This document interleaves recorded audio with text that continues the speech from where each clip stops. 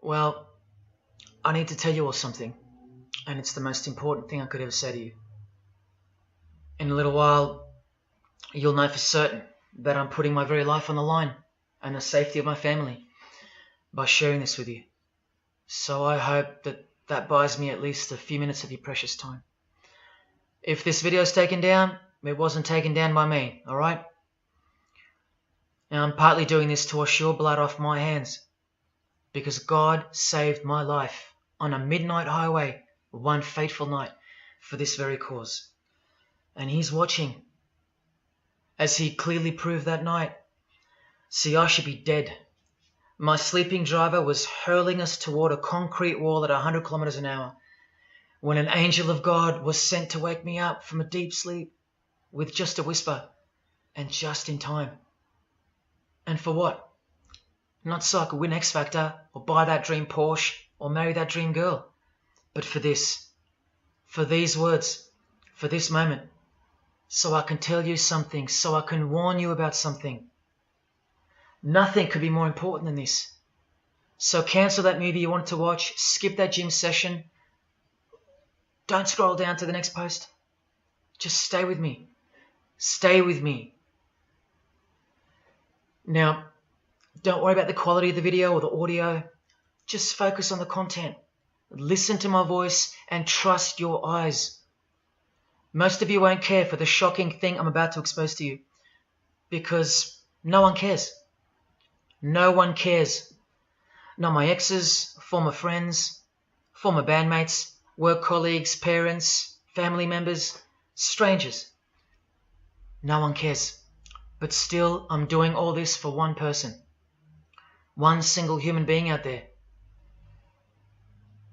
God is calling you, and He's looking for the last ones before the storm. And if you think you know where I'm going with this, please keep watching, because the most important part of this video comes at the end. Now, everything you're about to hear is a fact, and I'll prove it to you. I will leave no room for doubt. And nothing can stop what's coming.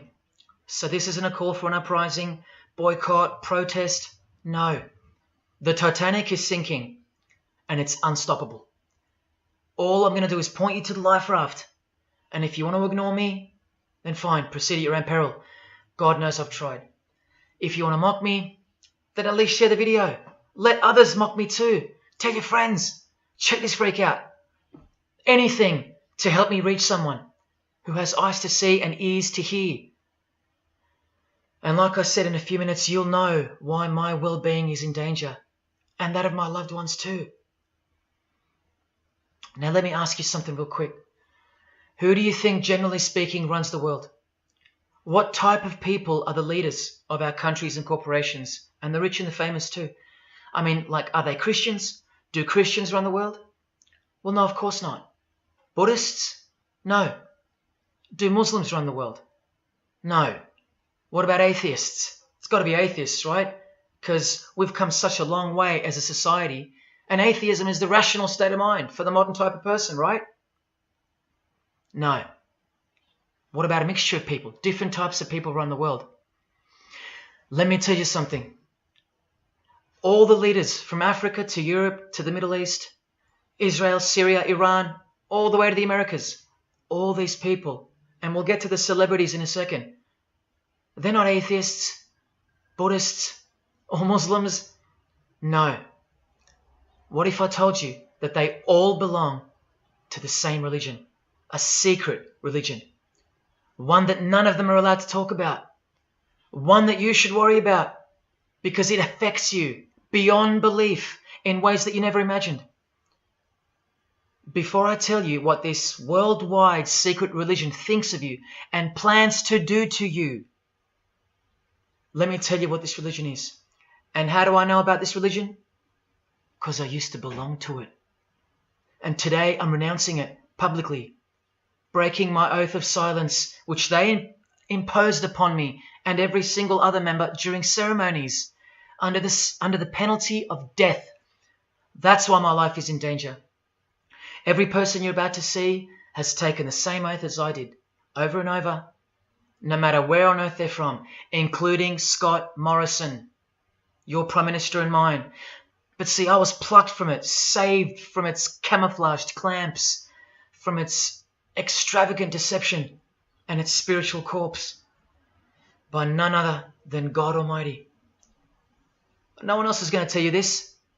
Not your favorite singer or politician, who more than likely also belong to this hidden religion. Nowhere will they speak because they love it. They love their lives. They love their success, the money, the worship they receive. And then there are those who have left but have never broken their oath out of fear. Trust me, you don't know who you're messing with here. The few that have spoken out, well, they lost everything. Or either their reputations and livelihoods are threatened or destroyed, or they're framed for a crime and end up in jail, or they're murdered and made to look like an accident or suicide. Now, just for the record, the God that saved me, which God was that? Jesus Christ, of course, the one and only. And he's the only one they hate, along with his disciples. So I'm invincible until he's done with me. That's why I don't fear him. Now, please don't let the name of Jesus scare you off just yet, because if you're an atheist, you're especially going to want to hear this. Christians and atheists are the most pathetic bunch in the eyes of this ancient religion, the one that rules them all. And I'm only going to show you the tip of the iceberg.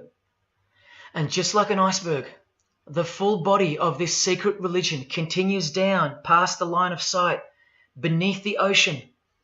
It widens in mass and scope until it continues further into the depths, into ever-increasing darkness and invisibility, until it reaches its foundations, which is firmly established in thick blackness, completely unimaginable and not perceived at all to those who only ever get to see its tip peeking out of the ocean top, including most of its members. At least 75%, 80%. And unless you're a member of this religion and this secret society, as they call it, you won't be granted access to the world stage or of a position of influence. It's become a prerequisite for success now that they've gained pretty much full control and their members own every place of prominence and power. So brace yourself for the truth that has been hiding in plain sight every day of your life, and for the mind-blowing, out-of-this-world climax to this video. Now look at this. There's a few different ways they display their allegiance. They don't do it often, and some don't do it at all. But most of them can't help themselves, because when they do it in public, it's a hidden statement, and that statement gives them a lot of satisfaction. The celebrities usually cover one eye, or hide it in some way, and obscure it, or emphasize it like this. Or they close one eye, or peek through it, through this hand gesture, all to highlight one single eye. It's called the all-seeing eye.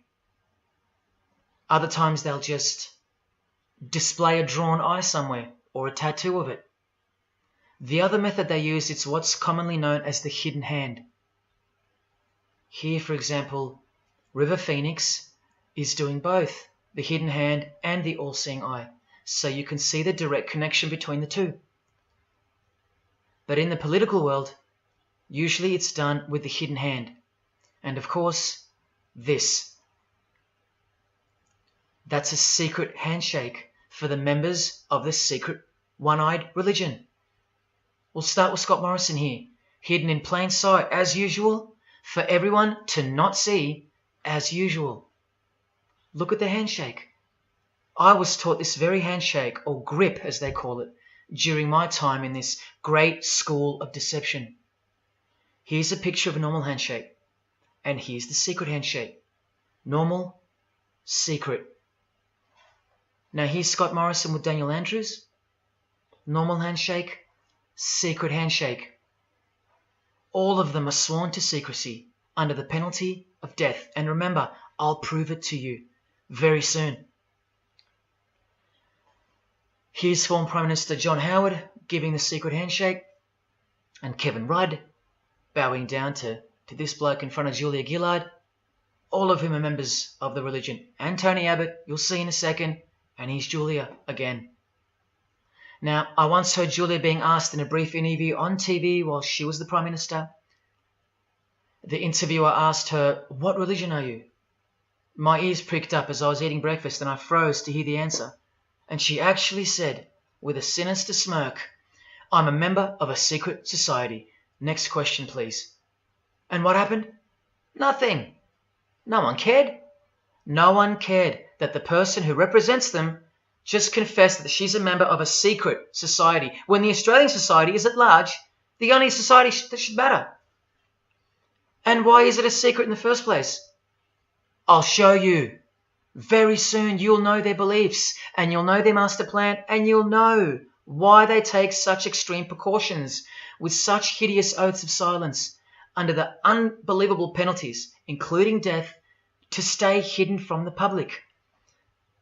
So what's the name of this religion? Well, I'll tell you right now. But keep in mind, the magic word you're about to hear only hides the true religion inside of itself. That's how it's secretly flourished to spread like a cancer around the world. It's a religion within a fraternity.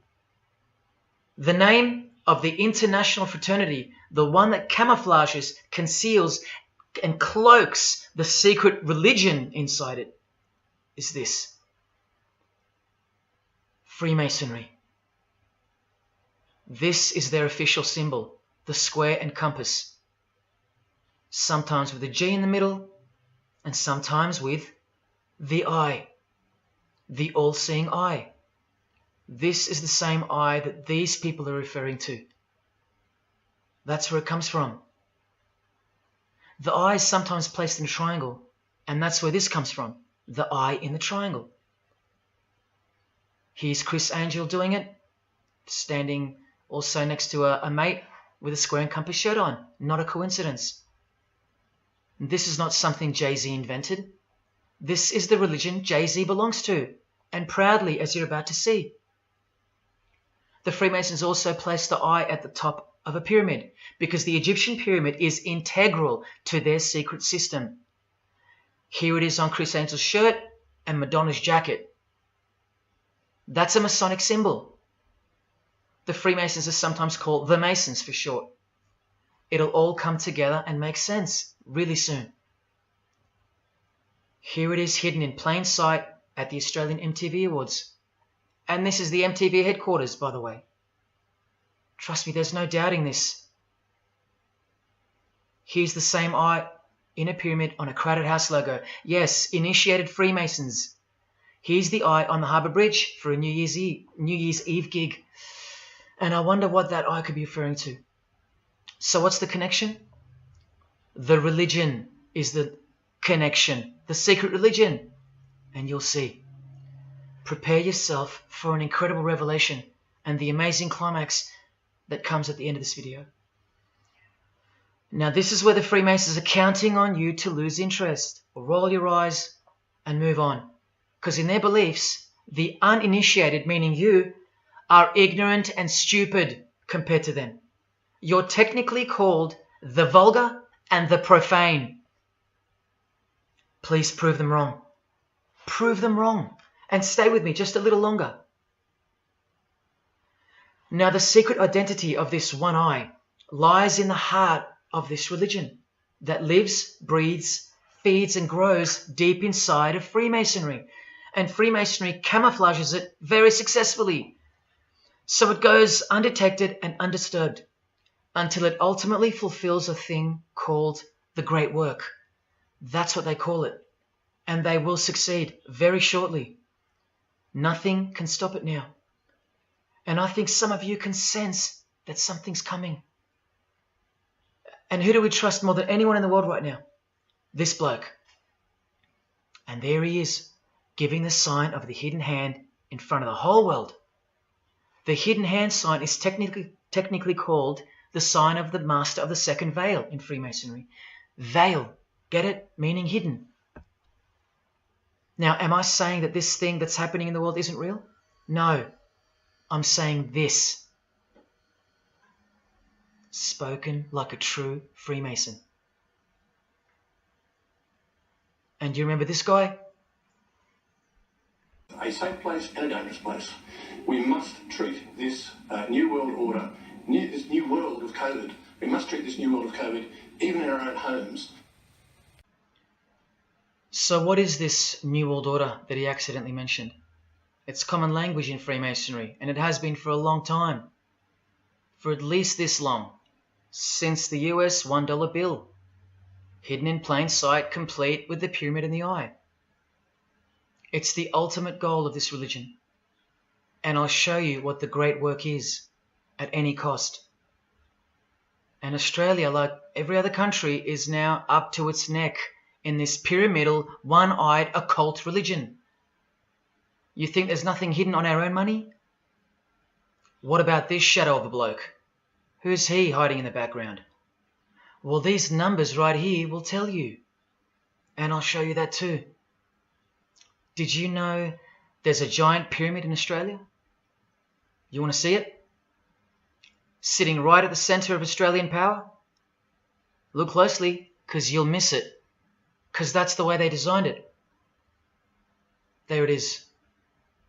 Hang on. Do you see it yet? And what about now? That is the frame of an Egyptian pyramid, which we can now firmly call a Masonic pyramid, complete with a missing capstone. And if you're still in doubt that you're looking at a pyramid, there you go. A perfect to-scale pyramid hiding out of sight inside the giant frame that surrounds it. This is going to be so unbelievable to you that you probably won't believe it. Or if you're that far gone, if you really have lost touch with your own soul, you won't care. And you'll miss the opportunity to have your own eyes open first to the worst news and then to the best news you could ever wish for on this God-forsaken planet in which you're destined to lose everything you have and everything you love until eventually you lose yourself. We have to establish what this religion that's hiding inside of Freemasonry actually is, and we will. And it's shocking, but it's reality. The symbol of the Freemasons itself is not what it seems. It's a squaring compass on the surface, but it conceals something that'll become obvious when I show you. But before we uncloak Freemasonry to see its true nature, its ugly face and its shameful nakedness, because I gave you my word that I'm going to prove it to you. This is the oath they have to take. This is the oath that I took. And your favorite actors and singers, just about all your heroes, just about, even some of your relatives, who probably have no idea what Freemasonry is or was, and why they took such gruesome oaths. So for those who are going to say, my grandfather was a Freemason and he was a great bloke, or don't the Freemasons run that retirement home? Just wait. Because I'm talking to Freemasons here as well. And don't you worry, they're going to come out of the woodworks. But they're all under the oath of secrecy. Don't forget that, no matter who they are. Adele, Neil Finn, Chris Angel, or Scott Morrison. The oath comes first. And here it is. This is taken from an official Masonic publication, not intended for the public. This is Duncan's Ritual of Freemasonry. In brief, I, of my own free will and accord, do hereby promise and swear that I will never reveal any of the secrets, arts, parts, point or points of the Master Mason's degree to any person or persons whomsoever. This I solemnly, sincerely promise and swear, under no less penalty than having my body severed in two, my bowels taken out and burnt to ashes, so no more remembrance be had of so vile and wicked a wretch as I, should I ever violate my Master Mason's obligation. So now you know what they think of me. I'm a vile and wicked wretch for breaking my oath. So how can anyone ever trust a Freemason when he speaks about Freemasonry? Unless you're speaking to a rare breed like me. Never reveal any parts, not even a single point, to anyone.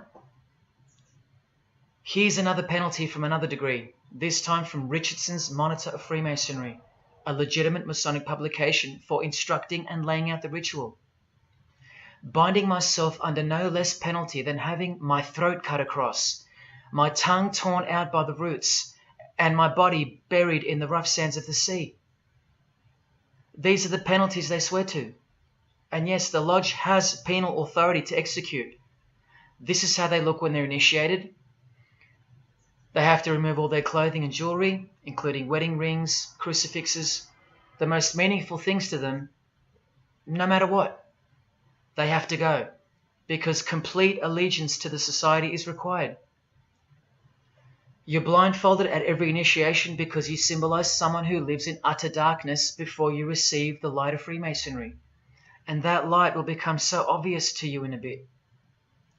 The secret that is being unveiled by incremental degrees to the candidates in the lodge is staring us in the face in daily life. And that truth is pretty scary if all you know and all you have is this world. But they know much more than that. At one point, when the blindfold comes off, this is what you're surrounded by. Blokes dressed like this, holding swords to your face. And that's nothing compared to what comes later. So your own wife or daughter don't qualify for discussion in these matters, unless they too are initiated to the same level as you. So please don't tell me that your grandfather or your neighbour is a Freemason and that there's nothing wrong with Freemasonry. How would you know when they're under oath never to reveal anything to anyone? The whole successful system is constructed by the art of lying to the public and to their own members of lower degrees. And we trust these people. Now here are the illustrations for the signs and handshakes. And you only receive them after the oath has been taken. This is the sign you do upon entering and exiting the ritual room while facing the Grand Master. It stands for throat slit. And it goes like this. A continual reminder of where you are and what awaits you if you have a change of heart or rebellious spirit. And here you have the illustrations of the secret handshakes. Look familiar? And this is the sign of the Master of the Second Veil. See? Purely Masonic. You don't pick this stuff up off the street. Now this is how it's generally executed in the public arena.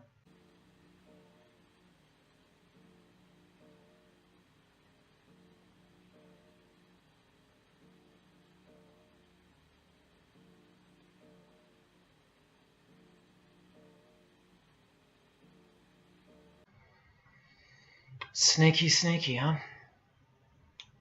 So when you see this, or this, you know for certain where it comes from and who they belong to. Look at Kramer on the front page of the privately circulated Freemason magazine, officially a Mason, like fellow brother Tony Abbott, and he's doing this. That's a direct link to the mysterious all-seeing eye of Freemasonry. There it is on the walls of the inside of a lodge room. So there's no reason to doubt that those who do this belong to this. This is another sign they do quite prominently. It's the sign of silence.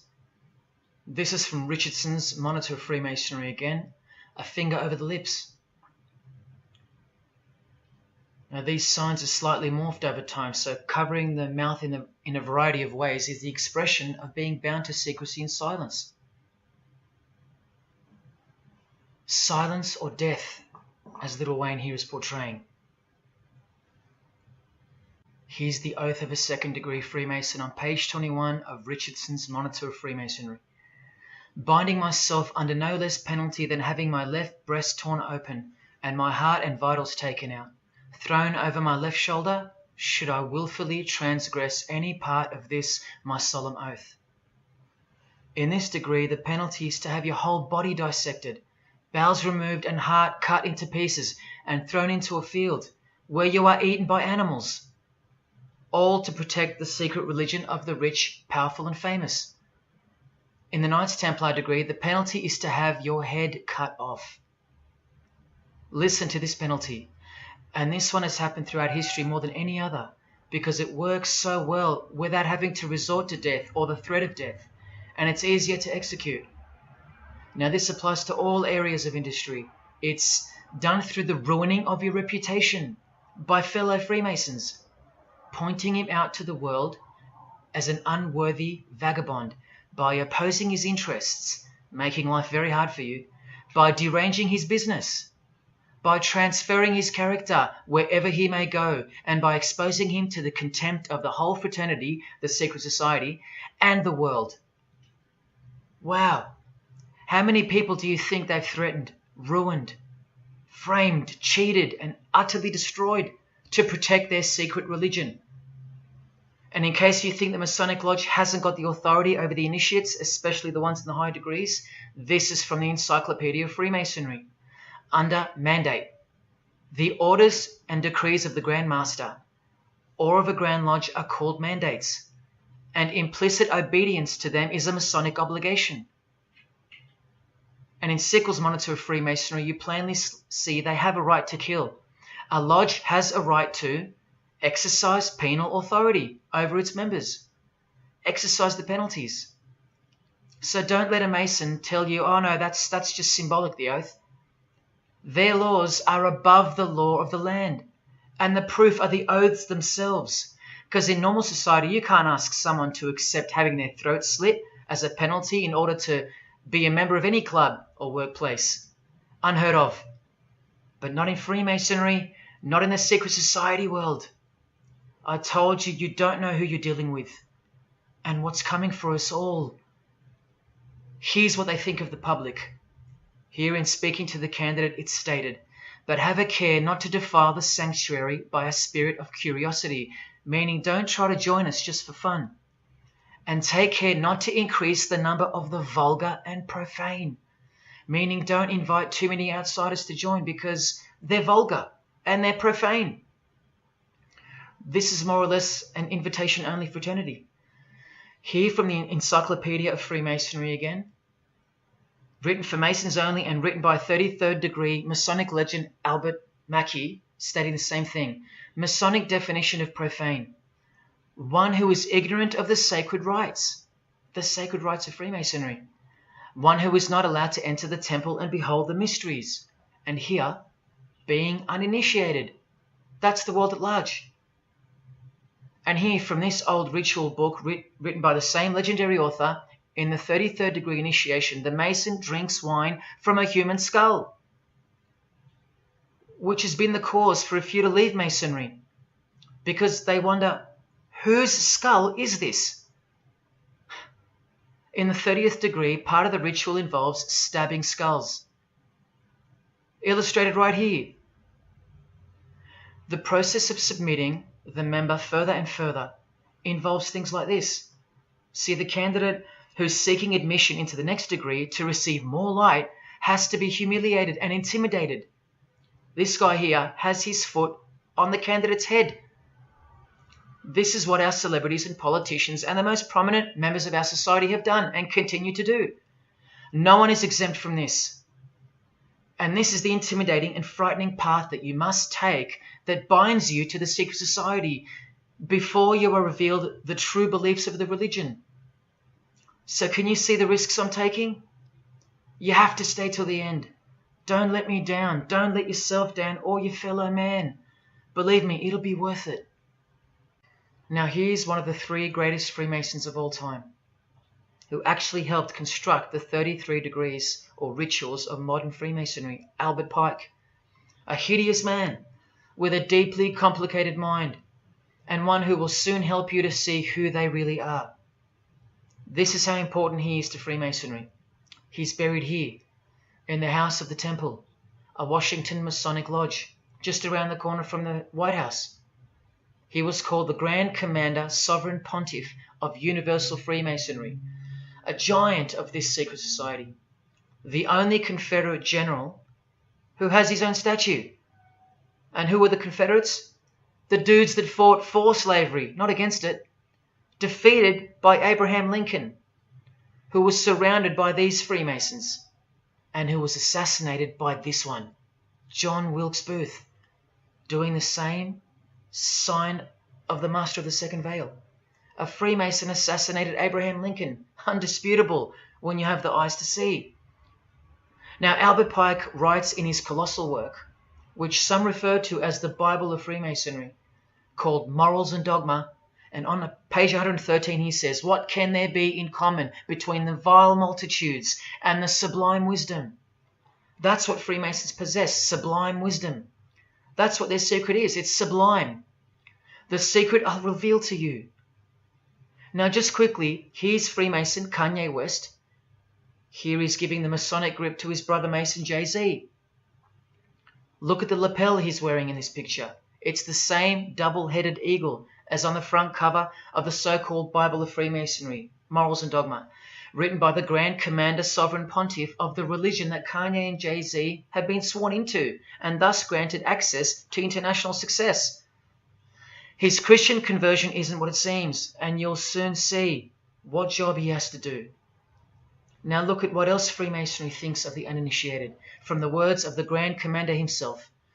The truth must be kept secret, and the masses need a teaching proportioned to their imperfect reason. I hope you're listening, because we're about to get going here. These truths were covered from the common people, as with a veil. There's that veil again. And the mysteries were carried into every country. Freemasonry was secretly imported from the East into the whole world to weave its web in the darkness, to increase and advance its agenda. The sages, meaning the enlightened ones, always had an esoteric creed, unknown to the vulgar. And here he says, to the end that the vulgar herd, seeing, might not see anything, and hearing, might comprehend nothing. Are they right? Am I wasting my time, laying it all down for nothing? Because they know you so well? Your favorite celebrity and politician's secret religion is beyond the reach of the vulgar. Vulgar is what you are to them. He won't tell you. She won't tell you. And they won't tell you.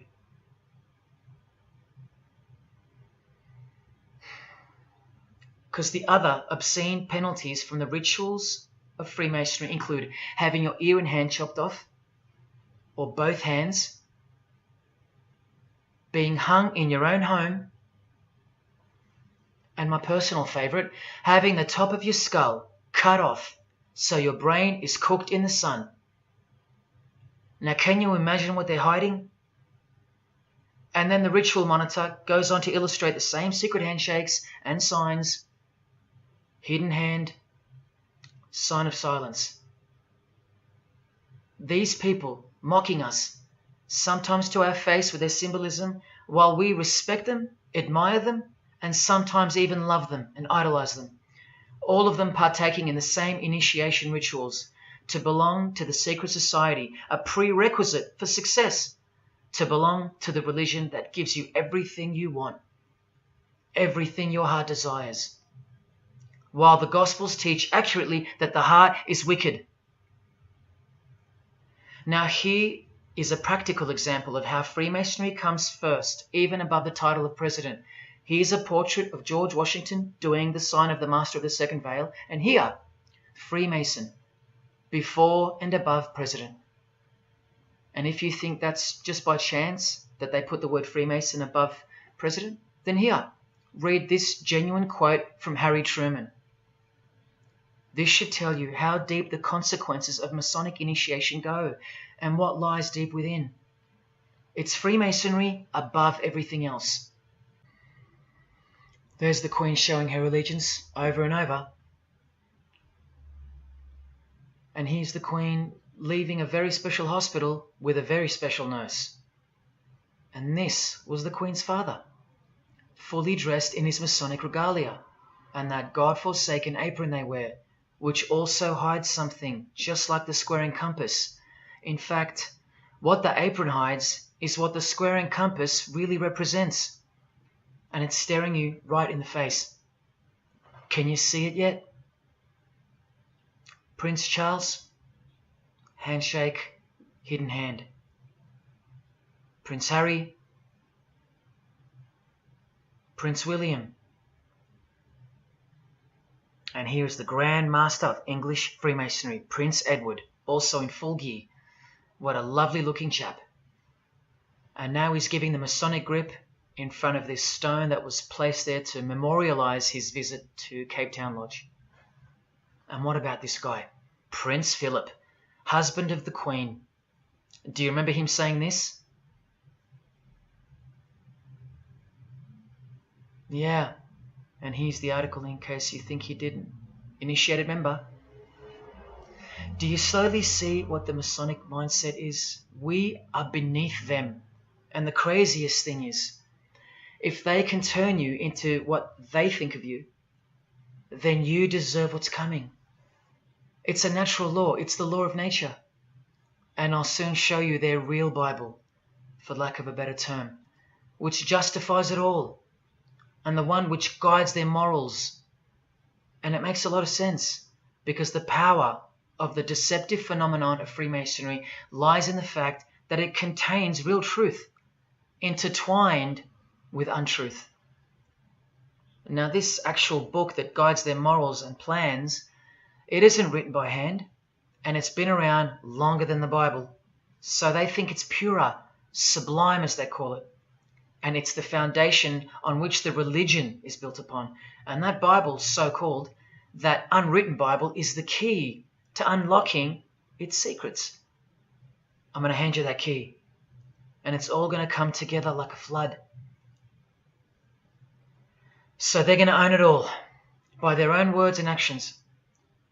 And they're going to introduce us to a new system of life, but only after a number of shocking events take place, which I'm so close to telling you about. But first, I have to tell you the name of the secret religion and the identity of the I. Now, for the few of you that think of hospitals and charities and nursing homes when you hear the word Freemason, a word which I soon hope to never speak again after this video, well, it's a front, a cover story, and like everything else in this presentation, I'm going to show you. This too is for the poor Freemasons that are going to have the call to make an appearance in the comments section trying to defend their beloved fraternity. This is 33rd degree Freemason Manly Hall, who was named Freemason of the Century by the Scottish Rite Journal in 1990. And you'd be surprised how many Masons haven't heard of him, because they don't bother entering the Masonic library and searching out the mysteries themselves. These same Masons think they know something, and they parade themselves on websites and social media, calling people like me, oh, he's just an anti-Mason, anti-Mason. Blind fools at best, deceivers at worst. Well, the Freemason of the Century wrote in this book, and in this chapter, Freemasonry is a fraternity within a fraternity, an outer organization, concealing an inner brotherhood of the elect. One visible and the other invisible. The visible society is a splendid camaraderie of free and accepted men and women, enjoined to devote themselves to ethical, educational, fraternal, patriotic, and humanitarian causes and concerns like hospitals and charities. But the invisible society is a secret and most august fraternity, whose members are dedicated to the service of a mysterious arcanum arcanorum, meaning mystery of mysteries. Now I wonder what that could be. So once again, don't listen to the lost or deceptive Masons that'll come here trying to cheat you from the truth, telling you that I don't know what I'm talking about or calling me an anti-Mason. Because there you just heard it. There's a Masonry for the majority of Masons, and then there's the real thing, the secret religion, which should shock you when it's announced.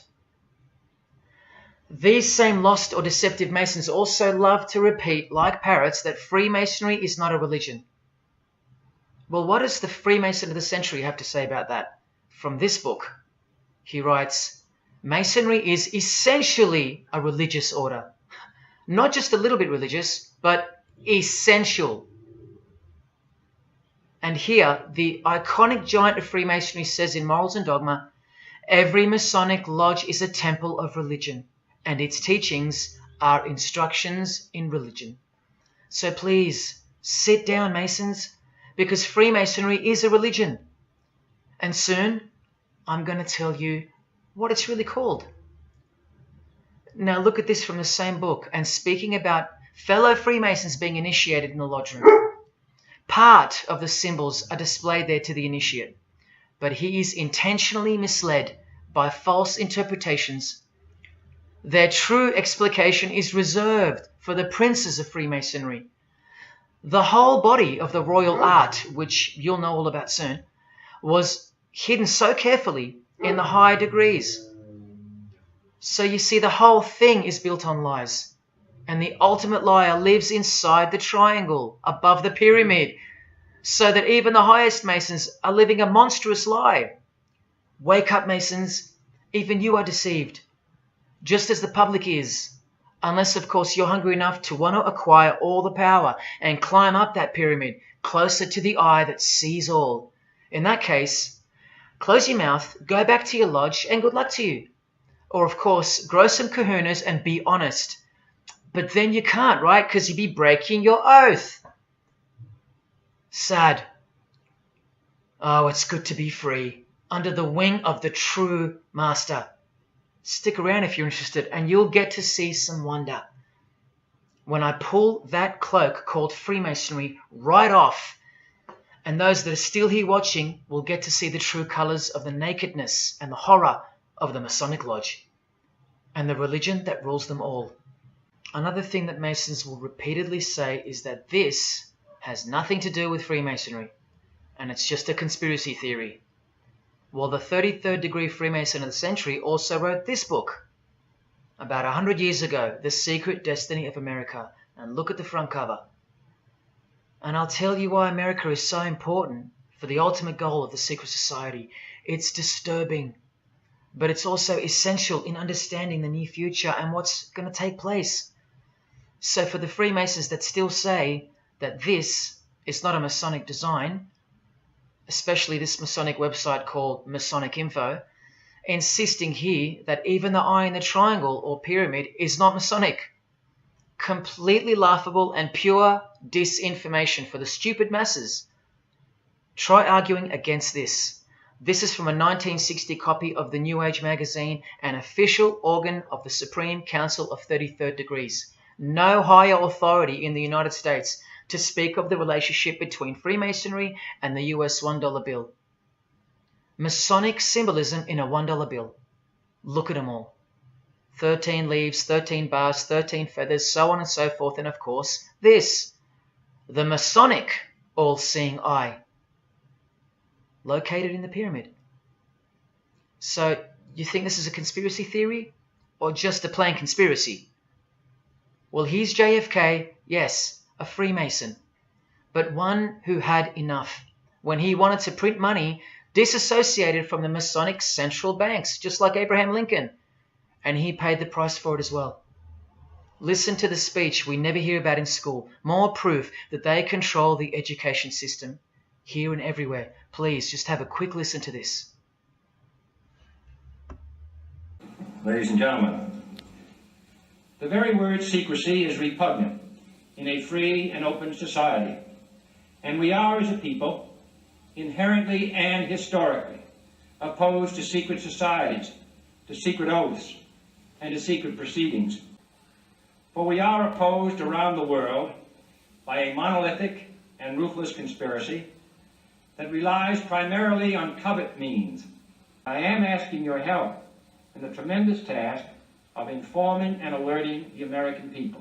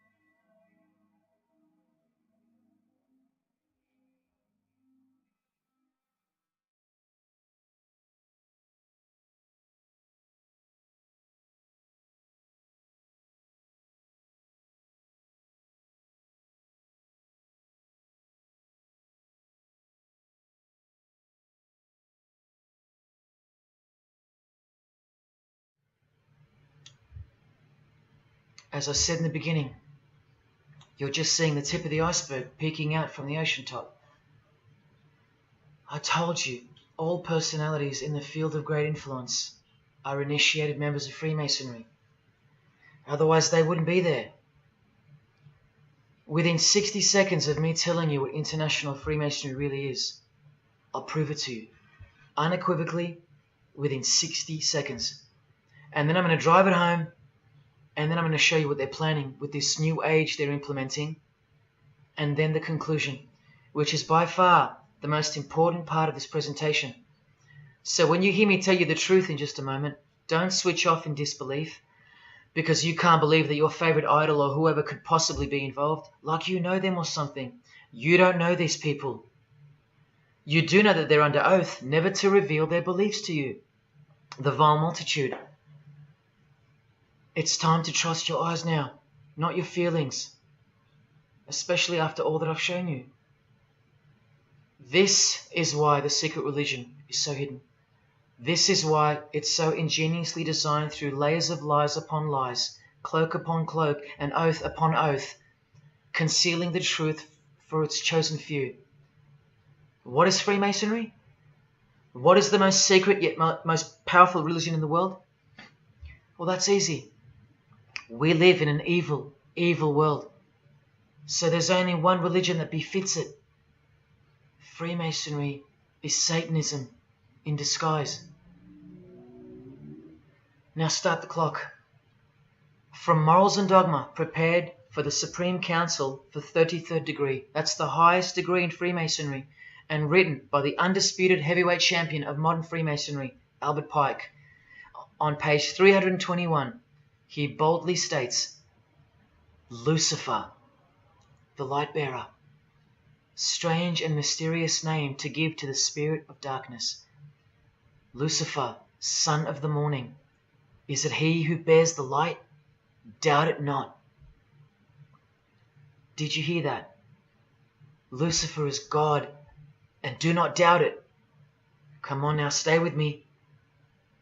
Here from the Encyclopedia of Freemasonry, written by 33rd degree Freemason, a beloved member of the craft, Albert Mackey. He tells us whose name represents the good principle in Freemasonry's secret worldview. Writing under the Masonic meaning of the word pentagram, he says that the pentagram, depending on its position, represents good or evil. See how he puts the positive aspect in the first position? Good first, evil second. Good or evil, light or darkness, victory or death, initiation or profanation, Lucifer or Vesper. Lucifer is good. Lucifer is light. Lucifer is victory. And Lucifer is true initiation. See, if you're not initiated, you're profane. If you haven't figured out that God is Lucifer, you're vulgar and profane. You're stupid, in their own words. That's the beginning of their big secret. God is the devil, and we're already in hell right now. Now from the Freemason of the Century, Manly Hall, and this will make it 3 out of 3 legends of Freemasonry stating the same thing. In The Lost Keys of Freemasonry on page 76, when the Mason learns that the key to the warrior on the block is the proper application of the dynamo of living power, he has learned the mystery of his craft.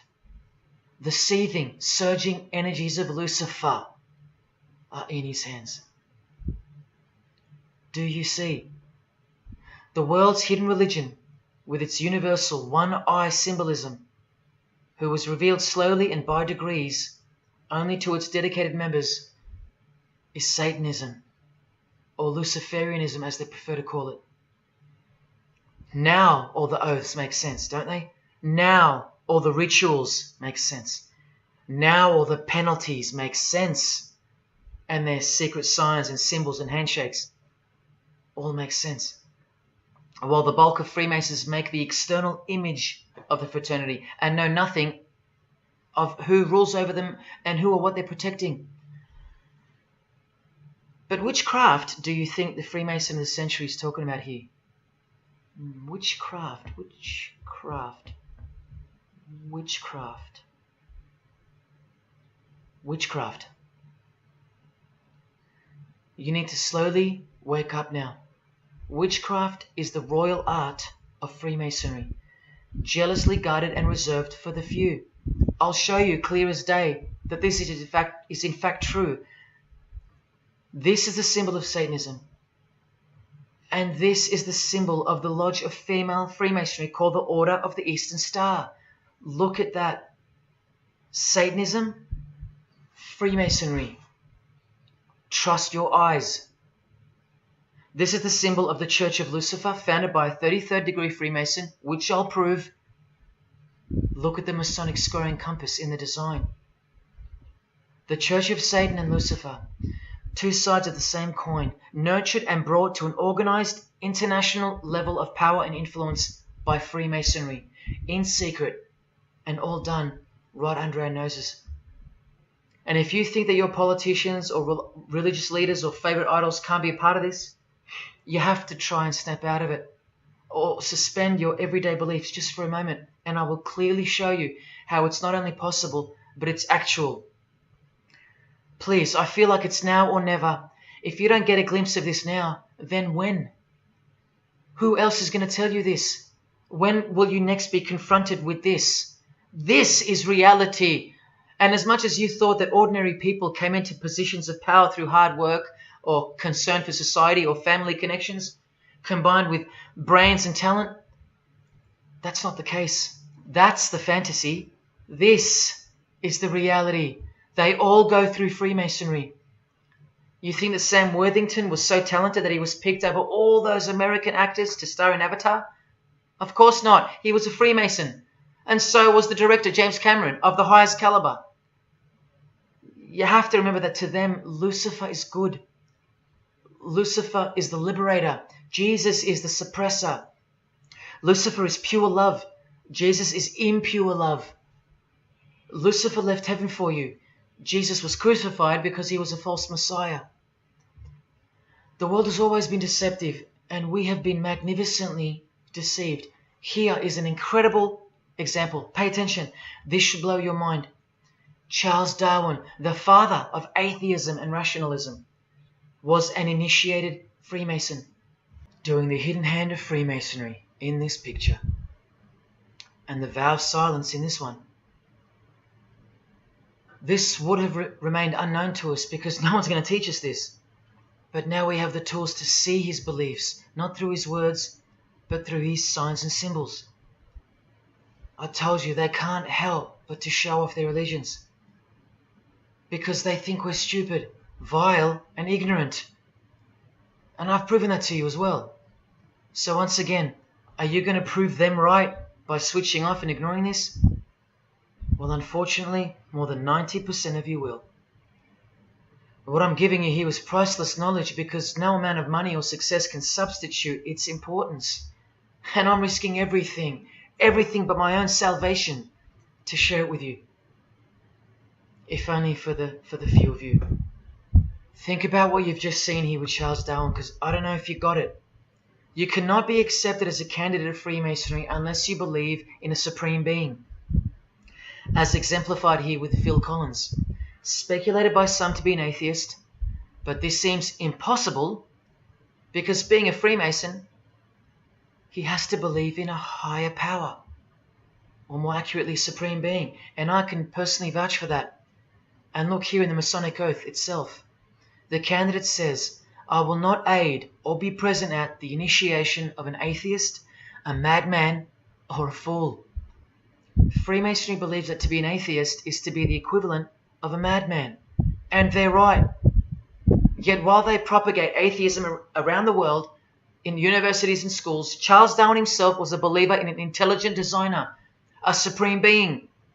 He had to be, because he's a Freemason. And that intelligent designer that gave birth to us is named Lucifer in the highest degrees of Freemasonry. See? Never tell. He lied to you, because that's what Freemasons do. The whole thing is a giant lie that was carefully constructed by mutilating the truth, because mutilated truths make the most successful lies. This is the secret to their success, a lying tongue and a lying spirit from the 1st degree to the 33rd degree, to each other and to us. I've proven that as well. And what did Jesus, how did he describe their God? The father of lies. How accurate. The one who comes to cheat, kill and destroy. How accurate again when I tell you their plans. Look here, Charles Darwin is noted as an influential figure by the Satanic Temple. And proof for them, apart from the intelligent design that is all around us, that Lucifer is real and that he's the god of this realm, is the power of witchcraft or magic. Magic works because there's a hierarchy or a pyramidal power structure in the spirit realm, a realm devoid of any love for you. And these spirits can be conjured up and summoned by the practitioners of the royal art of Freemasonry. They ask for something in return, however. Listen to Bob Dylan, a Freemason. Hidden hand, one-eye symbolism. Out here doing these songs, you know, you're still on tour. I do, but I don't take it for granted. Why do you still do it? Why are you still out here? Well, it goes back to the destiny thing. You know, I made a bargain with it, you know, a long time ago, and I'm holding up my hand. What was your bargain? To get where I am now. Should I ask who you made the bargain with? with the chief commander. On this earth? And in this earth, and then in the world we can't see. How does one communicate with Bob Dylan's chief commander, Lucifer?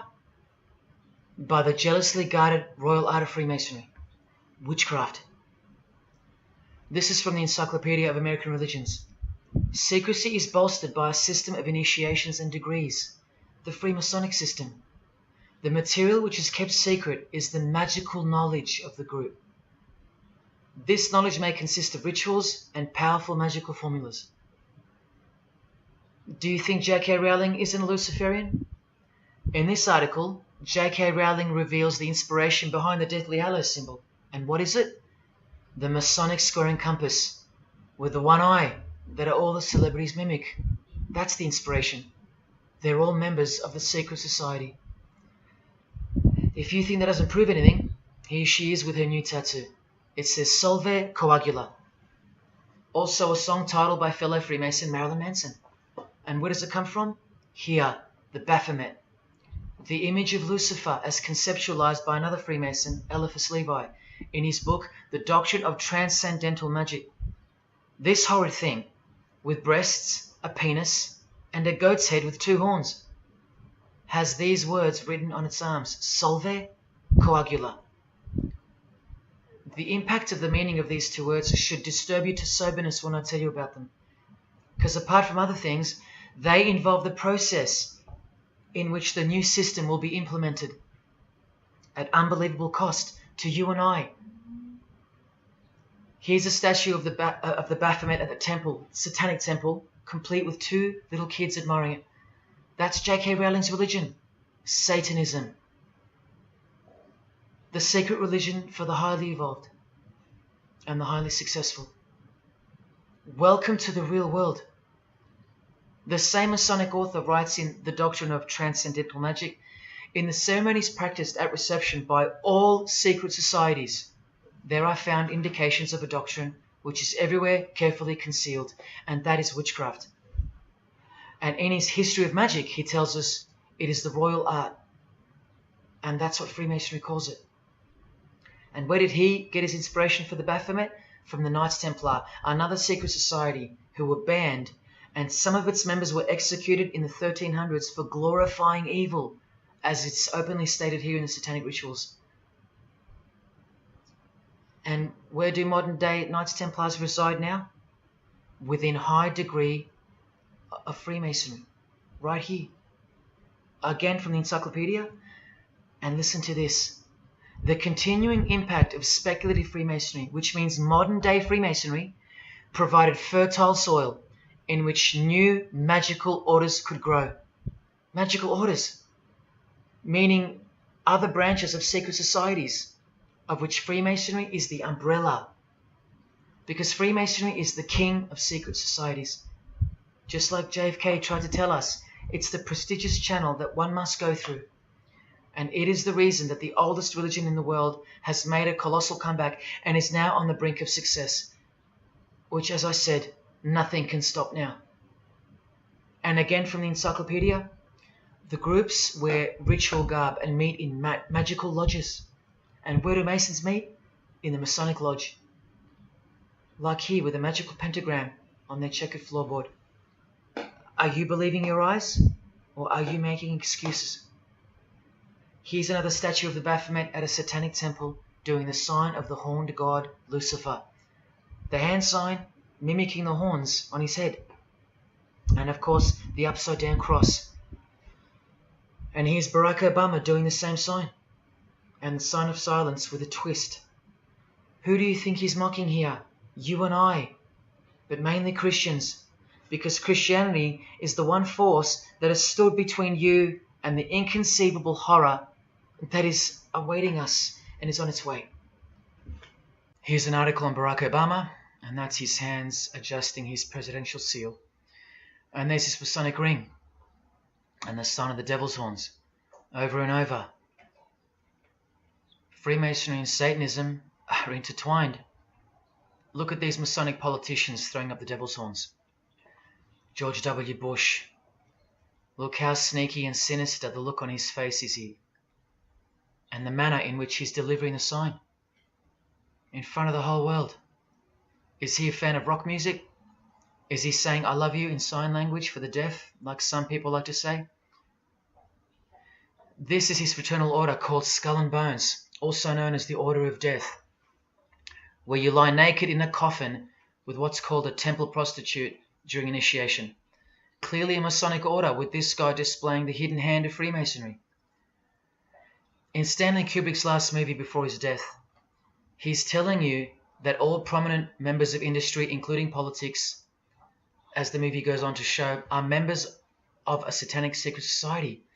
In it, he shows the members engage in an orgy and feast after the ceremony of dedication to their horned god. To identify which secret society he's referring to, he leaves the clues in the artwork. Not once, not twice, but 3 times. The One-Eyed Religion. And who do you think the title of the movie is dedicated to? None other than the stupid, ignorant, and uninitiated masses watching the movie. And you know it now. He knew that when we'd leave the cinema, we'd be commenting on the performance of Tom Cruise, or giggling about the orgy scene, or just being disappointed because the movie went too long, or some other meaningless critique, with eyes wide shut. Look at the cover of his other movie, A Clockwork Orange. The eye on top of the pyramid. And on his shirt, the word devil in Italian. Let me take it up a notch, in case this isn't registering. Listen to the founder of the Satanic Church, Anton LaVey, tell us in his book, The Satanic Rituals, which is a companion to the Satanic Bible, Masonic orders have contained the most influential men in many governments, and virtually every occult order has many Masonic roots. This is back in 1972 he said this. Now 40 years later it should read all governments, not many. And why is the founder of the Church of Satan talking about Freemasonry, the most respectable and charitable fraternity in the world, that no one seems to talk about and that we never hear about in school? This is why. Because the Satanic Ritual is a blend of Gnostic, Kabbalistic, Hermetic, and Masonic elements. That's crazy, because Freemasonry is a blend of Gnostic, Kabbalistic, and Hermetic elements too. Any Masonic writer will confirm that. But how can that be? Because Freemasonry is Satanism in disguise. On page 106, every rite of the Black Order employed Masonic principles. Every rite of these Black Orders, one of which was called Freunden von Lucifer, which translates to Friends of Lucifer. And guess what? There are numerous manifestations of Satanism in Masonic ritual, including the goat, the coffin, and the death's head. Please awaken, O sleeper, and let the glorious light of the truth dawn upon your sleepy eyes. How did Freemasonry get away with this? Just like Jesus, the greatest enemy of theirs, said they would, by dressing the wolves as sheep. A satanic underground carefully cloaked in Christian trappings. That's how Freemasonry got away with it. We can't find out about it because they run the media and the education system clearly. John F. Kennedy was brutally assassinated after he attempted to inform us that we are opposed around the world by a monolithic conspiracy. Did he know that Lucifer was the god of Freemasonry? I don't know. The Grand Master of my lodge, who was the mayor of the city, was a 32nd degree Freemason. That's one short of the top, one short of the true beginning of the secret religion, and he had no idea what Freemasonry really was. After 42 years in the lodge, they never invited him into the 33rd degree initiation because he couldn't see past the Christian trappings, as they were designed to do exactly that, trap the Christian, or trap anyone else who was too sensitive to behold the truth. Thus, Freemasonry could halt their progress at any time without suspicion because it's a rare thing to reach the 33rd degree, and every Freemason knows that. So that there are no rude awakenings that take place with those that aren't ready to embrace Lucifer as the true god of Freemasonry and the world. This is an ingenious system, birthed by what must have been demonic inspiration. Anton LaVey says that this ingenious system I speak of serves as a rudimentary screening process for organized Satanism. Exactly right. It's a filtering process, as I've said earlier. An international filtering process from which men and women are picked and permitted to enter the world stage. And I'm saying all this for those who naively think that politics and magic ritual do not mix. That's the founder of the Satanic Church. He admits that. Admissions that were never heeded because no one cares. How else did the Freemasons pull the wool over our eyes? The companion to the Satanic Bible tells us that as well. By filling the world with fools. And who's the biggest fool in the eyes of Freemasonry? An atheist. From the Encyclopedia of Freemasonry.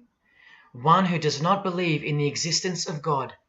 Such a state of mind can only arise from the ignorance of stupidity. All this time, you're laughing at Christians, and the Freemasons are laughing at you.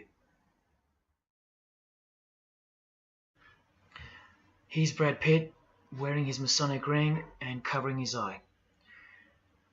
Now here's a genuine quote from Brad Pitt, the Freemason. In short, I could really try on something different for myself. That was Satanism. It's working out really well. I made a pact. That's why. You don't believe him? Bob Dylan does. And the hand sign they all do. Allow me to show you what it symbolizes. And now that you know what you know, it should make sense to you. It stands for 666. Yes, indeed. Satan's number, foretold by Jesus Christ. Now just hang on, let me prove it to you. Here it is for all to see on this shirt design, worn by Guns N' Roses guitarist Slash. See the I in the middle of the 6? Repeated 3 times. That's 666. In this one, the design in the shirt is clearly demonstrated by the person wearing it. Another example, the hand sign with 3 6s on the shirt. Here's a movie poster, the hand sign and the 6 on his lapel. Connect the dots. Here's Don Cheadle, the hand sign, and here he covers one eye with the dice. What's the number on the dice that he holds toward the camera? 6. There's literally 3 6s that manifest in the hand sign itself, like this. That's why they do it. Here's Drake with the most obvious example, holding up the hand sign with the all-seeing eye of Lucifer on his bicep. And here, blatantly connecting the 6 to the hand sign on the artwork to one of his songs. The hand sign over one eye, obviously signifying a 6. This is proof. The number is mystical and it's grounded in reality, and it's related to sex rituals within witchcraft. You'll see, I'll show you. But if that's not enough, there. Drake is clearly intending that hand sign to be a way of communicating the number 666. A hater of Christianity and Jesus Christ. But I wonder why. He has everything he desires. Christians aren't suppressing him. He doesn't hate Buddha or Muhammad. None of them do. No. Jesus is who they hate. But they protect Freemasonry by communicating its presence in their lives, not by word, but by symbols and signs. Disciples of Lucifer. While you don't believe it, they take it very seriously, and they mock you by displaying it in your face. They know the truth. The chief commander, the one at the top of the pyramid, is Satan, the god of this world, just like Jesus told you who he is. Britney Spears doing the 666 over the eye, and look at this. The devil's horns while she wears the seal of the US $1 bill, designed by Freemasons. You know why now. You just have to stop denying it. Freemasonry is Satanism in disguise. This is how they tell you. Let's go to Britney's close friend, whom she tongue-kissed in front of the world, sexualized as these people are, and for all the girls out there to be inspired and corrupted by. Madonna, wearing the same Masonic design as Britney. 666 hand sign, the one eye symbolism, and the vow of silence. The vow of silence with her fellow practitioner of witchcraft. The Masonic eye in the triangle behind her, and now the upside down cross of Christ on her outfit.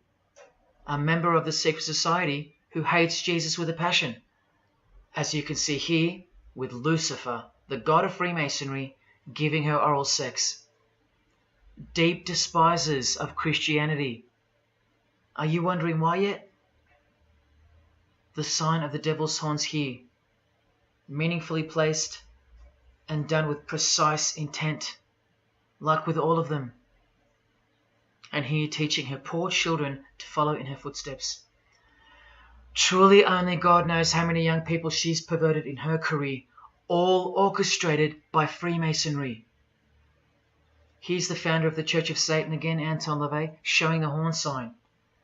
The horned god of the witches, as illustrated by Una Woodruff in her book Witches.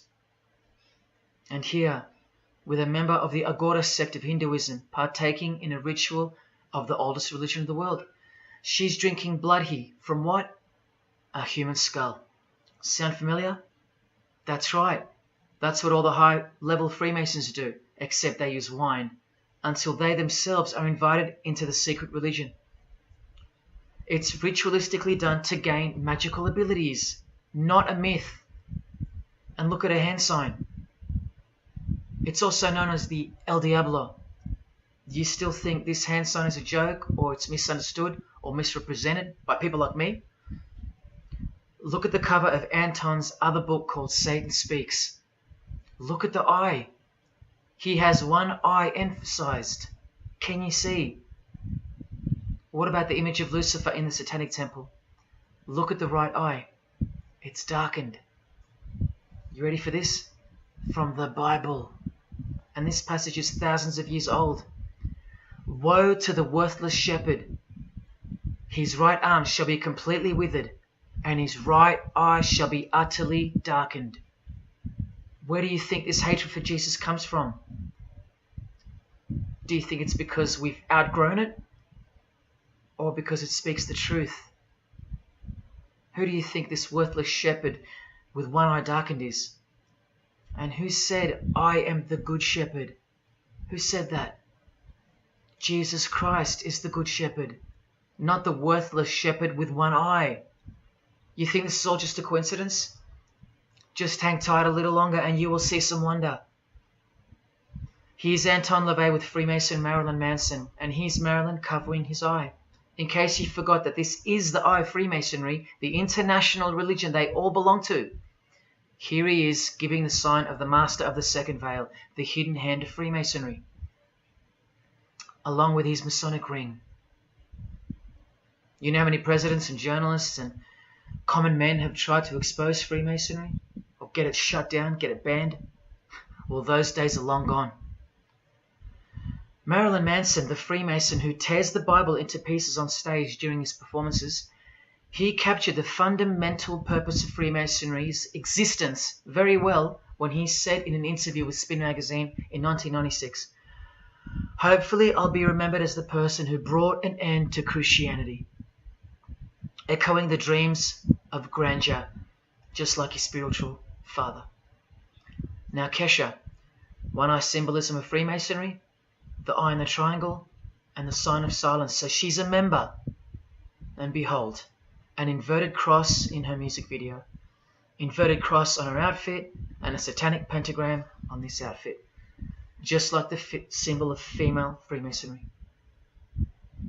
You think none of these Freemasons look like witches? Really? And none of these witches in the making? Remember, 90% of them don't know what they're serving, or what they're doing there, or why they're taking oaths of such silence and such penalty. Avril Lavigne does, showing her allegiance with the one-eye symbolism, participating in lesbianism in a video, influencing the masses, subtly stealing her innocence. And what's on her helmet? One eye. And doing the El Diablo with pentagrams at her concert. Anthony Bourdain with his one-eye symbolism, he was openly a hater of Christianity. And what kind of woman would suit a man like this? Well, a fellow member of the secret society who hates Christianity too, of course, Asia Argento. One-eye symbolism, again and again. The sign of Lucifer's horns, and this pose of his image. Remember the Baphomet. There's Asia mimicking its pose, complete with the finger position. Creatures with breasts and an erect penis and a goat's head. You know, things you find normal now, thanks to international Freemasonry, normalizing evil and filth through multiple levels of and avenues of propaganda and influence, including television, movies, music videos, schools, education, through legislation, through passing of laws to protect the evil nature, and of course through your favorite idols. Chris Hemsworth, just your everyday good Aussie bloke? I'm afraid not. One-eye symbolism and the sign of silence, both of which mean he's taken all the disgusting oaths of Freemasonry under the penalty of death, thus catapulting him over the competition, never to promote Christian values or Jesus Christ again. The 666 hand sign, and now, see how the hand symbol makes sense? Amber Heard, who was married to this Freemason, who's best friends with this Freemason. I told you they only date, marry and associate with their secret society. Here with the 666 over one eye, and this tweet. I think it's a tweet, I don't know. Look at the one eye closed, darkened if you will, and identifying its meaning with the devil's hand symbol. Of course, she camouflages the whole thing with her misdirecting words for the dumb masses. But we can see through that now, right? But look, it's Elon Musk replying. He's a fan of Amber Heard. Or is there more to it? Good sign, he says. The sign of the devil's horns. The fertility god. The sex god. That's what he's referring to. Why on earth would he point that out? You know why. But to be sure, let's go to his wife or girlfriend, Grimes. One eye. And whose eye is it? You know that too now. The God of this world, who hates Jesus Christ just like she does. 2 inverted crosses of Christ and the pentagram. And what about Elon's mother? Of course, all members of the secret society. Most of us who never even knew it existed. Blink-182, initiated member with some of his secret brothers from the lodge. Vow of silence. Sign of the devil.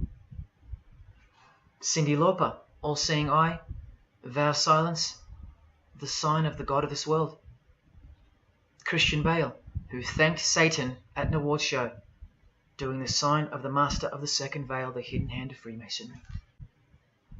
Ashley Tisdale, all-seeing eye, social media post, and hanging out with her boyfriend, who proudly wears the satanic cross.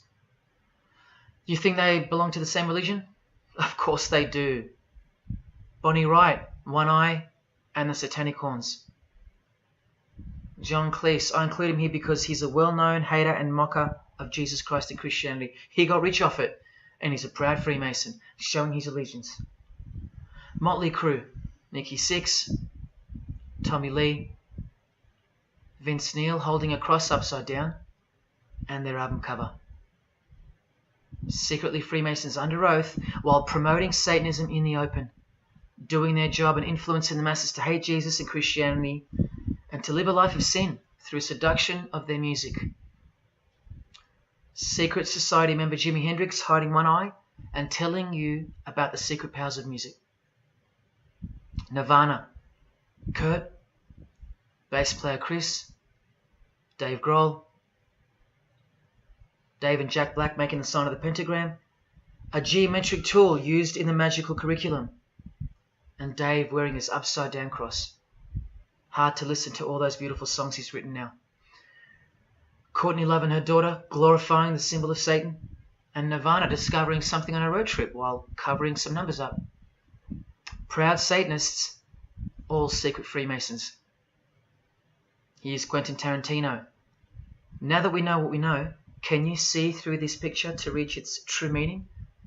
The all-seeing eye, whose identity is revealed by the hand gesture, which is 666, with the vow of silence and throwing up the devil's horns, which I hope you can finally see means something. Share. Can this get any more obvious now? The sign of the vow of silence being made with the sign of the devil, telling you that the secret which isn't to be spoken of is Lucifer, right there in front of you. Speaking through signs and symbols, like Confucius said, signs and symbols rule the world, not words nor laws. Cardi B, I just want you to see a few connections between the one-eye symbolism, the 666 hand sign, and the horned God symbol.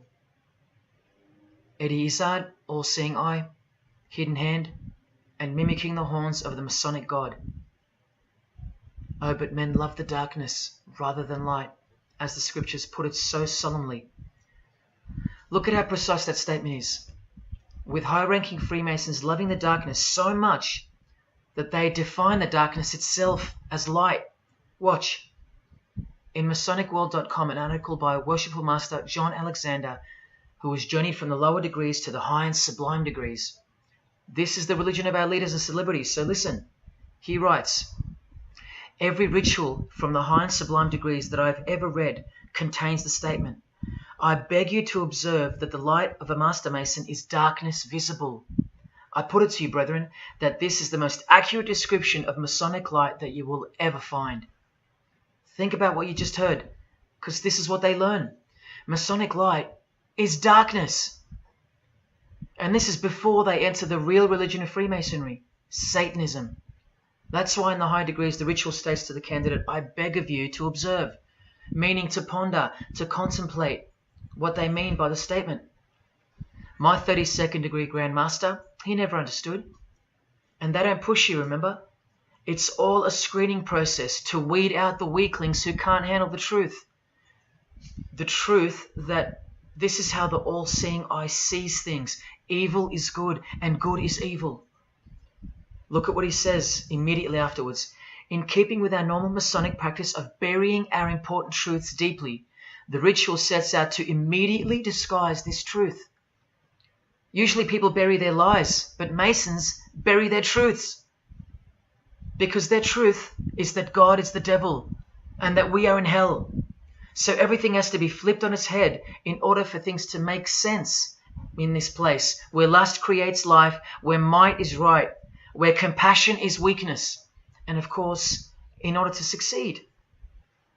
Look here, with another Freemason of the highest degree, Helena Blavatsky. She writes in her book, The Secret Doctrine. Doctrine means belief. So the book is called The Secret Belief. The Secret Belief of Freemasonry. She says, the sons of God, of whom Satan was one, all those spiritual beings were called angels of darkness, because that darkness is absolute light. Do you see how far they go to protect and glorify the darkness? Because men love darkness rather than light. If these were just randoms next door or some minor cult, I wouldn't be telling you about them, and I really wouldn't care this much. But these are not randoms. These are our heroes. These are those who have crept into the power structure very slowly since 1717, when the first Masonic Grand Lodge was organized, to overthrow Christianity and the world. These are those who we admire, trust. And these are those who have perverted our culture with one hand, the hidden hand, while upholding it with the other hand. So you can never call them out, because they run charities, nursing homes, and children's hospitals in the open, while they propagate smut, violence, debt, and of course atheism in secret. While a plethora of everyday distractions are endlessly supplied to us through entertainment and news, plowing through our lives. That's political Freemasonry, politicizing everything, including entertainment, supplying you with their heroes and their idols. And now that 95% of the world have been spiritually disarmed by thinking, oh, the world is a good place and Jesus is a myth, they've rigged our infrastructure and they're about to bring it down so they can build up their new world from the ashes. A completely new system of life on this planet is coming. I promise you that. In a book called Satan's Master Plan, LaVey affirms his commitment to destroy Christianity. Now check out Anton LaVey, once again in perfect parallel with Freemasonry, stating in the Satanic Bible, waiting at the darkness visible for that bright and morning star. Bright and morning star being a reference to Lucifer. The exact same expression as the Freemason and worshipful master John Alexander that we just heard describing Masonic light. Darkness visible. Identical language. Because Freemasonry is Satanism in disguise. This is what the initiated queen of Freemasonry, Helena Blavatsky, says of the bulk of Freemasons in her book. The knowledge of their members about the full signification of their symbols is nil. And that's of course true to the Freemasons listening. How do I know she's a Freemason? Because her diploma was reproduced on page 66 in Freemasonry Universal, Volume 5, Part 2, in the Autumn Equinox, 1929. And also because she's displaying the Masonic Penalties sign, like all these Freemasons. Drew Barrymore, all-seeing eye, vow of silence. And see, the symbol of her secret god. Elijah Wood, one eye, hidden hand of Freemasonry, and the devil's horns. Sammy Davis Jr., the eye of the Freemasons is the all-seeing eye of Lucifer. Because here he is with Anton LaVey, the founder of the Church of Satan. So when you see him hanging with other celebrities like Bill Cosby, can you be sure that they belong to the same religion? Sure you can.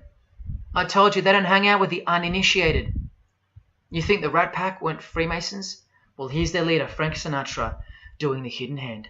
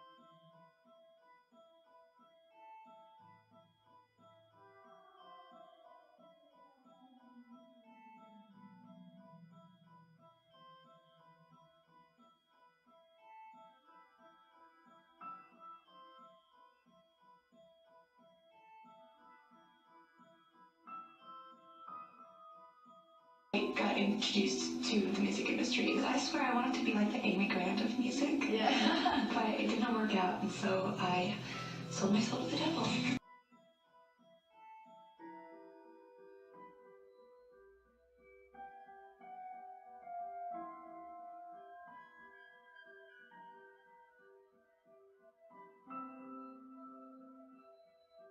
On that, have you considered maybe doing more acting? I only had a few lines.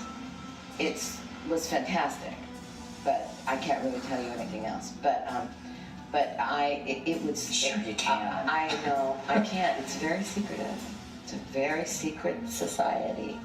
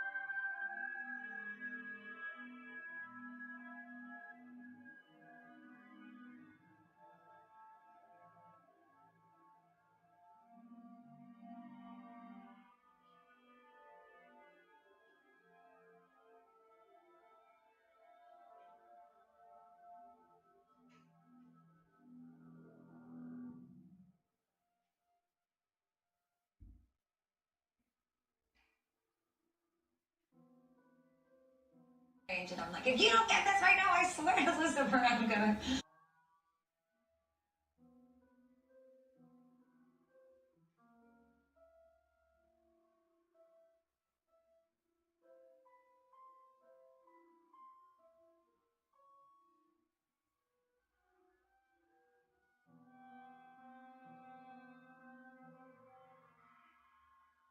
poker facing with your sexuality.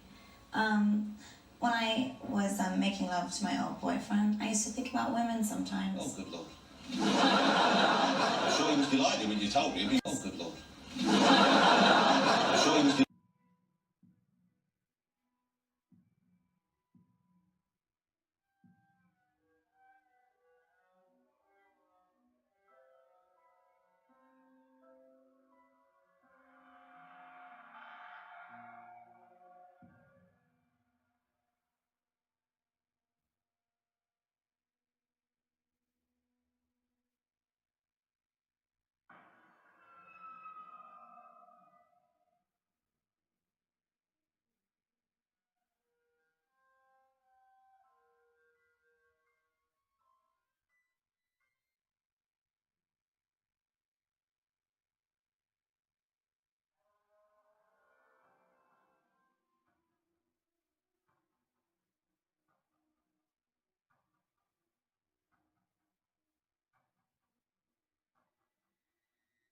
You may feel a small Christ prick.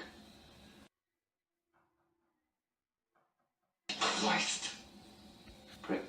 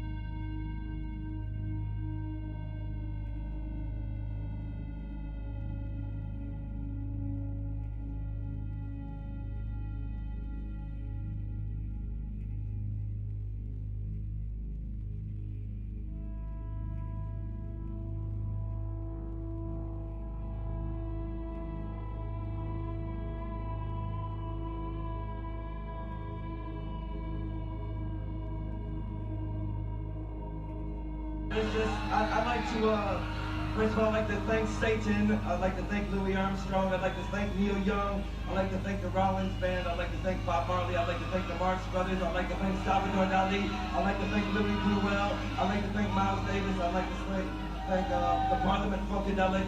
And I'd like to thank you, too.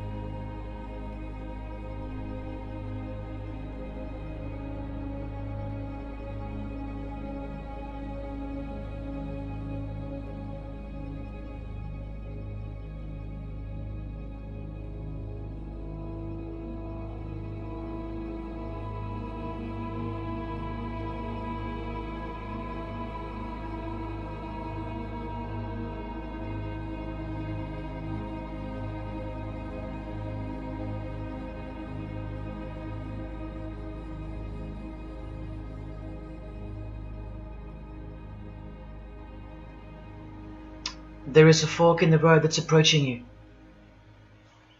And you can stay on the path which curves to the left by denying the existence of Satanism in the fullness that you've been shown. Or you can surrender to the truth and take the right-hand path. Now, where that road could lead is the sweetest risk you'll ever take. Are you still pretending that this one-eye religion of Freemasonry isn't Luciferianism? See, this here is the biggest obstacle you'll ever face. The very thing that could lead you to the prize is the very thing that will keep you from it. The reality of international Satanism. In the shadow of Christianity, Satanism has always been there. With every church that sprung up, so did its invisible enemy, the satanic church, growing out of sight and out of mind, from this to this. And Christianity has long been deprived of its power, as clearly demonstrable by the absolute lack of preaching against the institution of Freemasonry. Satanism's magic cloak, Satanism's magic trick, that's Freemasonry. And how they are laughing for now. So Freemasons are at the helm of the power structure of society, which means Satanism rules. And they're making their move for the new order of the ages. Are you that besotted by this evil world that you'll even deny the existence of secret societies? And what about the American president, John Kennedy? Was he just a nutjob like me? Warning us about an international secret society with an international secret plot. A Freemason trying to tell you and the world about Freemasonry. Shot through the head. I've shown you who they are. I've shown you how they successfully operate with degrees of initiations and horrific and illegal oaths of secrecy. And I've shown you why they are a secret society. I've proven it to you. And only now that I've done that, I can show you in this many minutes what the shocking new order that Freemasonry has so cautiously been guiding us toward actually looks like. And of course you won't believe that either. By now there's a 98.5% chance that you belong to the world. And in that case, the world can do, will do, and is doing whatever the hell it wants to with you. And when all you have is the world, you'll do anything to hold on to it. Christian or not, most of you will follow this world straight to the slaughterhouse in the name of peace, safety, and progress. Clinging to it, because all you love is inside it. Blissfully ignoring people like me warning you of who's really in charge of it. Men, women, actors, singers, businessmen, and politicians, all interlocked, whose God is named Lucifer. You've seen it with your own eyes, but now you can hear it with your own ears from this 33-degree Freemason in person, just in case the Masonic literature wasn't enough for you. Define Lucifer for me. Pure, virtuous, wholesome, innocent individual that's out to help people. Lucifer is? Yeah. Say that again. Lucifer is a pure, holy... Virtuous. Virtuous. Now, is he the Lucifer that God created? That's the same one. Oh, man, this is great. I'm going to put this on the internet. Oh, God bless you, brother. Because that's exactly what the Shriners and Masons teach, is that Lucifer is light. No. And you're about those confirming hospitals? You know what, sir? Jesus said, many will say to me on that day, Lord, Lord, we did not do these good deeds in your name. And you'll say, away from me, you workers of iniquity. I never knew you. Jesus said it? In Matthew chapter 5. You've been bred from childhood to fall for the biggest lie ever told, that Satan doesn't exist. And if Satan doesn't exist, well then neither does Jesus. And while your heroes and idols know full well that they do exist. And when I say you've been bred from childhood, I mean just that. Walter Disney was a high-ranking Freemason. Here's a Masonic stamp dedicated to him, and his very exclusive Club 33, which stands for the 33 degrees of Freemasonry. And who's the god of the 33rd degree Freemason, Walt Disney? Or Walter hides the answer in plain sight, because that's what Freemasons do. Firstly, the God of Mr. Disney is wicked. See how they veil evil with a cloak of innocence? What does the word veil itself conceal?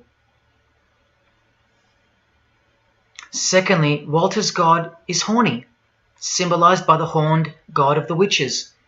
And we all know Walt Disney loves magic, which is witchcraft. So the depictions of sex are hidden in plain sight as well. Remember, lust produces life, not love. So lust is purity, lust is love, for the high degree Freemason. And thirdly, he hides the number of his God's name in the open as well. No, that's not a 666 he's seeing interwoven in the design. That would be ridiculous, wouldn't it? Not even when they separate the sixes from the name, all three of them, and place them together for you like this, in plain sight. No, not even then will people see. Do you think things are any better 50 years later? Here's the eye of Lucifer in the Nickelodeon channel, and his lightning flash. Remember what they actually believe about Satan. From Freemason Helena Blavatsky's book, The Secret Doctrine, meaning the secret belief.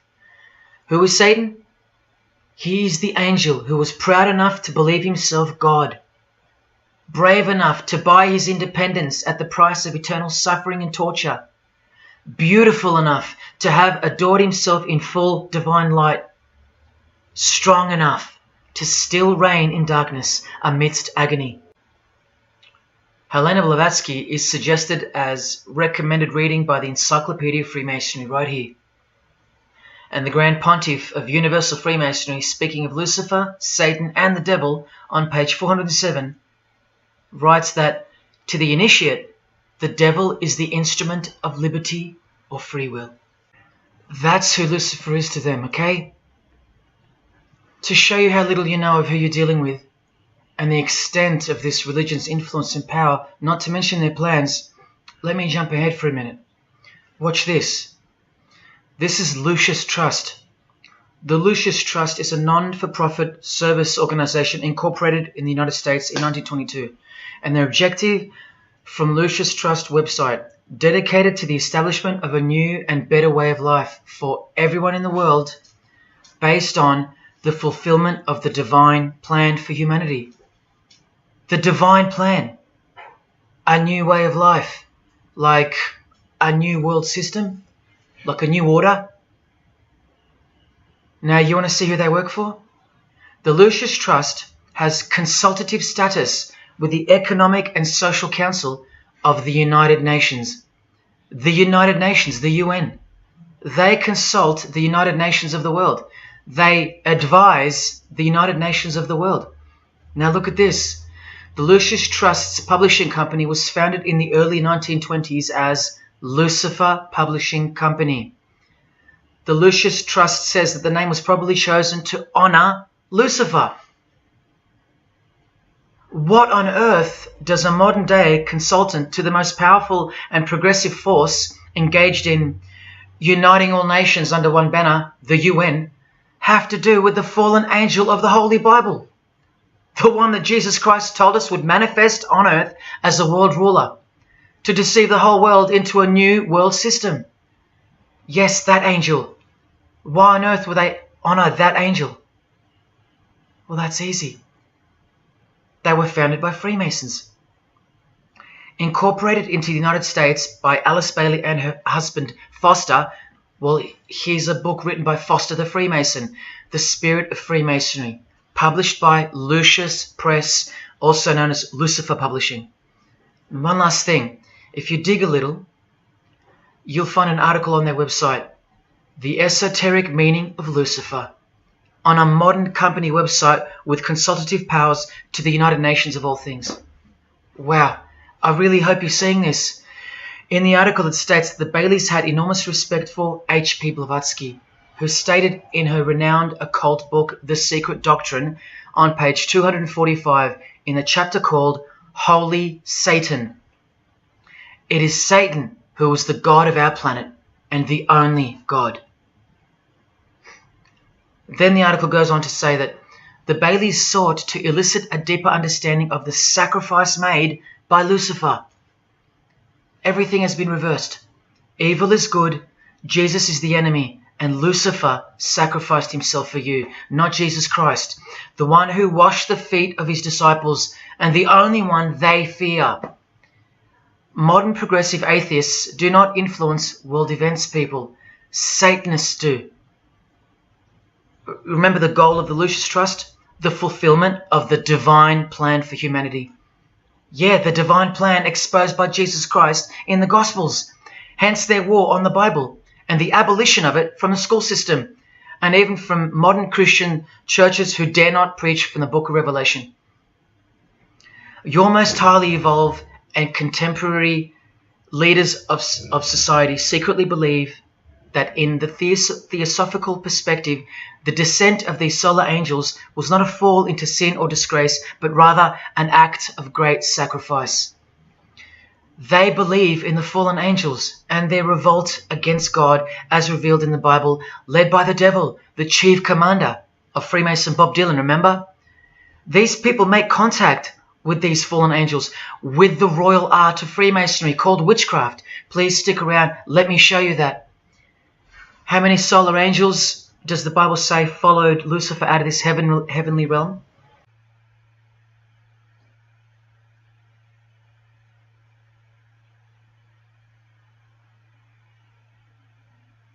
A third of the angels makes 33%.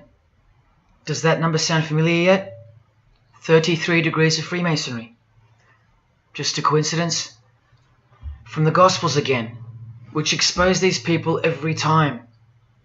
Do not let anyone who delights in false humility and the worship of angels and who has access to some visionary world beguile you, trick you of your reward. You still don't believe that the false humility of the charitable fraternity of the Freemasons is behind it all? Well, Blavatsky also published a magazine called Lucifer with a woman named Annie Besant. And here's a letter written by Annie herself with the official Masonic letterhead. And here Annie signs off as a 33rd degree Freemason. Printed also in the left-hand corner, Annie Besant, 33rd degree, and a member of the Supreme Council. Undeniable and undisputable. Please don't make me prove it to you over and over. Have you caught a glimpse of who you're dealing with yet? They're all Freemasons, high-ranking. And they're all buffeted by a plethora of Masonic dupes who don't know any of this because they can't decipher the symbols and they don't care to try. They're proud and boastful and defensive of their beloved fraternity in which they get to rub shoulders with the most important people of their suburbs, cities and towns, and in which they got on their knees to take blood oaths of death, calling other old decrepitated men worshipful master, yet still they think it's innocent and has nothing to hide. Delusional and lost, almost beyond hope. Some of them still think it's a Christian organization, just like the founder of the satanic church described. What do you get when you carefully conceal Satanism with Christianity? You get Freemasonry. People, Satanism is at the core of our world, and it is behind the new order that will be implemented soon enough. It will be all done through deception. You'll be tricked. Remember how I told you that the all-seeing eye sees that we're in hell? Well, the massive witch and Freemason Helena says so right here. Satan is the minister of God, Lord of the seven mansions of Hades, the angel of the manifest worlds. Hades means hell, manifest worlds means earth. This is who you're dealing with. This is the religion and the beliefs of the rich, powerful and famous. And yes, politicians. Do you want to go back to sleep? You can sleep after this. Well, wait till I show you what they're going to do to you, coming up in this many minutes. For those who simply refuse to believe that Bono or Scott Morrison or Prince can be Luciferians because they all go to church, let me show you another Masonic ritual they do. And this is before Satanism or Luciferianism is revealed to the candidate. And then you tell me if Bono or Scott are capable of secretly believing in Lucifer. It all starts here with the Masonic apron. Different kinds signifying different grades. Have you guessed what it's hiding yet? The genitals. Pretty obvious. Like everything else they hide, once you can see. The genitals are the true working tools of a Mason. Freemasonry is foundationally a sex cult, like Satanism, because it all starts with sex, doesn't it? Life itself starts with sex. So the mystical force of the true God of Freemasonry hides in the hidden part of the human body. That's the Holy of Holies, covered by the Masonic apron, the seat of God, the seat of Lucifer. See here with Satanist King Diamond's artwork? The eye is attached to the horn god, but look at where the eye starts, from the waist down. That's where the apron of a Mason begins. And the one eye of Freemasonry is also the one eye of the penis, where life generates and springs forth. See the openly hidden secret of the Masonic square and compass now? You're looking at the sex act. That's the female in missionary position, and that's the male mounting her. The sex act. And the eye in the middle, with these emanating rays, is the orgasm and the ejaculation of the penis. See life shooting forth. That's how they see the sun and the earth too. The sun is the visible penis of their true God, shooting forth life continually. The light itself is the mystical sperm of the God of this world. The sun and penis generate life, while the earth and female womb produce life. The letter G, when replacing the I in the middle of the square and compass, stands for generation, sexual generation. The practical aspect of Freemasonry and Satanism's religion is that of a sex cult. You see Rod Stewart telling you he's a Freemason? By displaying the hidden hand of Freemasonry, also known as the Master of the Second Veil, and look at his other hand, taking the Masonic apron's place for covering his penis, which is the Holy of Holies, the seat of God for the Mason. And from the Grand Pontiff of Freemasonry, Albert Pike, hence the significancy of the phallus, the penis, or of its inoffensive substitute, the obelisk. Straight from the horse's mouth, the erect penis graces us, or should I say disgraces us, with its presence in every country in the world, marking its territory. The Masonic obelisk in our face, everywhere, making its bold statement, yelling, screaming in silence. This is another reason why we're considered the ignorant and stupid masses. Another example of hidden in plain sight. And here's an erect penis on the front page of the female Freemasonry magazine, The Eastern Star. I once stood in front of this obelisk in Sydney, and I must have asked 30 people what they thought it was. Not a single one of them knew. To the Freemasons of the higher degrees, the whole universe is in fact one giant and continuous sex act. This is the structure of Freemasonry. You can take this path to the top or this path. And way up here, you have the Order of the Mystic Shrine. The Mystic Shrine is what's found behind the Masonic apron, because that's where life comes from. That's the Mystic Shrine. You have to be a 32nd degree Freemason to be asked to join the Order of the Mystic Shrine. And then, once you're inside, you can be invited to join this order, the Royal Order of Jesters. See, Freemasonry is like Russian dolls, and Satanism is at its center. Look at some of the pins and lapel designs for the Order of the Jesters. You can only join them unless you're at least a 32nd degree Freemason. Sex and debauchery. Erections. The adoration of the phallus. Masturbation. Devils. Demons. Fallen angels. This one here, mocking holiness, reference to the anus, and sodomy, anything to mock the Bible. This disgusting one has King Momus sitting on a female's face, and hidden in plain sight is the square and the compass, for those who have eyes to see. Bestiality, yes indeed. this bagpipe player has an erection and the sheep is running away scared. Self-explanatory. This character has an emphasized eye, if you can see that, and the skull has an emphasized eye also. The wink and the one eye of the Indian. And the secrecy, the symbols of secrecy.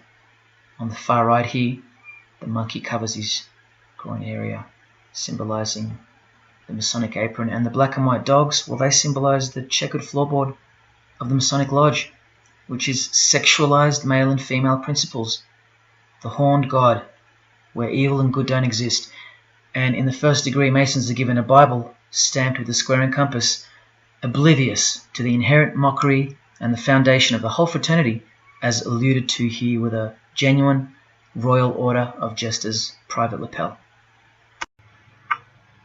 This is a certificate that a jester receives after his initiation, and you see here their patron is named King Momus, and he was a god, or a daemon, which is a variant of the word demon, who was expelled from heaven, as the legend goes. Sounds just like Lucifer, because it is. Did Freemasonry disassociate themselves from the tax-exempt branch of Freemasonry known as the Jesters? Well, no, they didn't. Because, I mean, this is rare footage of an event within the lodge. Now, I'm sorry about the quality of this, but this is a Masonic lodge. So for Masons that want to say that the Jesters are contrary to Masonry, well, look. Look at these dirty old men. Masters of the lodge, with sublime morals. All married, probably all have daughters and granddaughters, yet still this, inside the lodge. But for you it should be obvious, because you can see the square and compass, the sex act, and the all-seeing eye right in the middle. I told you that Satanism was the oldest religion in the world, and it is. The sex act was ritualized and organized as a religion before we called it Satanism. But Satan has always been the god, the horny god, the horned god of these sex cults. All of them, from Sumeria to Egypt to Greece and so on, that's called paganism. And the real Bible of the Freemasons and the pagans, the one not written by hand, the one that's older than any book, the one that supersedes all the rest in age, thus making it the purest and most unadulterated word of God in the eyes of the Freemasons, is nature. Nature is their Bible. And before you think there's nothing wrong with that, wait a second, because you're not thinking straight. Ask a Mason, whether he be a first degree or a 33rd degree, what is Freemasonry? And the universal go-to answer is this: a peculiar system of morality, veiled in allegory and illustrated by symbols. Now, why would you need to veil your morals? Because in their peculiar system, evil is good and good is evil. That's Satanism 101.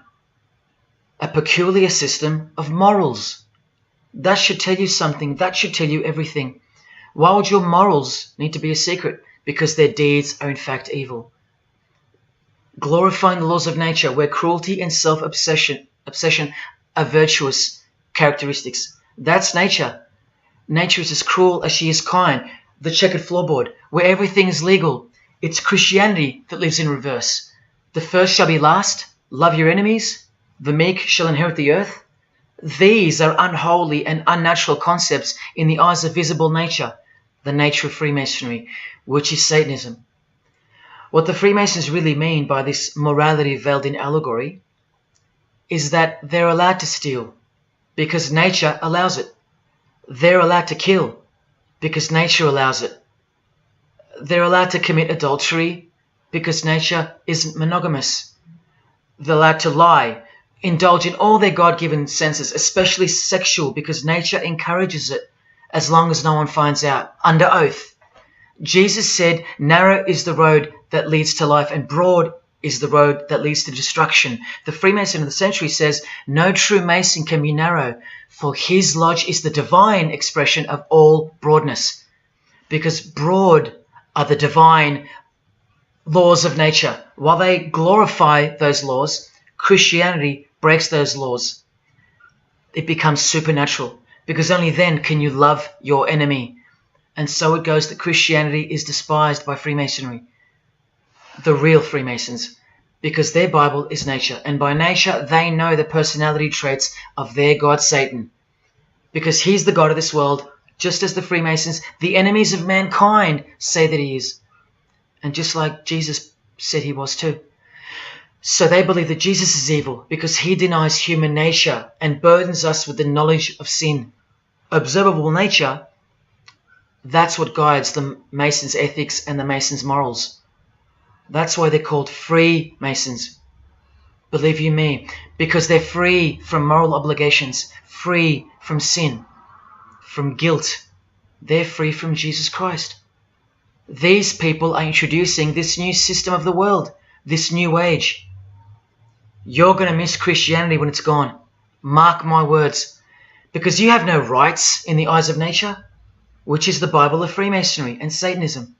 And soon that will become painfully plain as a fact of life. Now please, I give you fair warning of what's to come in this presentation. It's very disturbing, or at least it should be. But cause to celebrate follows the disgusting things you're about to see. This is precisely where my own life and well-being come into danger. So let me say this right now.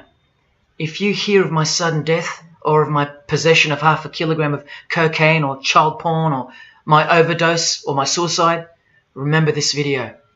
And if something so unfortunate should happen to me, may it serve as a catapult to you and as a remembrance of the conclusion to this presentation, which is this many minutes away. Do I really think they're going to make me pay for this video, for breaking my oaths? Well, seeing as people are so far gone, lost in the illusion that secret societies have constructed around you and inside you, and seeing as they can simply pull this video down, close my account and whatnot, no, I don't think they'll come after me.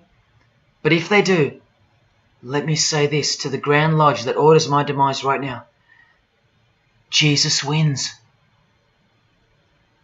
So in saying all that, here we go. Is Scott Morrison a Satanist? I'll let you answer that. Here is a ritual that Scott and every Freemason from this guy to this girl have performed. There is one Masonic apron you'll never see being worn.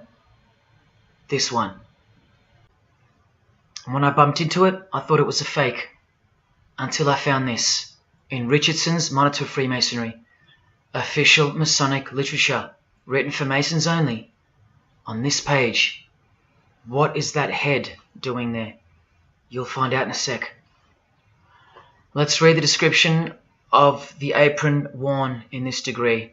Speaking of the initiates, it states, they wear white aprons sprinkled with blood red and lined and bordered with black.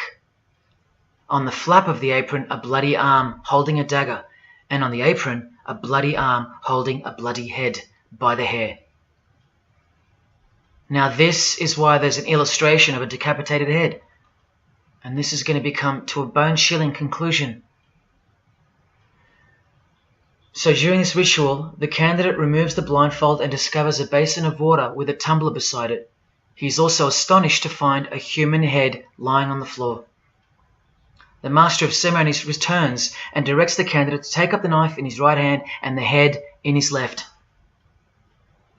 Yes, this Pope, this rock star, this pop star, this actor, this actress, and this beloved Prime Minister. This is what they've done. All of them, hands down. And you thought all you needed to be is talented to succeed? No, you need to belong to the secret society called Freemasonry. And believe me, when you belong to them, you belong to them. Now you tell me, can these people end up believing in Lucifer? Is that really a stretch? Carrying around a bloody head? Swearing to have your brain cooked, tongue torn out from the roots if you ever reveal anything? No, the stretch is that you think they couldn't believe in Lucifer. That's the stretch. Lucifer, the one who sets you free, remember, from sin by sinning. Can you now see the bloody spirit of Freemasonry lurking behind the veneer of charity and the veneer of Christianity? Because Scott Morrison goes to church, apparently. The Pope is a Christian, apparently. But look at these people. So-called Christians or Christians gathered around a giant erect phallus in the middle of the Catholic square. This is Freemasonry, the demolition of morals, the creation of hypocrisy, and the demolition of true virtue. These minds are directing the future. Now, to be fair, I don't know if these heads are real heads. I never got that far to find out. But I will tell you this. All the skulls they use they're real. All the skeletons they use they're real. And they run every single noteworthy funeral home in Australia and the world. I know that personally and for a fact. Once again, you are only seeing the tip of the iceberg, because I can't bring myself to tell you about what I really know of the rituals that come after the 33rd degree Freemasonry. For as much as they celebrate life in various grotesque ways, they also celebrate death in ritual form, which are the things I can't speak of to you. They have to celebrate death in order to prove that they can see things through the all-seeing eye, the one that sees above evil and above good, the checkered floorboard, where things kill each other to live, where life is cruel, where morals are broad. There is no sin, there is only nature.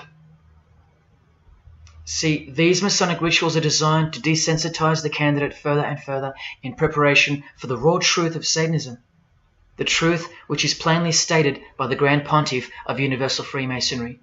Lucifer is the light bearer, and that you should doubt it not, from their own literature and from their own mouths. Until finally the candidate's introduction into the royal art of Freemasonry, witchcraft. The ancient craft. Why do you think that witchcraft has disappeared? It never disappeared. It was hidden, forced to go into hiding by the appearance of Jesus on the human scene. Another reason why he's passionately hated, and soon him and his ways will be done away with in this new world, and so will your rights. You still don't believe me?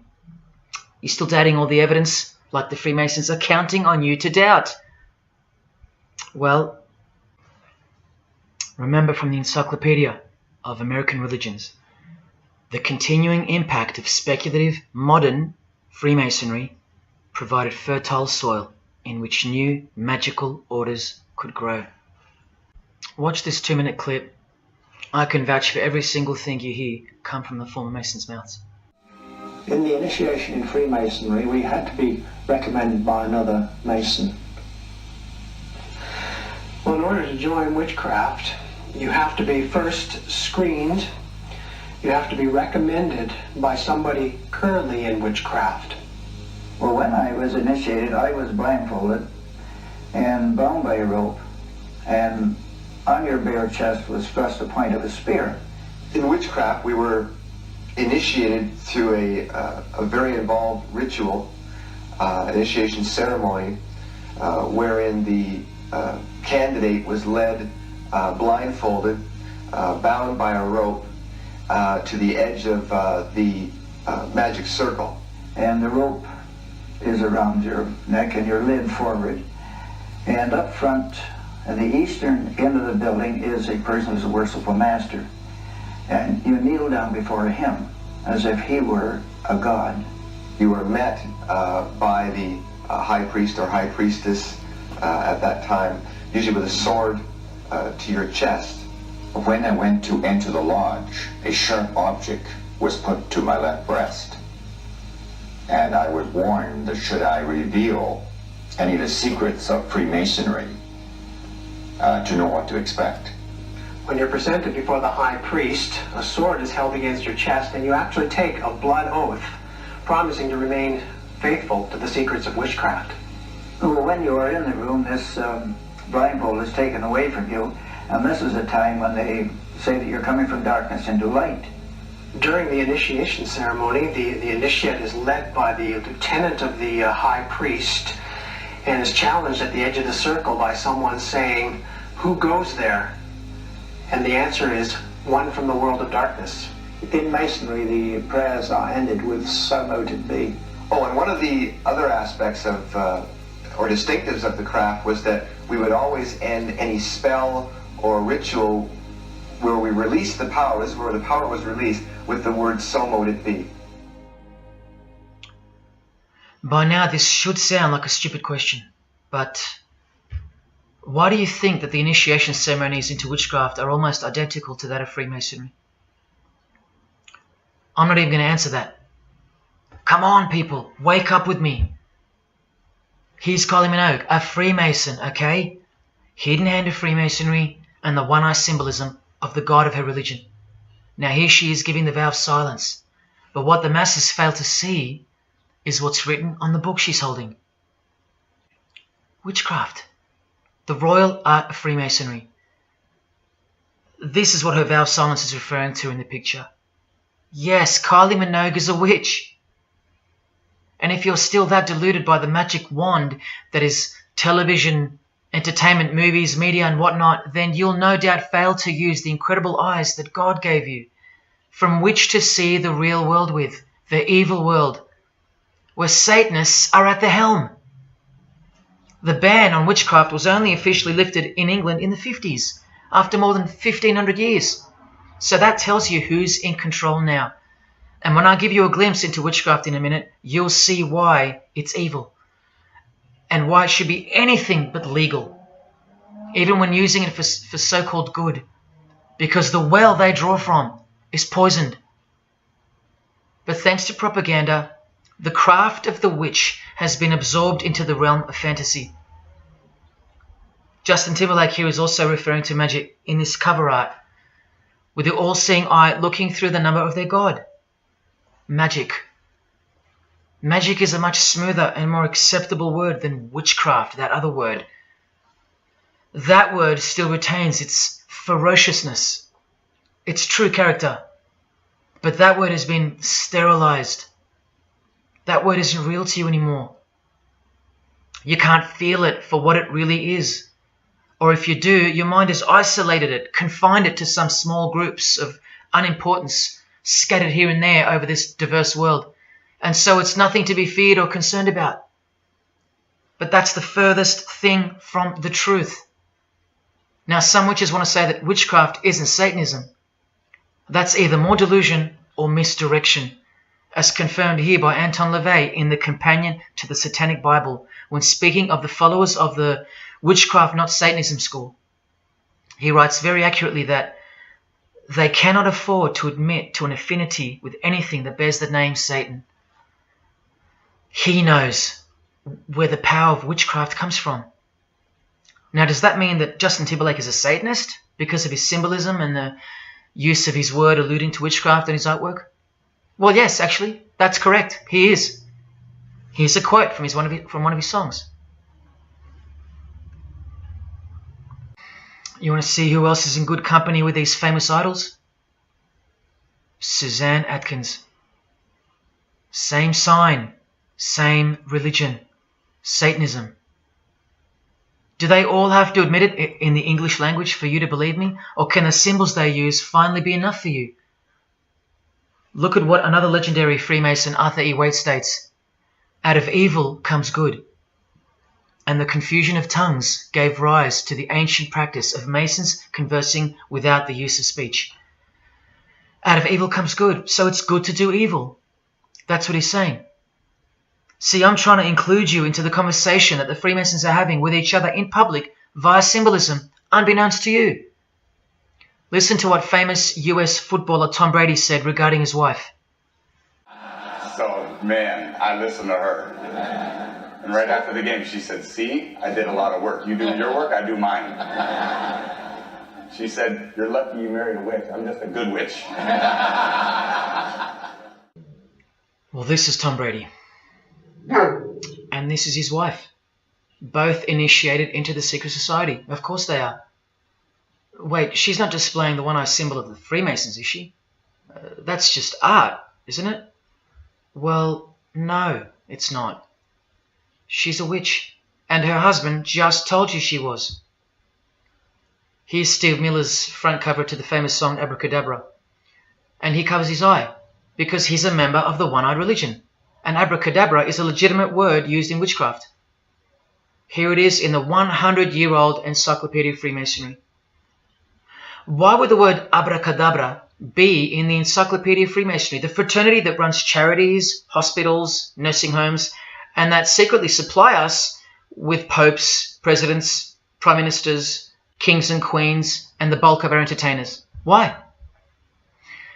You know, I really think it's time to show you what the Satanists dressed as Freemasons are going to do to you and the world to finally establish their new world, their utopia. And this is going to be the segue into that. This is my last practical example of Freemasonry's satanic roots. And then I'll close this presentation with the most shocking thing you'll see or hear. You probably won't care, but to the precious few who remain, I will send you off with the greatest and most beautiful shock of all.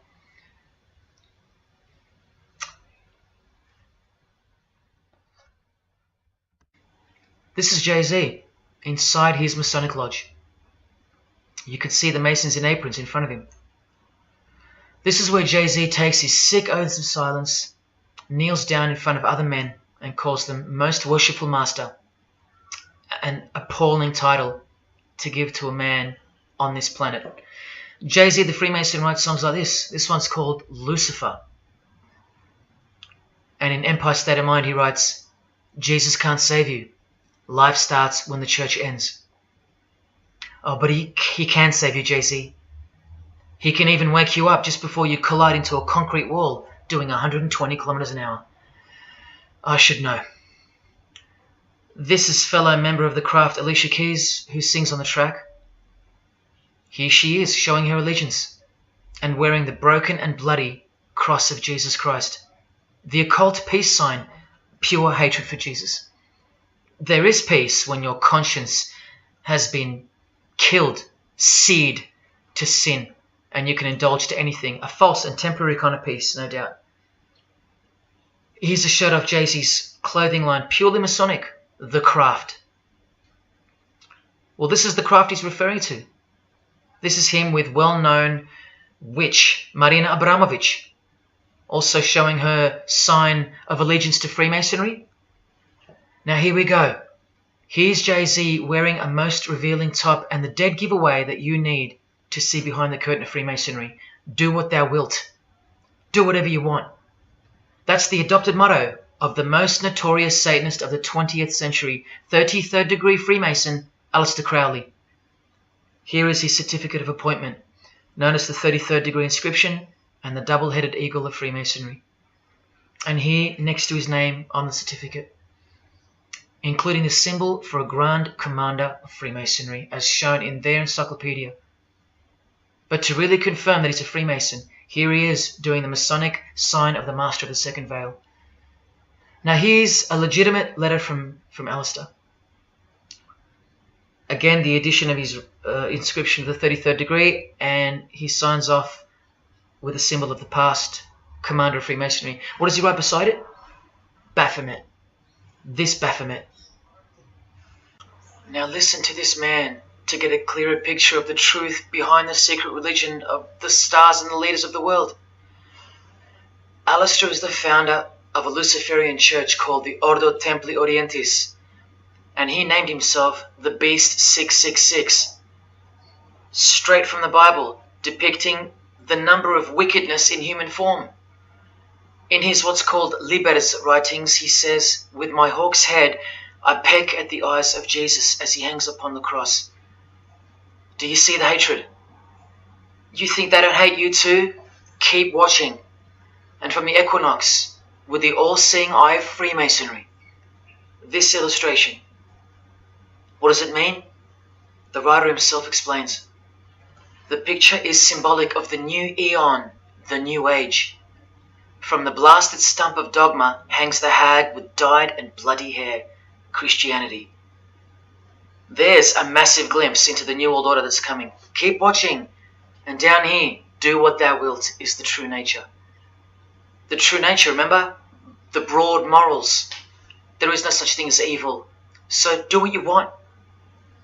Can you see the Masonic future yet? Can you see the hidden hatred that pulses through its veins? If they believe in do what thou wilt, what do you think they will do to you? And what do you think they'll do in order to build this new world? This is from a commentary on his Book of the Law. The Beast 666 adviseth that all children should be accustomed from infancy to witness every type of sexual act. Do what thou wilt. And what about the royal art of Freemasonry? Magic is the highest, most absolute, and most divine knowledge of natural philosophy. What a statement. The highest, most absolute and divine. Well, let's have a closer look into some of the more hidden secrets of the most divine natural philosophy known as magic. Any living being is a storehouse of energy, varying in quantity according to the size and health of the animal. At the death of the animal, this energy is liberated suddenly. The animal, therefore, should be killed within the circle, within the magic circle, so that energy that's released can be captured and directed to serve the will of the witch, male or female. This is a science, a hidden science. But now hear this, coming from a 33rd degree Freemason, and don't you forget that. For the highest spiritual working, one must accordingly choose that victim which contains the greatest and purest force, a male child of perfect innocence and high intelligence is the most suitable sacrifice. Can you see? This is who Jay-Z is quoting on his top. This is who this Jonas brother holds in high esteem. This is who the Beatles have on their front cover as a figure they admire. No, worse, they put at the top. This is the same picture of the front cover in a mirrored form, and after some kaleidoscoping, you'll find this. Fellow Freemason Aleister Crowley sits at the top, and down the bottom there even appears the phallus with the testicles, and up here the vesica Pisces, also known as the vagina. Does this picture make more sense now? All Freemasons, yes indeed. And by the way, that's where Jay-Z got his symbol from Satanism, as portrayed here by Satanist and Freemason Aleister Crowley and by satanic church founder Anton LaVey. Does anyone still think that Freemasonry isn't Satanism in disguise? Let's finally take a peek into the royal art of Freemasonry. And this is the briefest way I can show you from the complete book of magic and witchcraft. This is a practitioner's manual, not from some bogus author trying to expose witchcraft. Just so you can get it through your head that this is real and this is protected. The writer or compiler of this God-forsaken book warns the reader that the recipes may seem disgusting, that the knowledge revealed has been forbidden, and has caused suffering and death to witches and the victims of witches. You don't think witchcraft was a serious menace in times past and present? Come with me, and I'll show you how bad this menace actually gets, as the world's most powerful and secret religion moves ever closer to fulfilling its biblical destiny, and it will. Close your eyes or not, it will fulfill its destiny. Firstly, let's connect this sick art straight to modern Freemasonry with the word abracadabra, both written in triangular form, from the Manual of Witchcraft and from the Encyclopedia of the Secret Society that your Prime Minister belongs to. And just like high-ranking Freemasons, male and female witches also drink out of a human skull. But here the practitioner drinks wine, in which they first dissolve or boil the brains or heart of an animal, before consuming it all from the human skull.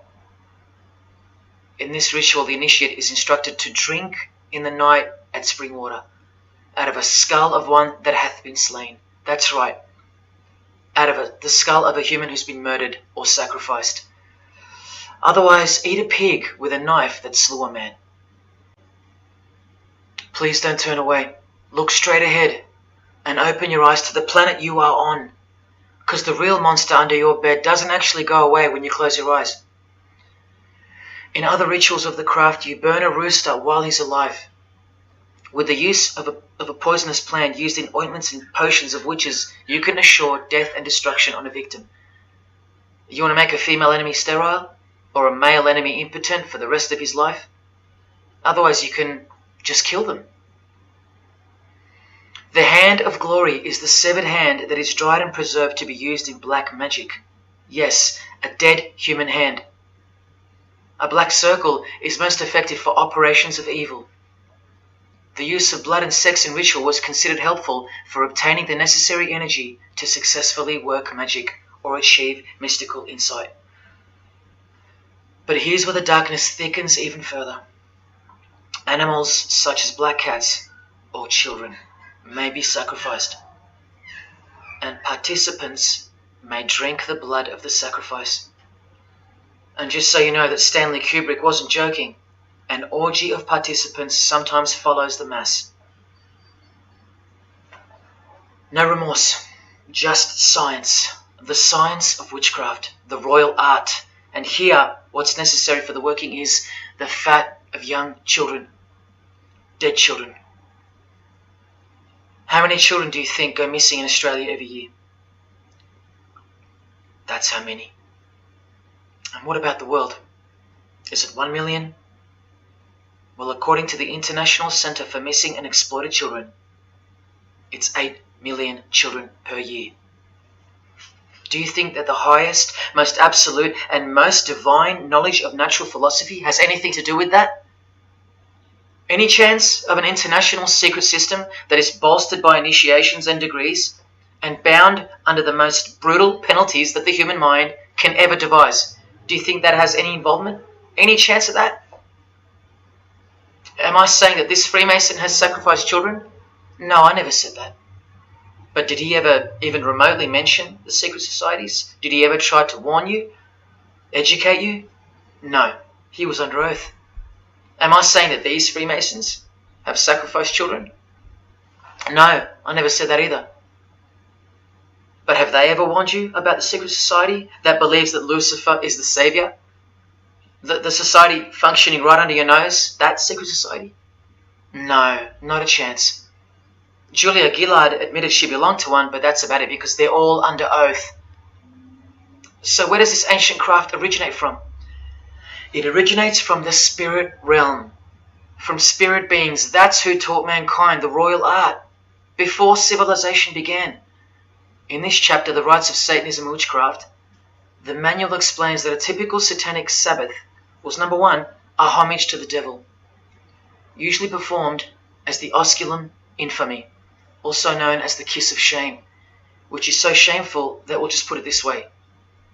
The ritual involves kissing the hindquarters of the devil, the rear. Surely this is far removed from anything to do with Freemasonry. People, the original order of the Knights Templar were found guilty of this very same obscene ritual. And where do you find the modern variant of the Knights Templars of today? I told you, in the highest degree of Freemasonry, right here. Here's a couple of them now. And what's on this Templar's head? From the Masonic Encyclopedia, remember? A symbol of the Baphomet, according to 33rd degree Aleister Crowley. And we can confirm that in the Satanic Bible. That's exactly what's hiding deep inside of Freemasonry. I'm only showing you this to show you the reality of Satanism and the demonic realm, the world you can't see. On this earth? And in this earth and then in a world we can't see. Look here. The hierarchy of demons occupies a more important place in both black and white magic rituals. Both black and white.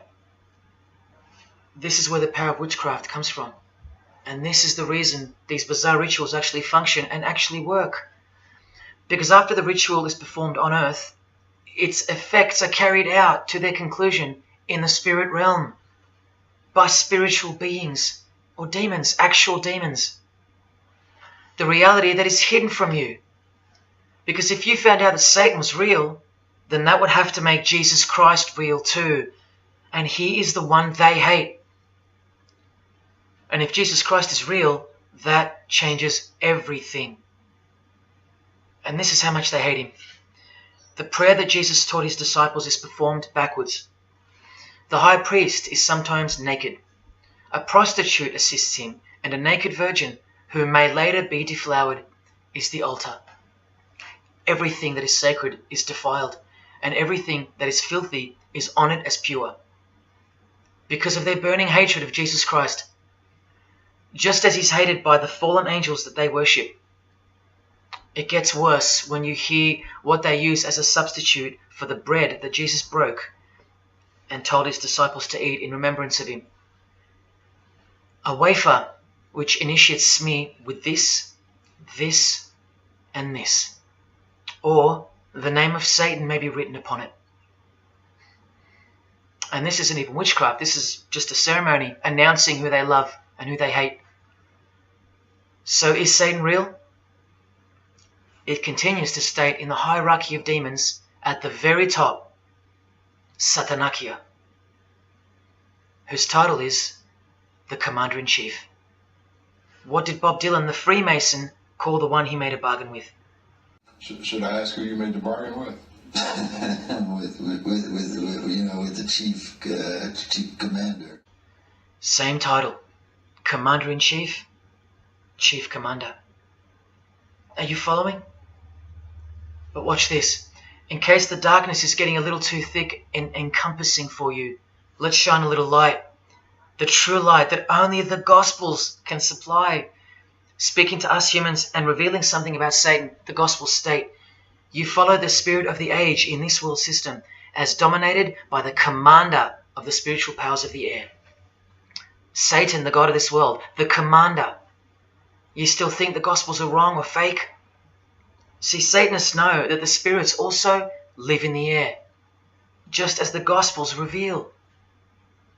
You can summon any of these demonic spirits by name if you possess the royal art.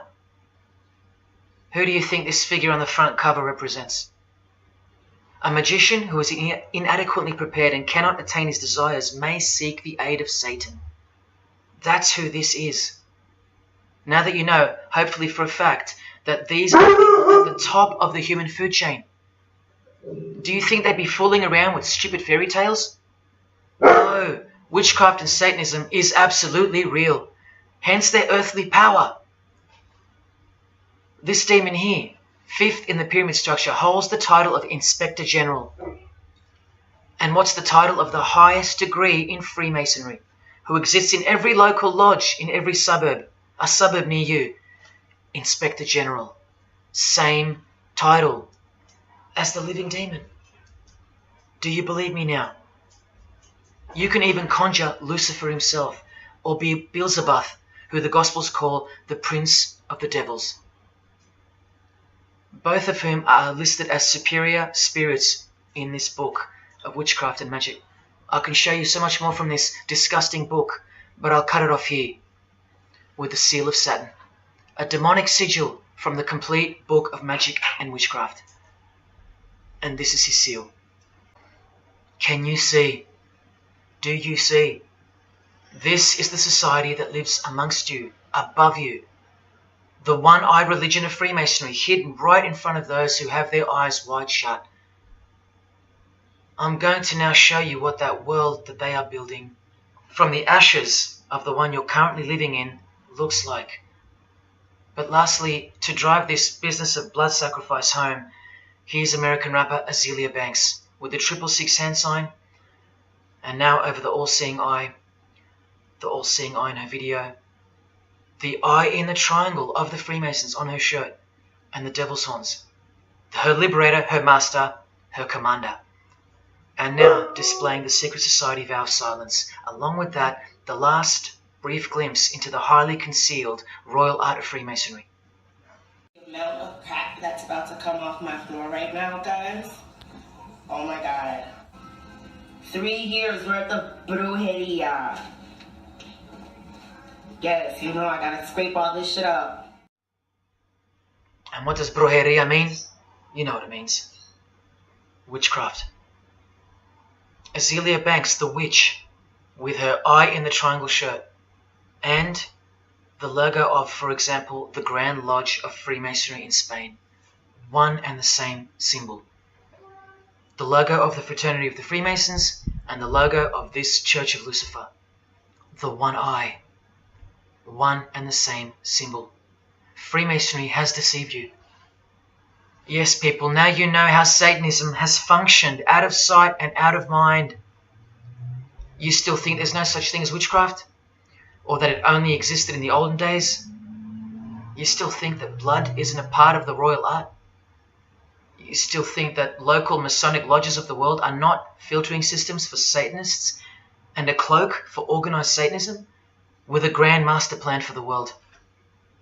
You think there's nothing to the blood sacrifice of Jesus Christ?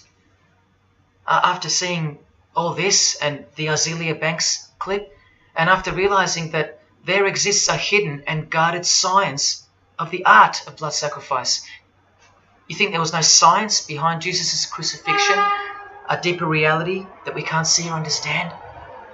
You think Jesus didn't know what he was doing? Or are you one of those who still think he didn't exist?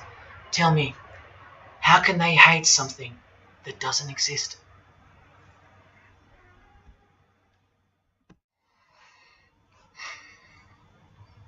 If only you could hear from some other Freemasons who have the courage to break their oaths.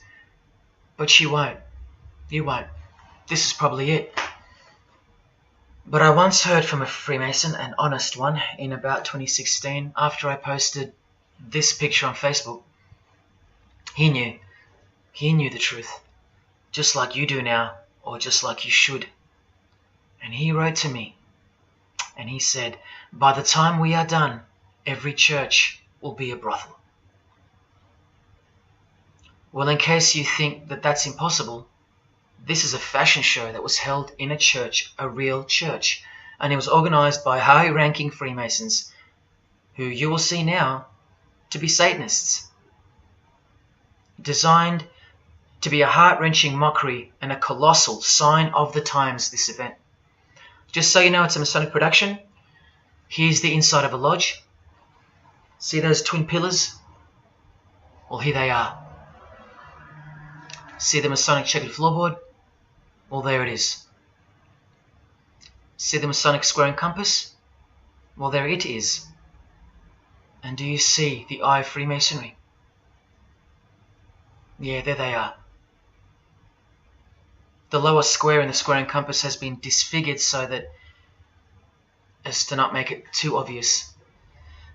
But now that we've established that, here is the spirit of Freemasonry, as displayed through just a few of the models. This one wears the horns of the Baphomet, the horns of Satan, with his all-seeing eye in the background.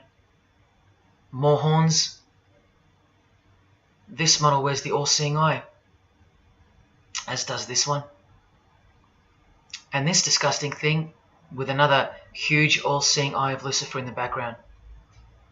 Then there's this, with a satanic pentagram on her face. And finally, this male model in a skirt with two satanic inverted crosses of Jesus Christ on his top in a church. Oh, the morbid victory of the Freemasons. Unstoppable. For now. When people like Lady Gaga cover one eye while wearing an inverted cross, and you don't see the connection of the one-eye symbolism to Satanism, then your observational skills have been compromised. In the span of 2 days, I saw these ads in my local shopping centre. And that alone tells me that the satanic age is here, manifesting all around us, seemingly invisible, while you look straight ahead through the symbols. Just like the initiation process of the secret societies themselves, society at large must be incrementally introduced and seduced into further depravity and self-love. And haven't we been slowly but surely perverted over time, degree by degree, until we think that men dressing as women is beautiful and healthy, anal sex is a form of expressing love, the sick world of pornography is considered as liberating for women and men, and protected by free speech. In California, babies are allowed to be aborted after birth because it's a woman's choice. And that's not considered murder. A world where we should applaud young children like Desmond is amazing, cross-dressing while he dances for gay men at a gay bar on a podium because he's paving the way for the kids of the future. And we should get shamed, fined, and even jailed if we point out that this is sick, sinful, and dare call it evil, which is what it is. What spirit is behind Desmond is amazing? Oh yeah, an evil spirit, no doubt about it.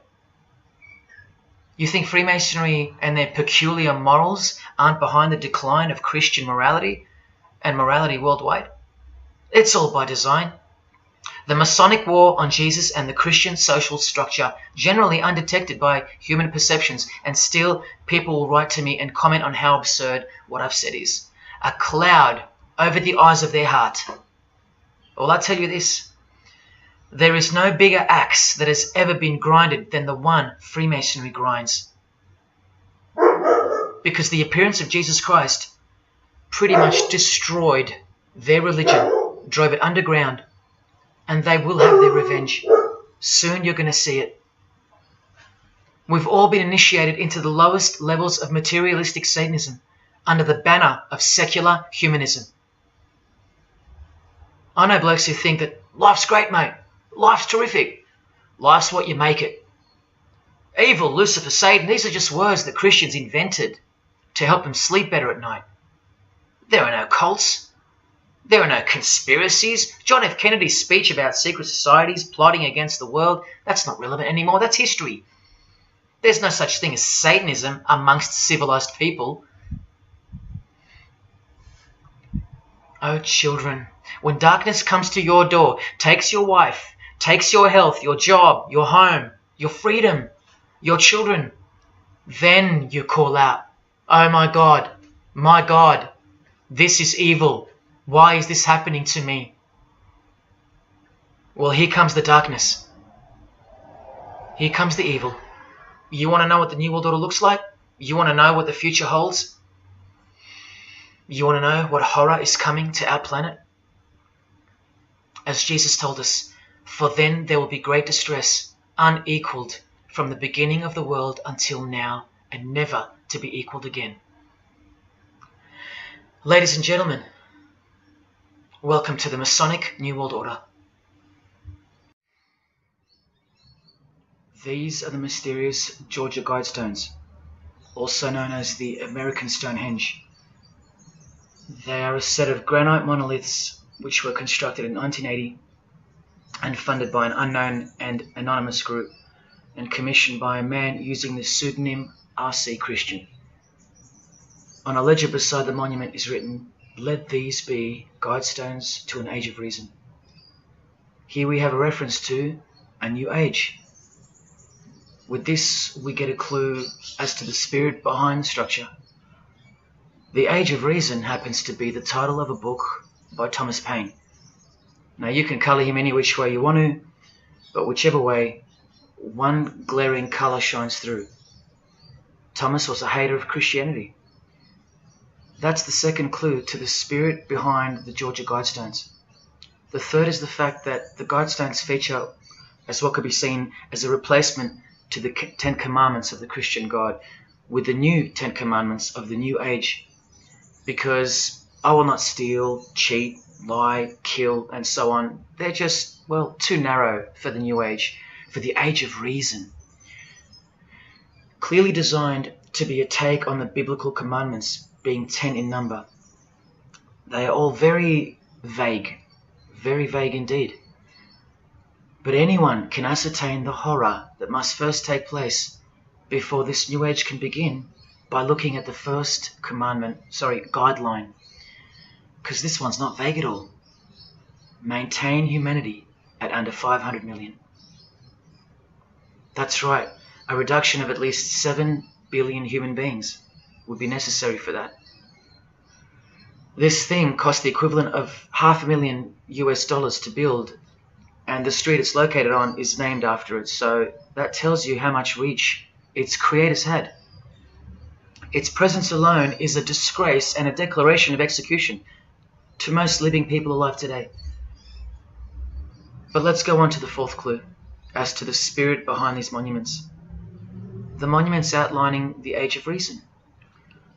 The name R.C. Christian, the so-called person who commissioned the building of these giant slabs, anyone who's versed in secret societies or is a high-ranking member themselves would instantly recognize the pseudonym as a reference to the secret society known as the Rosicrucians, which is just another secret society branch that exists under the umbrella of Freemasonry, which is an extension of all secret societies of the past and is now the mother of all of them.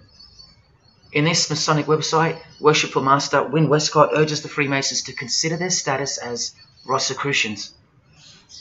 The RC stands for Rosenkreuz. Christian Rosenkreuz is the mythical founder of the Rosicrucian order. And as impossible as it is for me to prove that Thomas Paine himself, the writer of Age of Reason, was a Freemason, he did also write this book, The Origin of Freemasonry. That is the spirit behind the Georgia Guidestones, the satanic spirit, and a straight off the bat view of this approaching new age. I told you, the whole system is about to change. And it's not going into the future. It's actually going back into the past. The old religion, that's what's taking everything over. And you'll walk straight into it, blind as a bat, thinking these people want to help you. They will appear as your saviors, forgetting or never being told in the first place that all this time there have been two societies in the world. The visible one, which is the one we're in, and the invisible one. Remember that the invisible one considers you profane, vile, and vulgar. Why on earth would they want to keep you around? In a book I can't mention written by them, people are referred to as useless eaters. We've become excess inventory, redundant, and past our use-by date in their eyes. Think about this. According to a prediction by information technology and research advisory firm Gartner, 1/3 of jobs will be replaced by software, robots, and smart machines by 2025. That's 4 years away. Google engineering director Ray Kurzweil anticipates that robots will have reached human-level intelligence by 2029. And by 2050, 80% of all jobs will be eliminated by automation. What on earth are you and your family good for then? What do you think the secret society will do to the vile multitude then?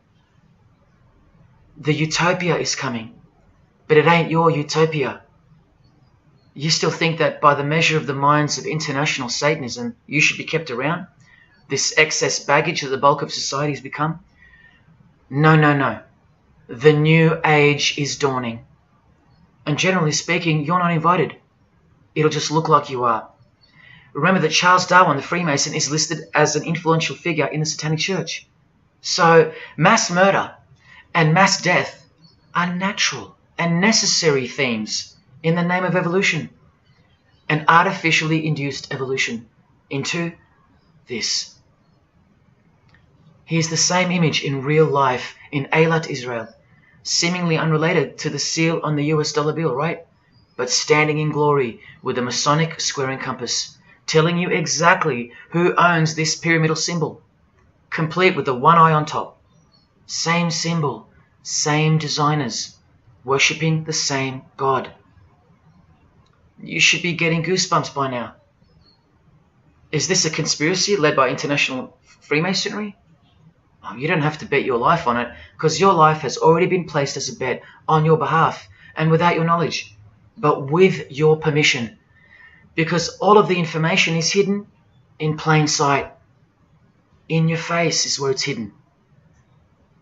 You're going to lose this battle unless you've been hidden in Jesus Christ, the only one who warned you that the new age is a trap and that it is the climax to this epic drama being played out on planet Earth. Now hang on, brace yourself, because I ain't going to let you down. This is a magazine called The New Age, but if you press rewind, you can find its source. Supreme Council of 33 Degree, Freemasonry. This one stretches way back to 1922. See the twin pillars of Freemasonry? Look, this is 19th century Freemason and New Age pioneer Helena Blavatsky on the cover of this edition. She's the one who wrote that darkness is absolute light, and that Satan is the god of our planet, and that we are in hell. But do you think the readers of these magazines are told that? No. Darkness is sold as light. Satan is disguised, and it's him in the details. This Masonic New Age magazine was the precursor to all magazines and trends, promoting the great deception of self-love and spirituality. Meanwhile, you're feeding off the plate that Luciferians serve you. Look at how the Satanic Bible in 1966 reveals the reality behind the curtain. Evidence of a new Satanic age. A new age. The new Satanic age. All rigged and all propelled by Freemasonry. Satanism's magic cloak. After all, and I think you should have guessed by now that Anton Szandor LaVey, the founder of the Satanic Church, the one who vowed to help destroy Christianity, is himself a Freemason. I can't prove it to you, but I know it, because of not only his obvious fondness of the fraternity of the Freemasons and the mention of it in his Satanic Bible, and its vital role in the Satanic takeover, but also because of the symbols, specifically this one, generally called the Devil's Claw or the Lion's Paw. Freemason James de Rothschild displaying the Devil's Claw or the Lion's Paw. X-Factor's L.A. Reid showing the Devil's Horns next to fellow Freemason Avril Lavigne. The Secret Society sign for the Devil's Number, and displaying the Devil's Claw over and over. The better example is with New Age guru Annie Besant, co-writer of Lucifer magazine and 33rd degree Freemason, also showing the Lion's Paw here and here. But the best example I have is with Aerosmith, guitarist Joe Perry clearly displaying the sign of the Master of the Second Veil of the Freemasons, and right next to him, Steven Tyler, doing the Lion's Paw. Clearly both Freemasons, secretly showing their allegiance with symbols. And here's Anton LaVey displaying the same Masonic symbol. Yes, a Freemason founded the Satanic Church. Now that we know who's really behind the so-called New Age, listen to some of the confessions of the New Agers in their literature, once you scrape past all the talk of spirituality and love and rainbows.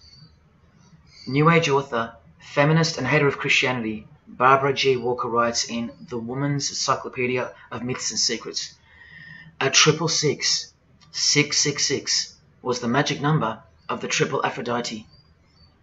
She further compliments the number when she calls it the miraculous number 666. Speaking of the New Age to come, PhD Christopher Hyatt writes in Undoing Yourself, as we moved closer and closer to the well-planned for and long-awaited invocation of the Prime Minister unto the very King of Hell, the Grand Vicar of Lord Lucifer. Yes, the very well-planned for and very long-awaited indeed. Do you see what's coming? Mr. Hyde also enlightens us in the fact that opposites do not exist apart from the mind. Evil and good are all in your head. That's why you should brace yourself, because these are the minds creating the New World System. He confirms this. The New Age will require new men, men of high consciousness and fortitude. All of our present dogma models will crumble. He means the Christian and the Christian social structure will crumble. In the introduction to the book, another PhD, Robert Anton Wilson, tells you what the New Age really thinks of the Christian social structure, which you have more or less enjoyed your whole life, Christian or not. Christianity and democracy have been among the worst disasters to ever befall the human race. I told you, atheists, you're going to miss Christianity when it's gone. Here's a picture of Robert with the Masonic eye in the triangle on the wall behind him.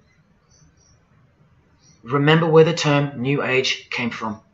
So once again, do you think that the new system, the New Age, is going to be democratic, a system that respects you or gives a damn about what you think once it's in place? Let me answer it this way. Christopher Hyatt quotes from one of his literary heroes and famed philosopher, Friedrich Nietzsche, who said, "What is more harmful than any vice? active sympathy for the ill-constituted and weak. Christianity. So to be a Christian and to actively have sympathy for the weak, that's the worst vice. That's backward and evil. So the answer is no. This is what I'm warning you about. And look, Frederick's work has exerted a profound influence on modern history. That's from Wikipedia. You know what else Frederick said? You probably won't find this on Wikipedia. The domestic animal, the herd animal, the sick animal man. That's the Christian. And what book of Friedrich Nietzsche were these quotes pulled from? The Antichrist. Nietzsche also wrote Beyond Good and Evil. That's how the all-seeing eye sees things, remember? So does Christopher Hyatt mention mass murder and depopulation in his book? Sure, here you go. Those who would survive can do so only by grasping the vision of what lies ahead. The new wave that will carry them into an interesting future. Yeah, where the vicar of Lucifer is God and Prime Minister. He openly admits the identity of this man. This Antichrist that most of you still think is a fairy tale figure from a fairy tale book. Jesus calls him the man of sin whose number is 666. The actual Antichrist, beloved of the secret societies. Yes, people, the New Age is satanic, actually and literally. On the front cover of this book, in which Christopher was co-writer, you can clearly see the eye in the triangle of the Freemasons above the Baphomet. Christopher admits in another book that both satanic cults and Christian fundamentalists are closer to seeing the truth than most normal people. Yes, indeed, how true that is. In Coming World Changes, Harriet and Homer Curtis speak of a prophecy they received from a mysterious spirit titled King of the World. Now, I wonder who that could be. Think not that any country in this broad world can escape. And they also speak of the long-expected great teacher, the king of the new one-world government. The victors will remain as the seed of the new race to people the new land, for the new sixth great race. This is the race that Luciferian Lady Gaga referred to. All part of the plan. In Threshold to Tomorrow, New Age author Ruth Montgomery writes on page 206 that only those open to the reality of one world will be around to enjoy it. Sounds like another vague suggestion for mass murder.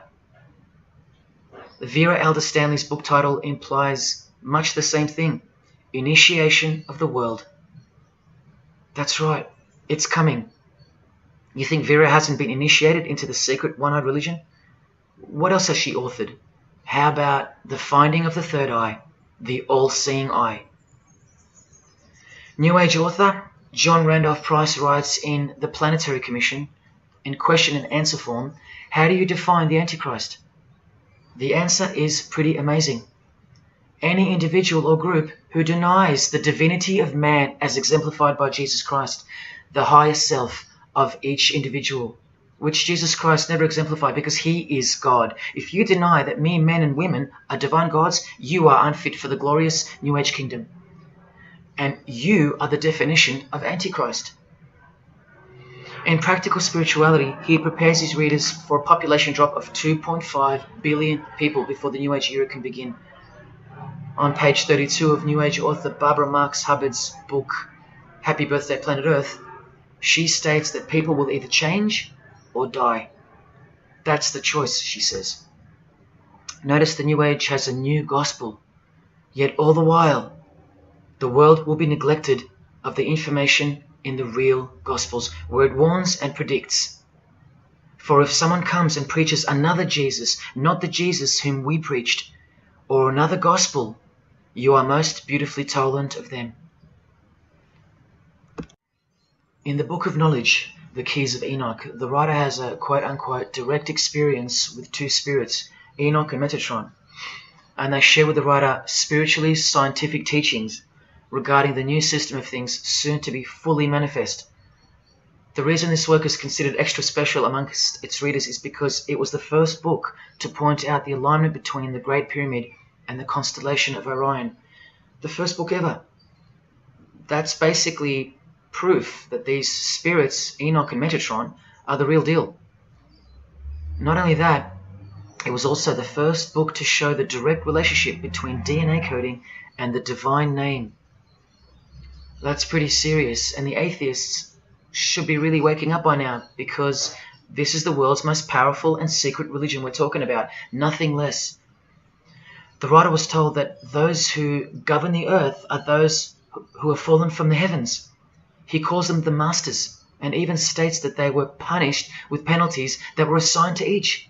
These are the fallen angels of the Bible, people.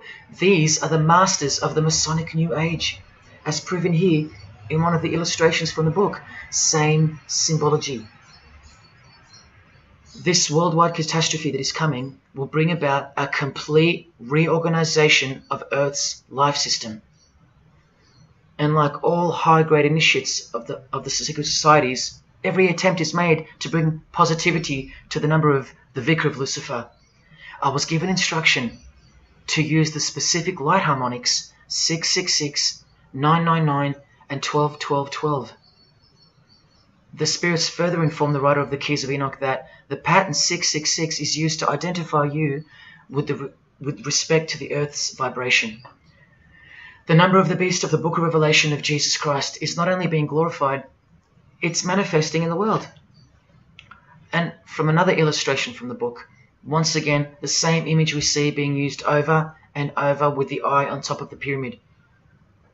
This is the secret religion that encompasses us and has been influencing us for decades upon decades, 2 to 3 centuries, in fact. Just like the Gospels explain, this is an absolute counterfeit of the truth. Christ is mentioned everywhere, but not Jesus Christ. No, this is the Antichrist spirit, who will eventually manifest and appear to the world as one man. Doesn't sound so mythical anymore when you see that the enemies of Jesus Christ and those behind the New World System, they use biblical terms. And Christ, to depict the antithesis, the anti of the real Christ, their Savior. And these spirits from the world we can't see are the ones who taught mankind the sick art of witchcraft. Look at who supplies this book online, sacredmagic.com. You know what magic really is and what it really entails now. So once again, you can see the connection, the relationship. If you still think that this phrase, New World Order, is a conspiracy theory, you're suffering from a medical condition. On the Lucis Trust website, the consultants to the European Union, you find the statement that the New World servers are occupied with the task of inaugurating the New World Order.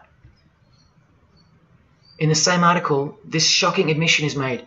2/3 of humanity will stand upon the path at the close of this age, and with that, 1/3 will die, or to put it surreptitiously, will be held over for later unfoldment. That's the Lucis Trust. The word Lucis being the replacement for the word Lucifer, who works hand in hand with the EU, the European Union, stating that 2.5 billion human beings are planned to be killed off. All predicted by Jesus, and only Jesus. And if you still think I'm joking or misleading you about what these people are and what they plan to do, here's a book written by the founder of the Lucis Trust, the Freemason Alice Bailey, Education in the New Age, where she, educates you about mass population reduction. When a form proves inadequate or too diseased or too crippled for the expression of that purpose, it is, from the point of view of the hierarchy, no disaster when that form has to go. Death is not a disaster to be feared. The work of the destroyer is not really cruel or undesirable. Do you see? Did you hear that? Through the all-seeing eye of Lucifer, the destroyer, for the purpose of the new world, death and mass murder isn't evil, it's good. And Alice Bailey in The Labours of Hercules also tries to re-educate us and protect that God-forsaken number, predicted in the Gospels to be associated with evil. The number of the physical plane activity is called the number of the beast. This idea seems to have a horrible fascination with many, but what it really means is that Virgo is the symbol of triplicity, 6 on the physical plane, 6 on the emotional plane, and 6 on the mental plane. not 666 at all. And one more time, from the consultants to the European Union, from their website Lucius Trust, to prove to you that these people are all working toward and waiting for the world leader. The coming of the Avatar and the advent of the coming one are the keynotes of the prevalent expectancy. After everything I've shown you, are you going to ignore this? Or worse, are you going to trust these people, of whom were predicted to this very condemnation 2,000 years ago? Right down to a one-world system, depopulation, and to the man who will carry the number 666, and with it implement a new system in which you won't be able to buy or sell unless you receive a mark in your hand or forehead. And what's just been announced by Business Insider? Cashless society. Due to this, by 2024. This is the manufactured trend for the world. And you better believe it's fulfilling biblical prophecy. You know that book that's been ripped out of schools and hysterically discredited? Why do you think there's a single eye displayed on all the covers of George Orwell's dystopian novel 1984? It's because the one-eye religion is the one in permanent control, where democracy and Christianity have been utterly extinguished and the remaining population live in a whole new level of permanent communism. It is well known that George Orwell himself had ties with the Fabian Society, which is a secret society complete with degrees of initiation. Tucked away neatly somewhere under the wing of Freemasonry, the Fabian Society's logo used to be this: a wolf in sheep's clothing, which is exactly what Freemasonry is. And it was a metaphor for gradually advancing socialism. And socialism is communism for slow learners. This level of denial on our part has been brought on by mass propaganda, because everything has been weaponized to work against you and God's truth. Education, entertainment, and economics. You're a slave to each one. And Freemasonry is the slave master. Listen to the Grand Pontiff of Universal Freemasonry tell you about it in Morals and Dogma. The blind force of the people is a force that must be economized and also managed as the blind force of steam. You are just blind energy to them, made to be enslaved. This force must have a brain. Who do you think the brain is? Freemasonry is the brain, obviously. And he's saying that we're just the body parts that move to its will. Look, these are some pictures I took of the local obelisk in my town. An erect phallus hidden in plain sight. See how the cube at the bottom is rough? In Freemasonry it's called the rough ashlar stone. Well, watch this from Morals and Dogma. The rough ashlar is the people, rude and unorganized. Once again, you can see what this secret society secretly thinks of you.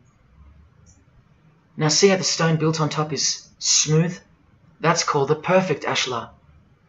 The perfect ashlar is the state, the rulers. Yeah, the one-eye sex cult of Freemasonry, which hides its master, Satanism. Now, where is this brain taking us? Remember, this guy is the general who fought against the United States forces to uphold the institution of slavery. And the Grand Pontiff of Universal Freemasonry, who calls you the vulgar herd and the ignorant multitude, and admits that, yes, unbelievably so, Lucifer is the light bearer. This is the highest authority in Freemasonry, the secret religion of all our leaders and idols. Believe it. Now listen to this. The papacy and rival monarchies, all that will become the heritage of the temple, meaning the temple of Freemasonry. The world will soon come to us for its sovereigns and pontiffs. We shall constitute the equilibrium of the universe and be rulers over the masters of the world. They're gonna own it all. And it's true, the papacy and the monarchy have fallen into their hands. All Freemasons now. This is a 150-year-old book, so you can see how far ahead they plan, while we stay ignorant. How do you suppose that they won't achieve the New World Order? The New World Order of death. Of combined and systematic movement and effort, the great revolution prepared for by the ages will begin to march. The future is all planned for by them, And the revolution prepared for by the ages is coming. And it'll look like a natural occurring event, just as current events seem natural. Lastly, from his other book, Legenda, and reading from the ancient and accepted Scottish rite of Freemasonry, Albert writes, "And thus the warfare against the powers of evil, meaning Christianity, that crushed the order of the temple in the 1300s, goes steadily on, and freedom marches ever onward toward the conquest of the world." The conquest of the world, guys. And this is their method. Ingenious as it is, the double-headed eagle, the left and right paradigm. Whether you are pro-abortion or life, prefer Macca's or KFC, Ford or Holden, vote Liberal or Labour, shop at Coles or Woolies, go for the Parramatta Eels or the Canterbury Bulldogs, always the two most opposing forces, the result always feeds the one belly. The two heads always serve the same Masonic beast. Do you get it? That's number one. Number two is the horribly magnificent motto of their double-headed eagle, Ordo ab Chaos. That means order out of chaos. It's the ultimate way to achieve your sinister goals while looking like a hero. With one hand, they create beautiful and noble things. With the other hand, the hidden hand, they destroy and pervert. Then the helping hand comes back in to save or fix things again, alternating from one to the other, while nudging toward a predetermined goal, until finally reaching that goal that's set in mind in the first place. All the while, you never knew that the same hand that's saving you is the same hand that was destroying you in the first place. Order out of chaos. Their order out of their chaos. Another way to look at it is this. Z creates or exploits a problem, then attributes blame to others. Y reacts by asking Z for protection and help to solve the problem. Z offers the solution that was planned for by them long before the crisis occurred. Ordo ab Chaos, order out of chaos. Now you can change Z and Y to suit any scenario. For example, your best friend who wants to sleep with you creates or exploits a problem, then attributes blame to others. You react by asking your best friend who wants to sleep with you for protection and help to solve the problem.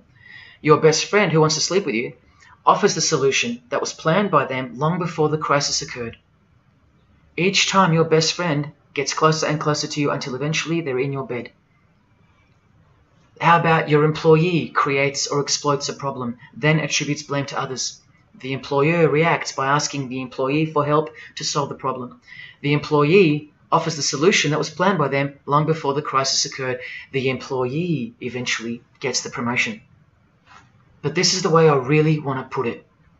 The government creates or exploits a problem, then attributes blame to others.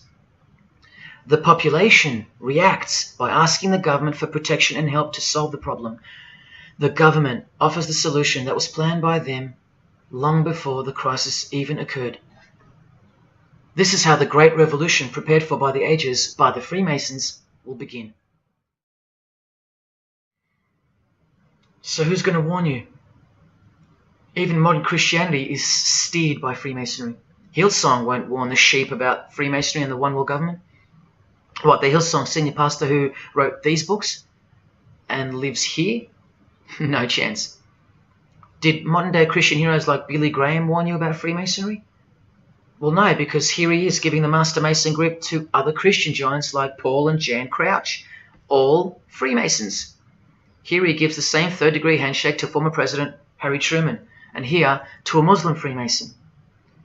Billy is listed as a Freemason in the 33rd degree Albert Mackey's History of Freemasonry by the publisher on the inside flap.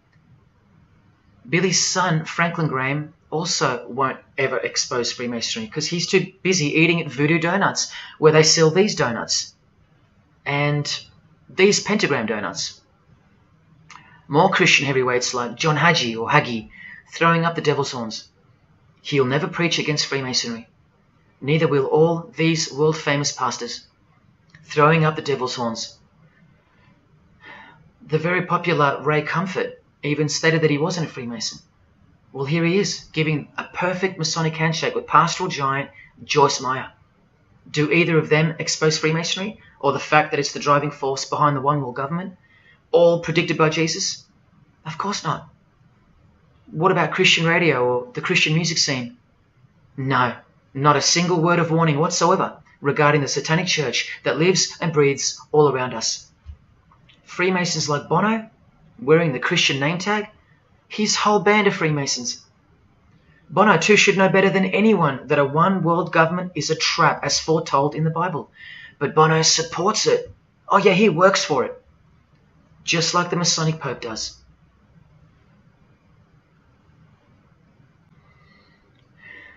Even if by some freak chance they didn't know any better. No disciple of Jesus can bend their knee to another man in the Masonic Lodge, calling him master and swear to keep secrets. Look what they call each other from the Encyclopedia of Freemasonry.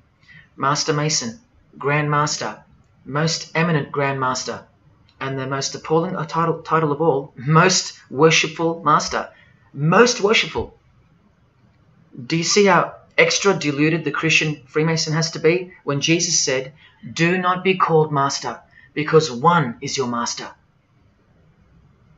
And what about all those oaths? Don't worry, Jesus covered that too.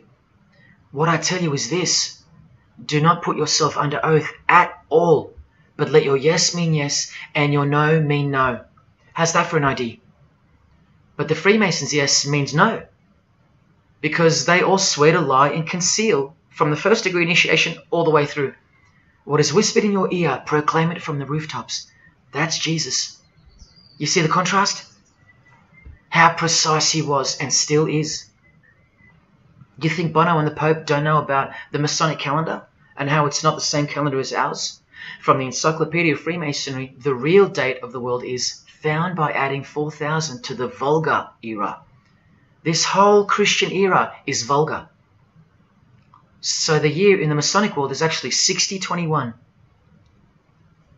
And this abbreviation is in French, the Vulgar era, beginning since the year of the Lord, since the year of Jesus Christ.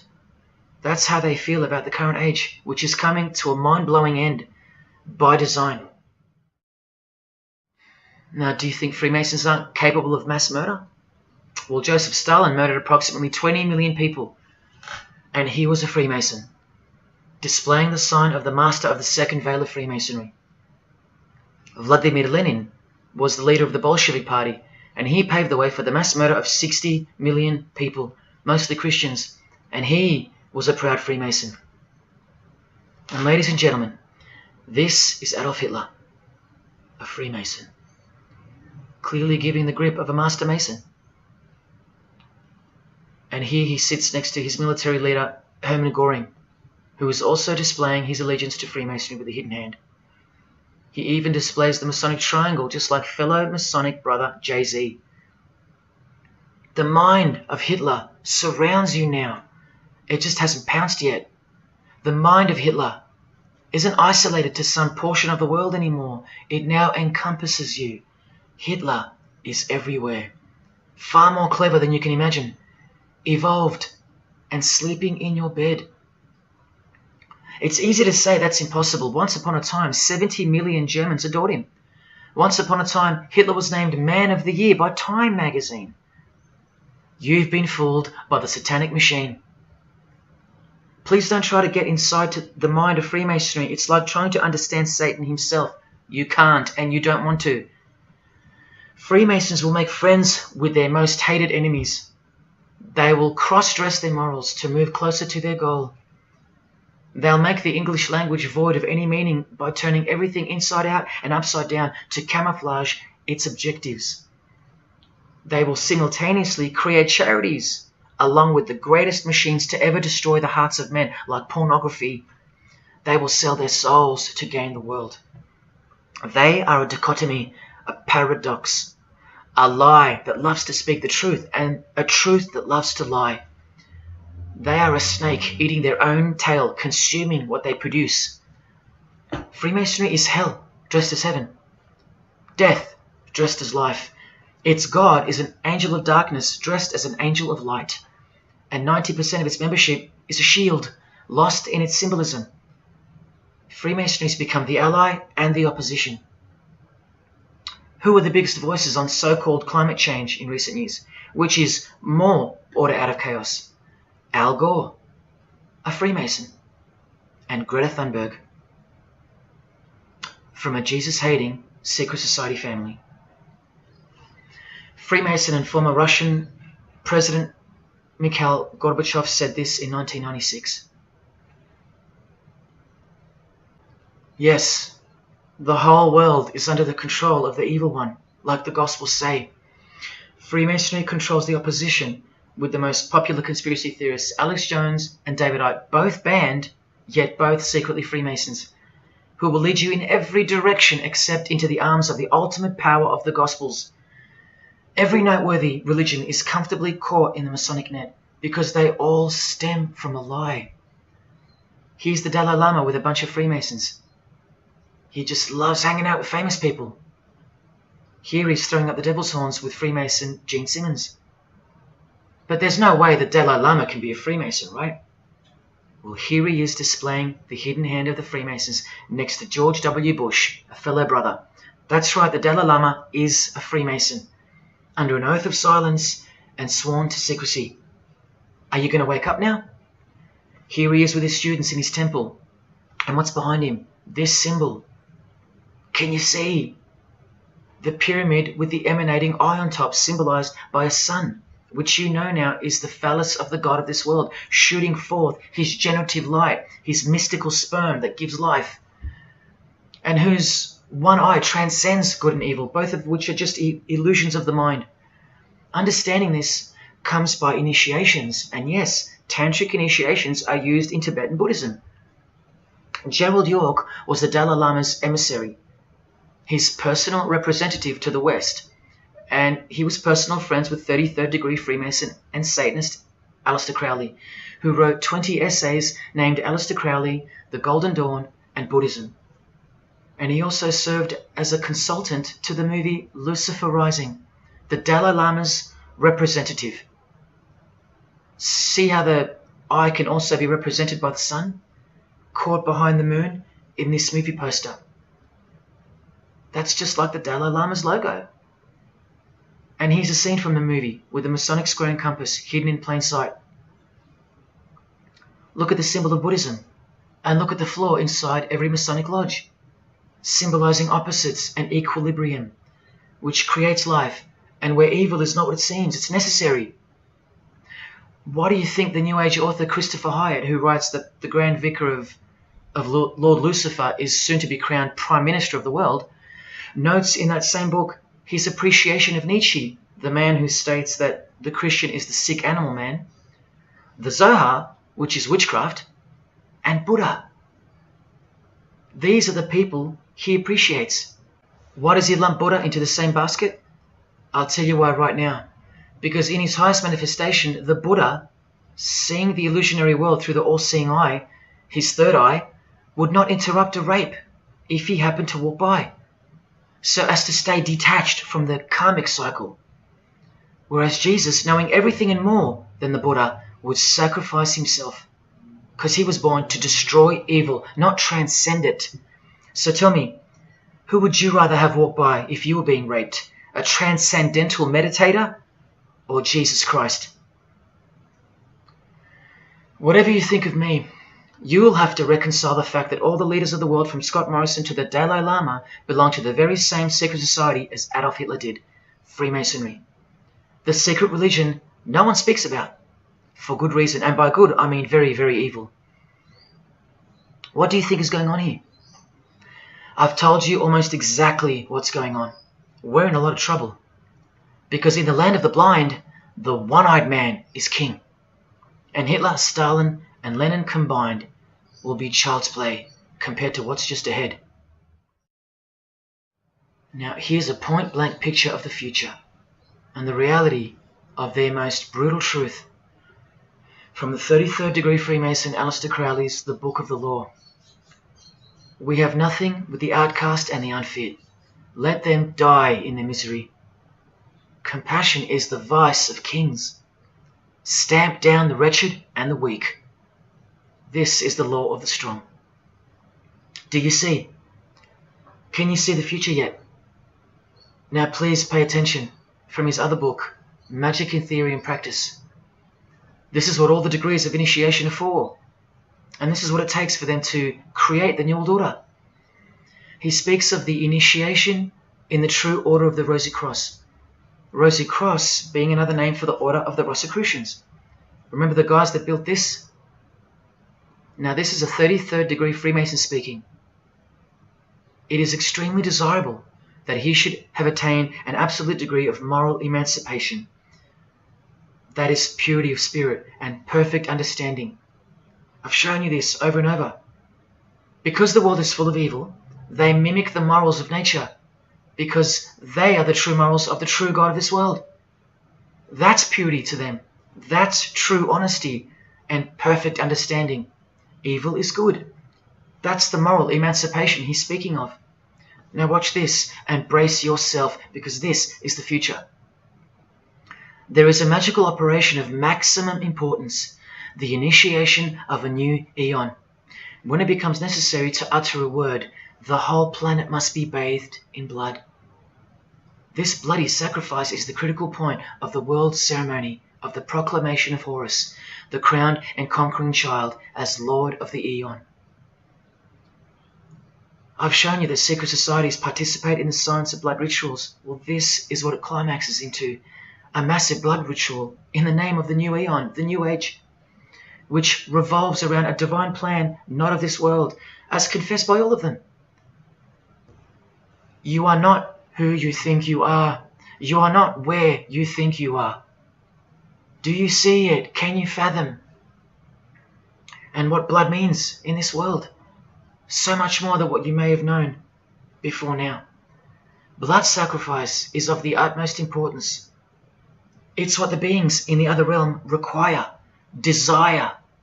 We can't fully understand it.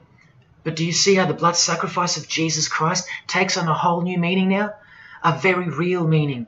And guess what? Because of it, the good guy really does win in the end. You either fall under the blood of the world or under the blood of him. There is no middle ground. Blood is like the monetary currency of the spirits. And that's how God bought us back from the legal ownership of the ruler of this world with blood, his own blood. Now you can begin to understand why they hate him so much. Because that's why he was born into the world of flesh, to produce blood of his very own. Not by means of perishable things were you set free once and for all, by the payment of ransom money, but by costly blood, by the one who was visibly manifested at the closing years of the times, for your sake. That is the truth. Do you think it's just a coincidence that this is the last age before the long planned for new order of the ages? That's ages, plural. That means forever. That's the plan. That's why the Gospels say that he was visibly manifested at the closing years of the times, at the end of this last age. In the book 1984, George Orwell told us, if you want a vision of the future, imagine a boot stamping on a human face forever. I've shown you that this so-called new age is in actuality a new satanic age. And it's not really new at all. It's very old indeed, it's ancient.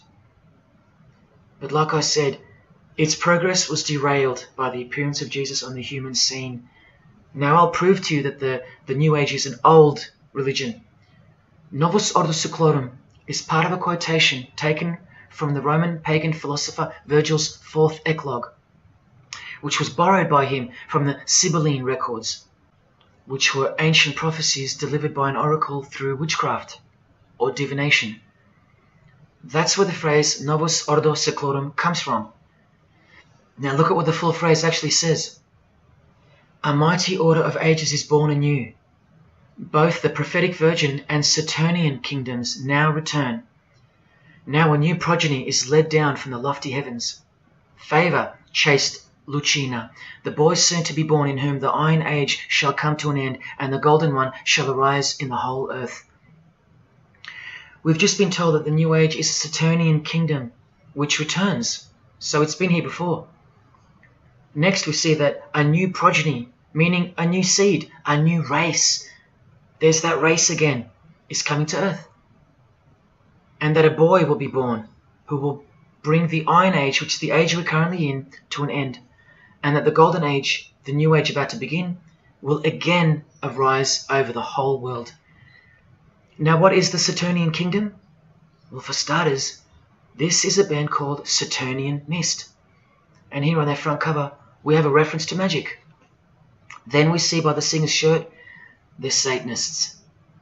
Then with his other shirt, we see the connection once again between the inverted pentagram of Satanism and the one eye of Freemasonry, the secret religion of the who's who of planet Earth. Freemason and Satanist Marilyn Manson has a song called Saturnalia, and on a satanic website on ritual offerings for demonic bindings, we find that Satan is Saturnian in nature. Here on the front page we see the inverted pentagram under the head of the Baphomet, and right next to it, a version of the square and compass of the Freemasons, of which a lodge is located near a suburb near you, no matter where on earth you live. The Satanic Church hidden in plain sight. Now let's go straight to the source so you can see for yourself the nature of the New Age Saturnian kingdom found in the full quote of the Freemasons' New World Order seal. From this book, which is a factual study of the single most influential occult organization in modern Germany, the Fraternitas Saturni, or the Brotherhood of Saturn. We learn of the path of the Saturnian initiate, which is outlined in detail with the meaning of all 33 grades, 33 degrees of Freemasonry. This is the very same thing, the same objectives. All secret societies work for the same goal because they all have the same spirit. The only difference between Freemasonry and this Saturnian fraternity is that your local Masonic lodges are veiled and camouflaged filtering systems for future Satanists, from which all influential figures of society are chosen, where the real religion begins at the 33rd degree. Whereas with orders like the Saturnian Brotherhood, there is no filtering system. As such, you're a student of Satanism from the first degree. That's why Satanism's takeover would have been impossible without international Freemasonry. The Saturnian teachings include sexual mysticism, sex magic, and Nietzschean Thelemism. Nietzsche, remember the guy who says that Christians and the mindset to help the weak makes up the sick animal man? The guy who wrote this book and doesn't believe in good and evil. And Thelemism from 33rd degree Freemason, who says that in this book that to initiate the New Age, the whole world must be bathed in blood in a bloody sacrifice before man can accept the law of Thelema. Nietzschean Thelemism. That's what the New Age Saturnian kingdom, from which the Freemasons took this phrase from, actually looks like. This factual study on the Saturnian Brotherhood is filled with references to Lucifer, Satan, magic, sex magic, blood, sacrifice, the number 666 as mentioned by Jesus Christ himself, and of course, Freemasonry. The secret society that all of our politicians and entertainers belong to. And what's the demonic sigil for Saturn? The Masonic square and compass. Are you going to snap out of it now? When you see a beautiful sunrise and smell the fresh air, or hear a great song, or see a great movie, are you going to forget where you really are? When you hear people using Jesus Christ's holy name as a cuss word, are you going to forget where this phenomenon really came from and why it's taking place?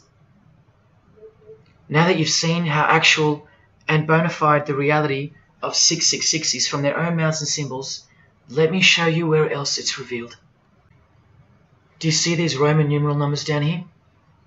They add up to 1776, the year that America officially became the country we know of today. And also the year of the birth of another secret society, which was absorbed into Freemasonry after it was banned in 1785. But look, the base numbers. M is 1,000, C is 100, and X is 10. All you have to do is subtract the base numbers. 1776 minus 1,000 minus 100 minus 10. Or simply remove the Roman numerals which represent the base numbers. No, I'm not playing tricks on you. Neither are your eyes. But someone else is. Now that you've seen the prevalence and seriousness of this horrid number, now that you've seen what you've seen, I can show you where else it appears. This figure is represented by the numbers. To make this work, they had to remove the number 1 altogether and separate the 2. Of course, we'd be too dumb to pick up on it. But 789 minus 456 is this, multiplied by this lonesome 2.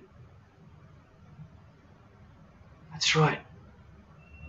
This dark and mysterious figure is none other than the long-anticipated Antichrist, the ruler of the Saturnian kingdom, which is on its way. And Australia has been steeped up to its neck in secret societies since the early 1900s. World Economic Forum logo, with this slash through the O's, is of course representative of the number of the ruler of the New Age, 666. The barcode is the primitive version of the worldwide system that Jesus predicted would revolve around the number of the beast. And as you can see, the base of every single barcode in all the world is 666. No matter if the lines are on the ends and in the middle are elongated or not. I found that out from the horse's mouth in an interview with the man who was commissioned by IBM to come up with a new way to automate data collection. There are in fact 3 6s in the Google logo, which comes from this occult symbol. Coincidence? And he found in a Masonic lodge the square and compass symbol appears in the middle of a hexagram, which is a symbol used in the royal art of Freemasonry, Witchcraft, as shown in this book. Well, among other things, the hexagram itself can be broken down to quite clearly represent 666. This is a Masonic square and compass designed by the Manal Masonic Lodge, symbolizing world unity. Up the top you find the logo of the United Nations. Well, there are 33 segments in the UN logo, symbolizing the 33 degrees of Freemasonry. See this crop circle here with the Masonic eye on top of the pyramid? I know nothing about crop circles and the phenomenon of them, but I know how many rays are coming off the eye. 33. 33 degrees of Freemasonry. Don't forget that the highest authority of Freemasonry already admitted to be the designers of the pyramidal seal in a 1962 edition of their magazine, The New Age.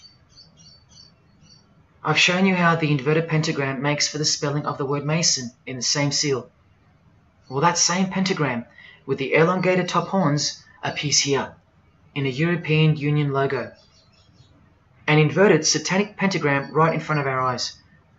Here's the European Union building architecturally mimicking the Tower of Babel.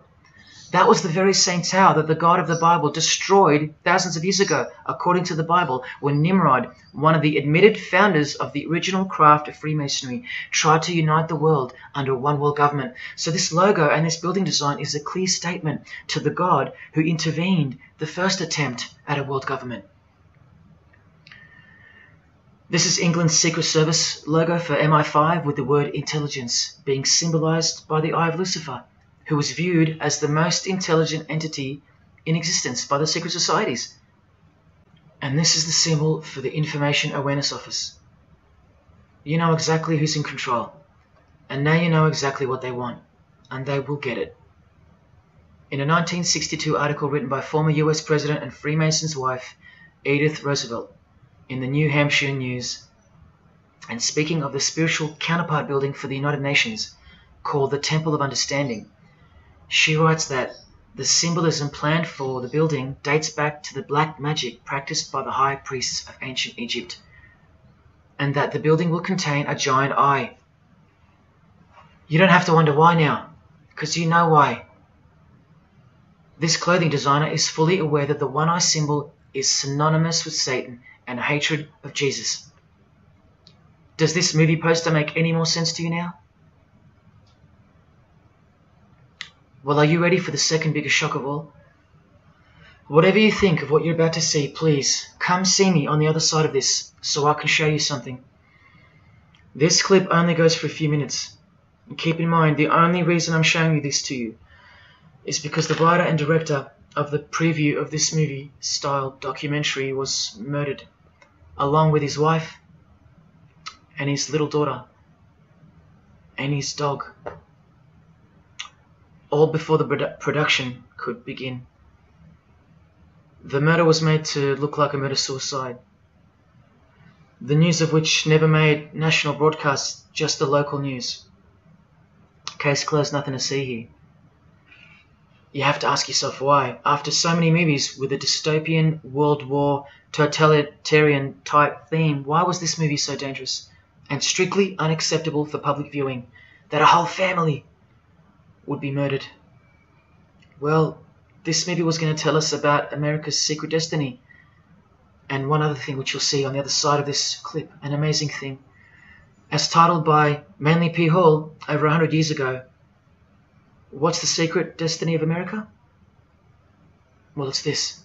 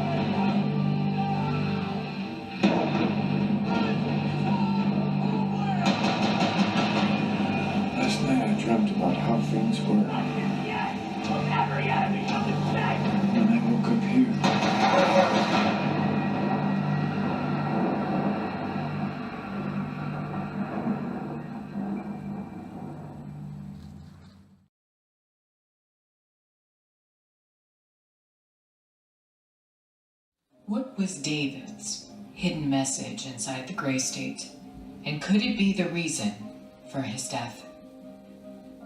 Perhaps the scariest part of Grey State's conceptual trailer is this character here, who appears to be operating a guillotine. David Crowley was very intentional in this frame of the movie. He added something that I believe he wanted the people to know about. Who is the identity of this executioner?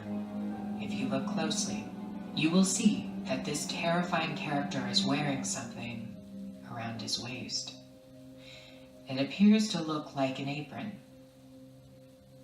The executioner wears a Freemason apron, complete with the all-seeing eye, the compass, and the two pillars. I do believe David Crowley is trying to tell us something. He is telling us that the organization behind the French and American revolutions, the organization behind the Italian Revolution of 1830, the organization that outlined a plan to overtake the Vatican in a document called the Alta Vendita, the organization behind the Trail of Tears and the deaths of thousands of Native Americans under Freemason Grandmaster Andrew Jackson, the organization behind the Ku Klux Klan in the United States post-Civil War and its rebirth in 1915, the organization behind Hiroshima and Nagasaki during 33rd degree Freemason Harry Truman's presidency. These are men with a radical revolutionary agenda throughout the entire world because they worship and follow a radical revolutionary deity, the first to have led a revolt against the Most High Lord.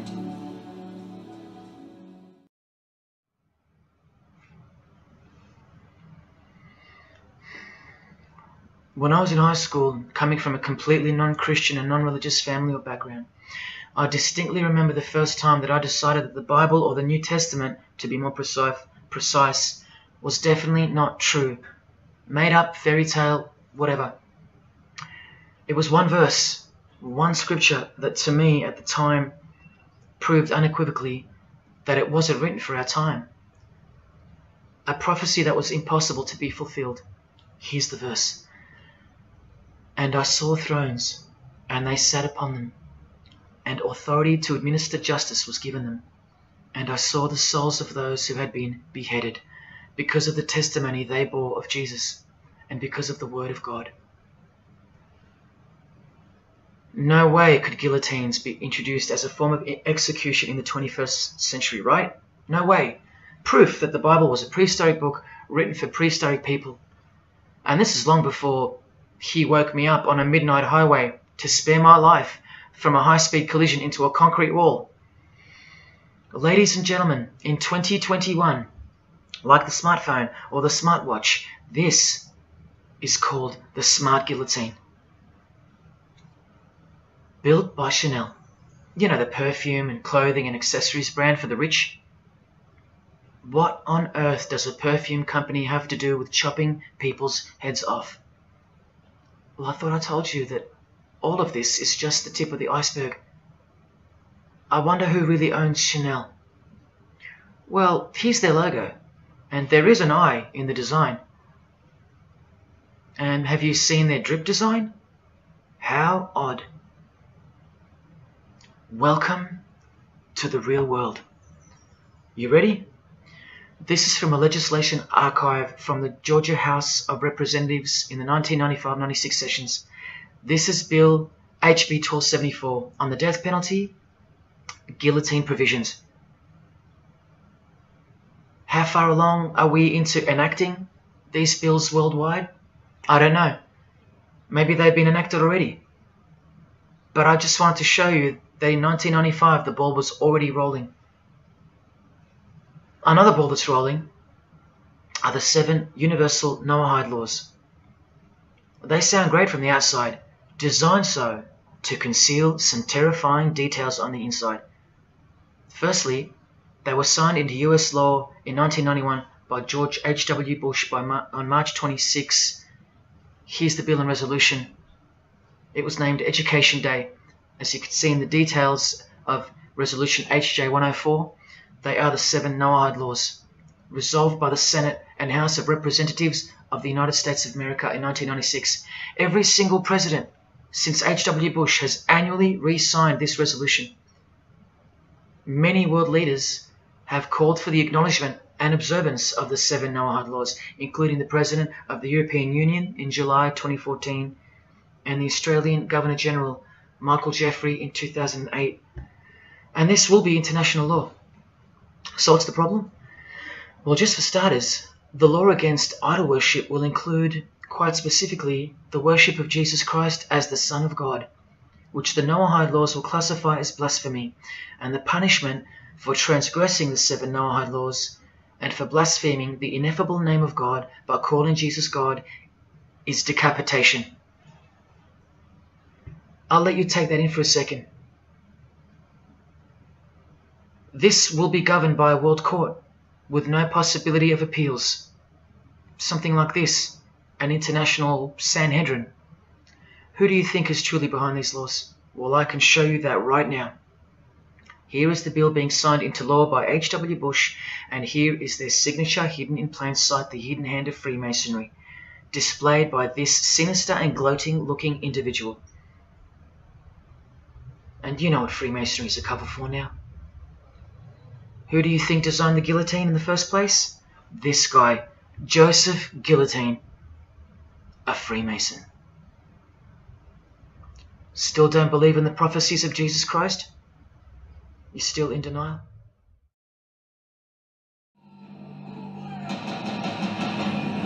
Last night I dreamt about how things were. When I woke up here.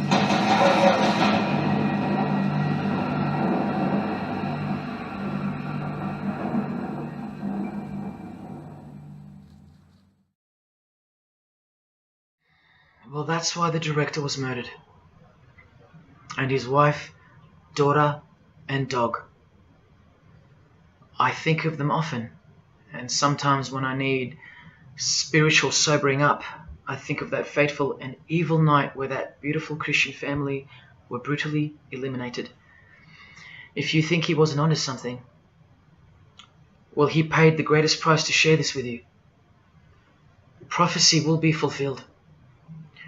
Listen to the words that come right after the execution by guillotine scripture in the Gospels.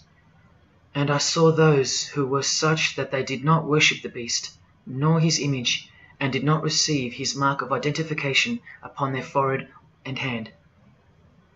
Remember this mark in the video? I'm not saying that the director knew what the mark would be, but based on the symbology, he knew who would be behind it. Look at the triangular symbol of the Freemasons. The Masonic triangle around the eye, and the Brotherhood of Saturn. Now look at the front cover of the book written by New Age author Maurice Nicoll. The mark. Same symbol. Identical to the symbol used by J.K. Rowling, who said its design was inspired by the Freemasons. Who has this tattoo, which represents the Baphomet. Well, Solve Coagula is the process in which they will bring this New World system to life. It's identical to the Masonic motto of order out of chaos. Solve means dissolve or destroy, and coagula means to bring the elements back together into a new and higher form, a new and higher system. Jesus described it as the beast system, and one way or another, we will be marked as a form of identification in order to participate.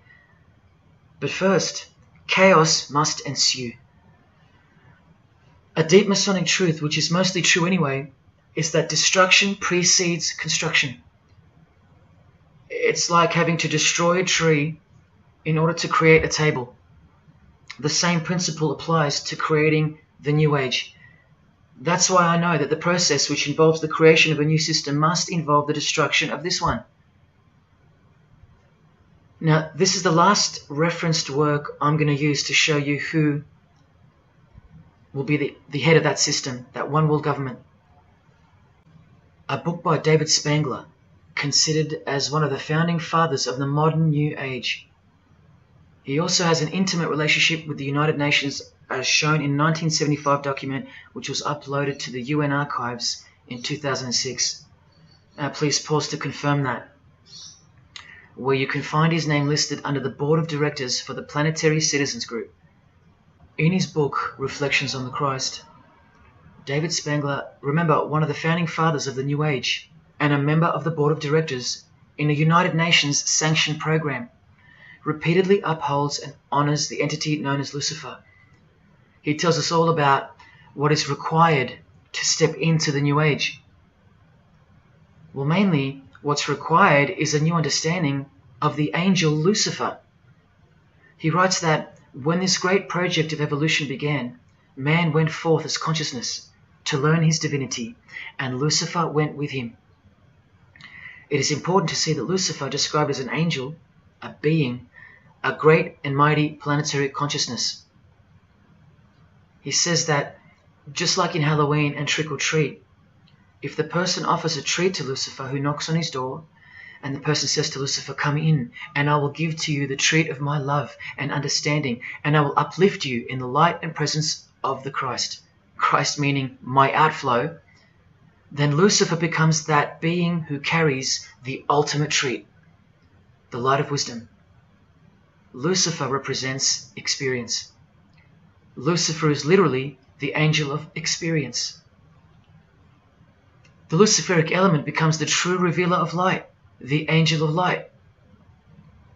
The light that reveals to us the path to the Christ comes from Lucifer. The Christ that he refers to obviously is the Antichrist spirit, who will eventually manifest on earth as one man. But for some odd reason on page 60 he feels compelled to clarify that he was only joking once when he said maybe to enter the New Age we all need to take a Luciferic initiation. Well, that's definitely no joke.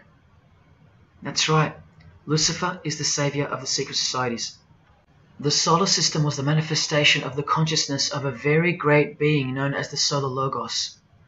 And if we go back to the secret society of the Brotherhood of Saturn, we read that mankind will be able to take a measure of egocentric power from the Solar Logos. In this way, Lucifer is the savior of humankind.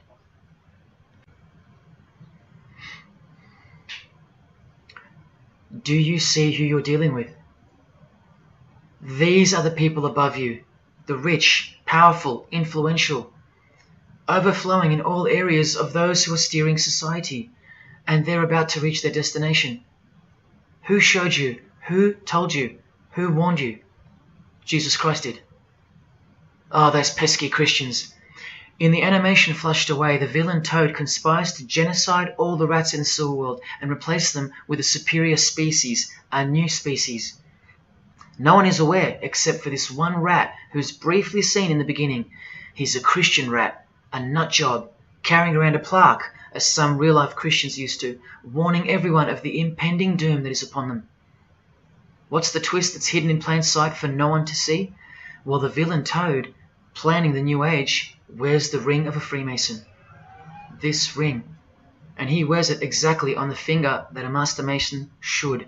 It is worn on the third finger of the right hand. There is one who predicted it all, and they know that. That's why he's been so thoroughly discredited, or so it seems. Yes, the nutjob Christian was right all along.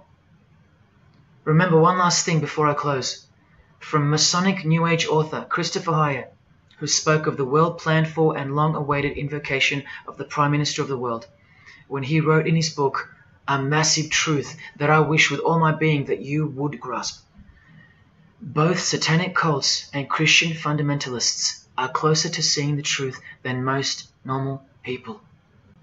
The world has always been at war, a spiritual war from the beginning. And if you don't know it, then you're losing the battle. The Gospel tells us so accurately that the enemy we wrestle against is not made of flesh and blood, but it is made of spiritual forces of evil in heavenly realms. That's where the real war is being waged, in the spirit. And now that we know what secret societies are and what they've tapped into, we can rest assured that that statement from the Gospels is true. That's why the common denominator between all of the secret societies is the anti-Christian sentiment. You need to ask yourself why. Why the negative obsession with Christianity? It's not as if Christians run the game. Freemasons have banned Bibles from schools. They teach evolution as a fact. Pornography is thriving. There are no Christian protesters left. Homosexuality is rampant and protected, and Christianity is buckled. Which church preaches against Freemasonry? Which church is telling you about Satan and his hidden church, which has permeated every vein of society? So why do they hate Jesus if they're at the top of their game? Because Jesus Christ is real, that's why. And he left us prophecy that they can't escape. See, the more they win, the more they fall into the hands of the prophecies of Jesus and his Gospels. What a blessing for you, those who would grasp this as truth. What good news for you, and what a terrifying conundrum for them. If you've come this far, and you still don't care, or still unwilling to trust, then you deserve what's coming, as a law of nature. because you've been warned of all of it.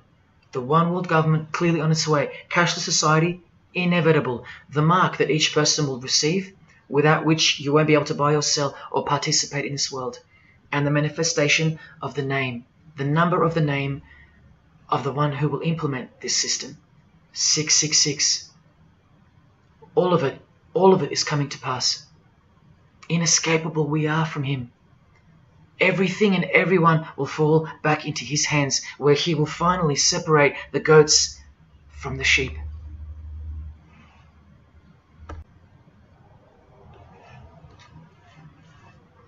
Now watch the Bible destroy Freemasonry like no other book in 2 minutes. Regarding their lodges and obelisks, their heart is faithless. Now they must bear their guilt. The Lord will break down their altars and destroy their sacred obelisks. And speaking of the bloodline that gave birth to Jesus, God says, "You shall not set up for yourselves a sacred pillar, which the Lord God hates." See what you're up against, Freemasonry? While Freemasonry meets and speaks in darkness and secret, Jesus said, "I have spoken openly for all the world to hear, and in secret I've said nothing." Freemasons are known as builders. Well, the stone which the builders rejected has become the cornerstone. Everyone who falls on that stone will be dashed to pieces. Anyone on whom it falls will be crushed. Every Masonic lodge is built so that all the members face the east. Who are these men with their backs toward the temple, facing the east and worshipping the sun? It is detestable. Freemasonry does evil in secret with their hidden hand, but they blow a trumpet over the hand that does good. But Jesus says, when you give to the needy, do not let your left hand know what your right is doing. Your good deed must be in secret, and your Father who sees what is done in secret will reward you. You can't become a Mason if you're broke, blind, maimed, or have a criminal record. Jesus said, but when you give a banquet, invite the poor, the crippled, the lame, the blind. Freemasonry takes pride in its secret rituals and is hungry to rule the world. The Gospels say that their destiny is destruction. They make appetite their God. They take pride in what should bring shame. Their minds are set on earthly things. Freemasonry believes that the light is but darkness visible. The Bible says, woe to those who call evil good and good evil, who put darkness for light. And Jesus further said, if therefore the light which is in you be darkness, how great a darkness that would be. Freemasons spend their whole lives taking gruesome oaths of secrecy. Jesus said, but above all things, my brethren, stop the practice of putting yourselves under oath. Freemasonry is built upon a hierarchical system, a pyramidal system. Jesus said, for everyone who exalts themselves will be humbled, and whoever humbles themselves will be exalted. We could go on and on, but we're going to end on this one. Exclusively written for the practices in the lodge room of political Freemasonry. A troublemaker and a villain who goes about with a corrupt mouth, who winks with his eye, signals with his feet, and teaches with his fingers, who plots evil with deceit in his heart. He always stirs up conflict. Therefore, the disaster will overtake him. He will suddenly be destroyed. That is Freemasonry through and through. And apart from the man in the mirror, prior to your baptism of the Holy Spirit, Freemasonry is the villain. They do go about with a corrupt mouth as they are sworn to secrecy. They do proverbially wink with the eye, making the one eye. They most certainly signal with their feet and teach with their hands and fingers. In the lodge, I can vouch.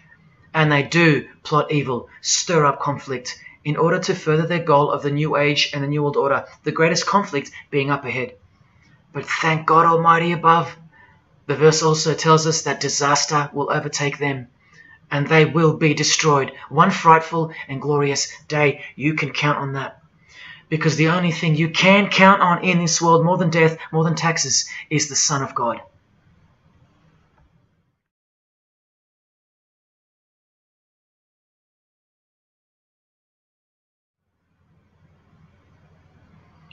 This is it. This is the last shock, and by far the biggest. If you ever needed intellectual proof that Jesus Christ is real and living right now, this is it. If Jesus and the Gospels weren't true, then Luciferians wouldn't be running the world. Atheists would, or some other version of modern man. Anyone, but not Satanists, not the passionate enemies of Jesus. If Jesus wasn't real, then so-called Satanists would be scattered here and there over the world in little local covens by silly teenagers rebelling against society and living in their own la-la land with their own little make-believe devils, being make-believe rebels. But no, people who believe that Lucifer is God run the world from top to bottom. They are dedicated to the core. They're highly sophisticated. They make the movies, they star in the movies. They write the songs, they sing and dance. They are worshipped as idols. They set trends, they live large, and they practice witchcraft, complete with sex magic and blood sacrifices. Why? Why do they do that?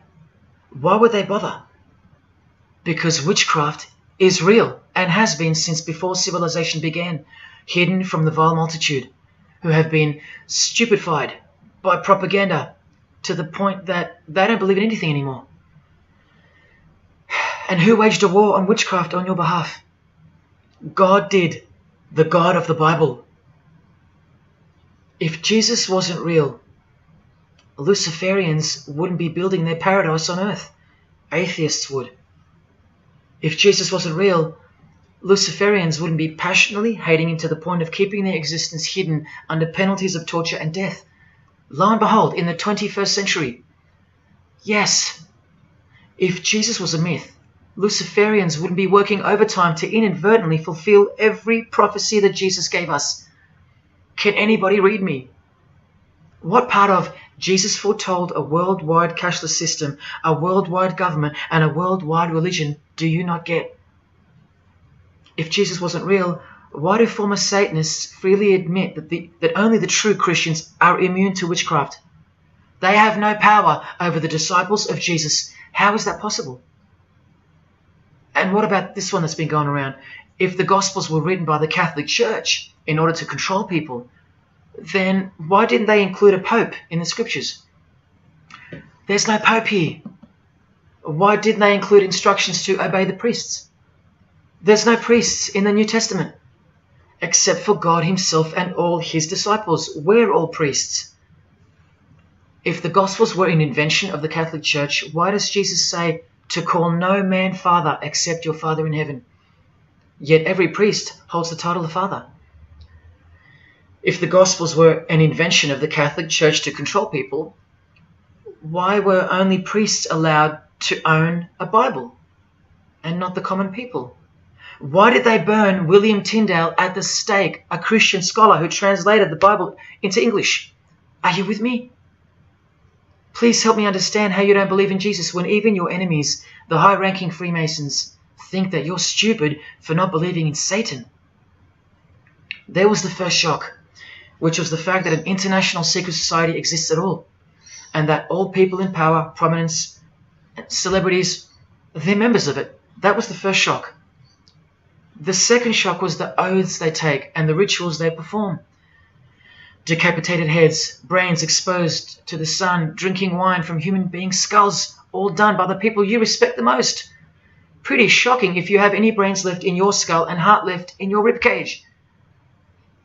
The third shock was the reason they took the oaths and performed the rituals, and that reason is that the secret society they all belong to is in fact Satanism. The fourth shock was the details of witchcraft and the details of the new satanic age, the Saturnian kingdom, where billions are planned for death to pave the way for a spiritual and technological utopia. But do you know what the biggest shock of all is? The shock that surpasses all of them combined. It's Jesus. Jesus is the shock. He's the shockwave, the reality and truth of him. Because that changes everything. He changes everything. The greatest news you could never think up, that God left his abode to come here a form of hell, manifest on earth, to be ridiculed and executed to save our sorry asses by taking a bullet for us. Don't worry, his second coming won't be so sacrificial. Better start fearing like you fear a cop and like you fear a judge. Oh, I know you tremble in front of them. But you don't fear God? Oh, how we love the darkness and sin. You, possibly you, loved gossip. You loved sex and porn. You loved sodomy. You couldn't stop lying. You couldn't stop cussing. You loved your idols, singers, actors, sports people, sports teams, putting people who fart, smell, and eventually die on a pedestal. You just couldn't cut yourself off from the ways of the world. Purity? Who wants to be pure? I have to be pure. I have to live holy. Stop sinning?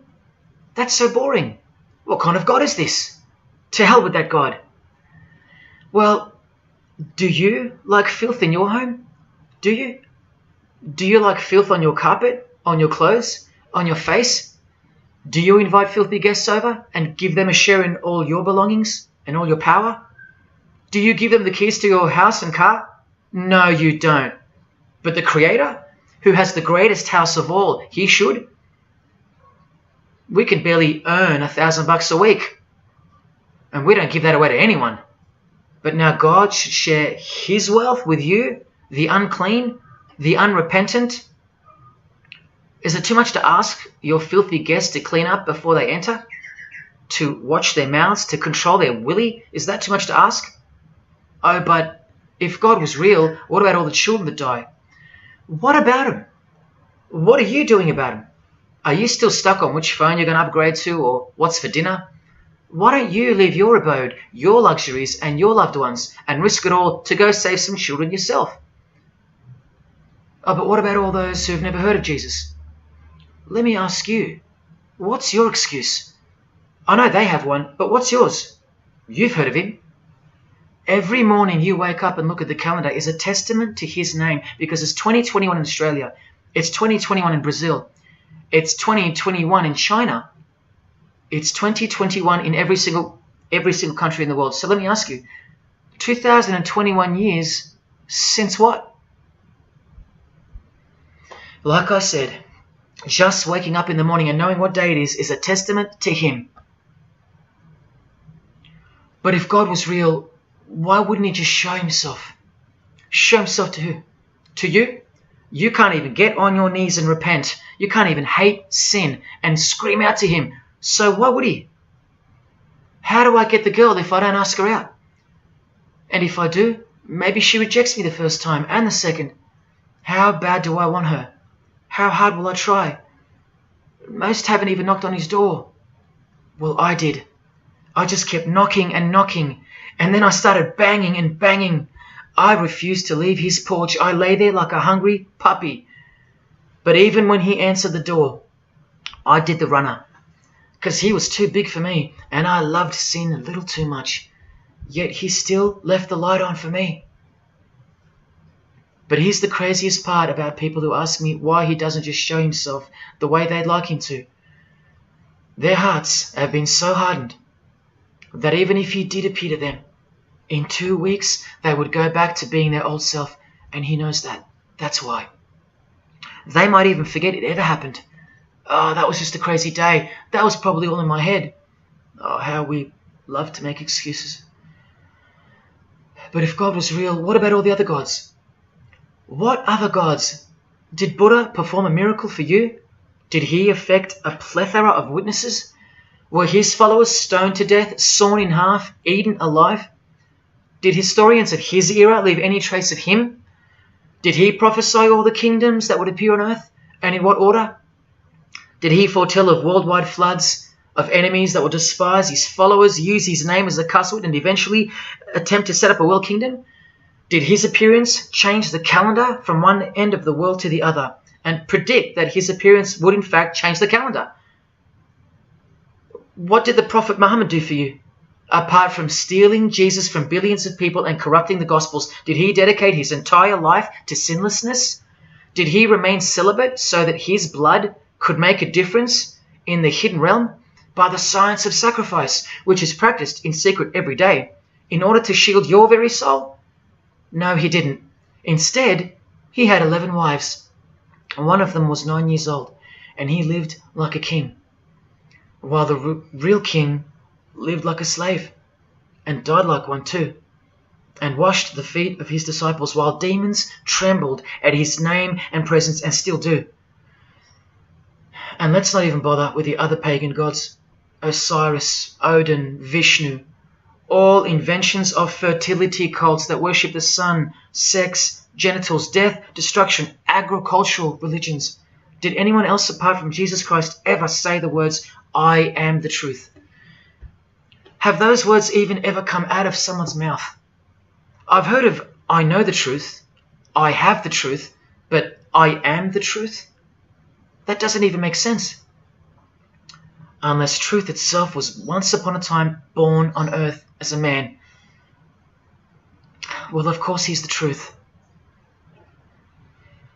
Where are all the heart-wrenching, knee-buckling testimonies about the indescribable power of this Holy Spirit, which comes in to sweep you off your feet and drown you in its tides, changing you forever? Where are all those testimonies? I'll tell you where they are. In the Christian column. That's where. Oh yeah, you'll get them here and there in every genre, but Christian testimonies simply outclips the rest. Where are all the life-changing, electrifying Hindu testimonies? The Muslim testimonies? A Muslim, Buddhist, or a Jew on the street corner, or from the proverbial rooftops, shouting the truth for all to hear, no matter the cost, because they love us that much, because he loves us that much? Where are they? And Freemason testimonies? Have you even heard of one of those? Satanic testimonies? You ever heard of one of those? A Freemason on his knees sobbing from joy because of the overwhelming knowledge that Lucifer loves him? No Mason or Satanist has ever done or heard of such a thing. But the biggest cult in size is the cult of society. Where do you think the word culture comes from? And the TV, the doctors, the idols, the PhDs, the scientists, they are the priests of the cult of society. You atheists think you don't live in a religious world of your own, filled with daily rituals and daily worship? Even your beliefs require faith in what your priests teach you. Evolution, no proof. Age of the earth, no proof. Distance of the sun, all faith-based on what you are told by strangers. You can see the rings of Saturn with your telescopes, but you can't see the buggy on the moon that was left behind in 1969, yet you still believe, because you have faith. Don't you worry, no matter who you are, you live in a religious world, because life is religion. And if you're still in the I'm not religious category, think again. You all worship something or someone, and your religion is futile. But for you, for the one, whoever you are, remember the advantage that evil has over good. A little good doesn't destroy evil, but a little bit of evil destroys all good. See this glass of water? One single drop of poison is enough to render the whole lot useless or deadly. That means that 99% of the goodness and purity of that water amounts to nothing, all because of one single drop. The whole glass is evil. And so it is with the human soul. You better believe it. Does anyone go out with a stain on their face or on their shirt? You think the soul can't be stained? Think about it.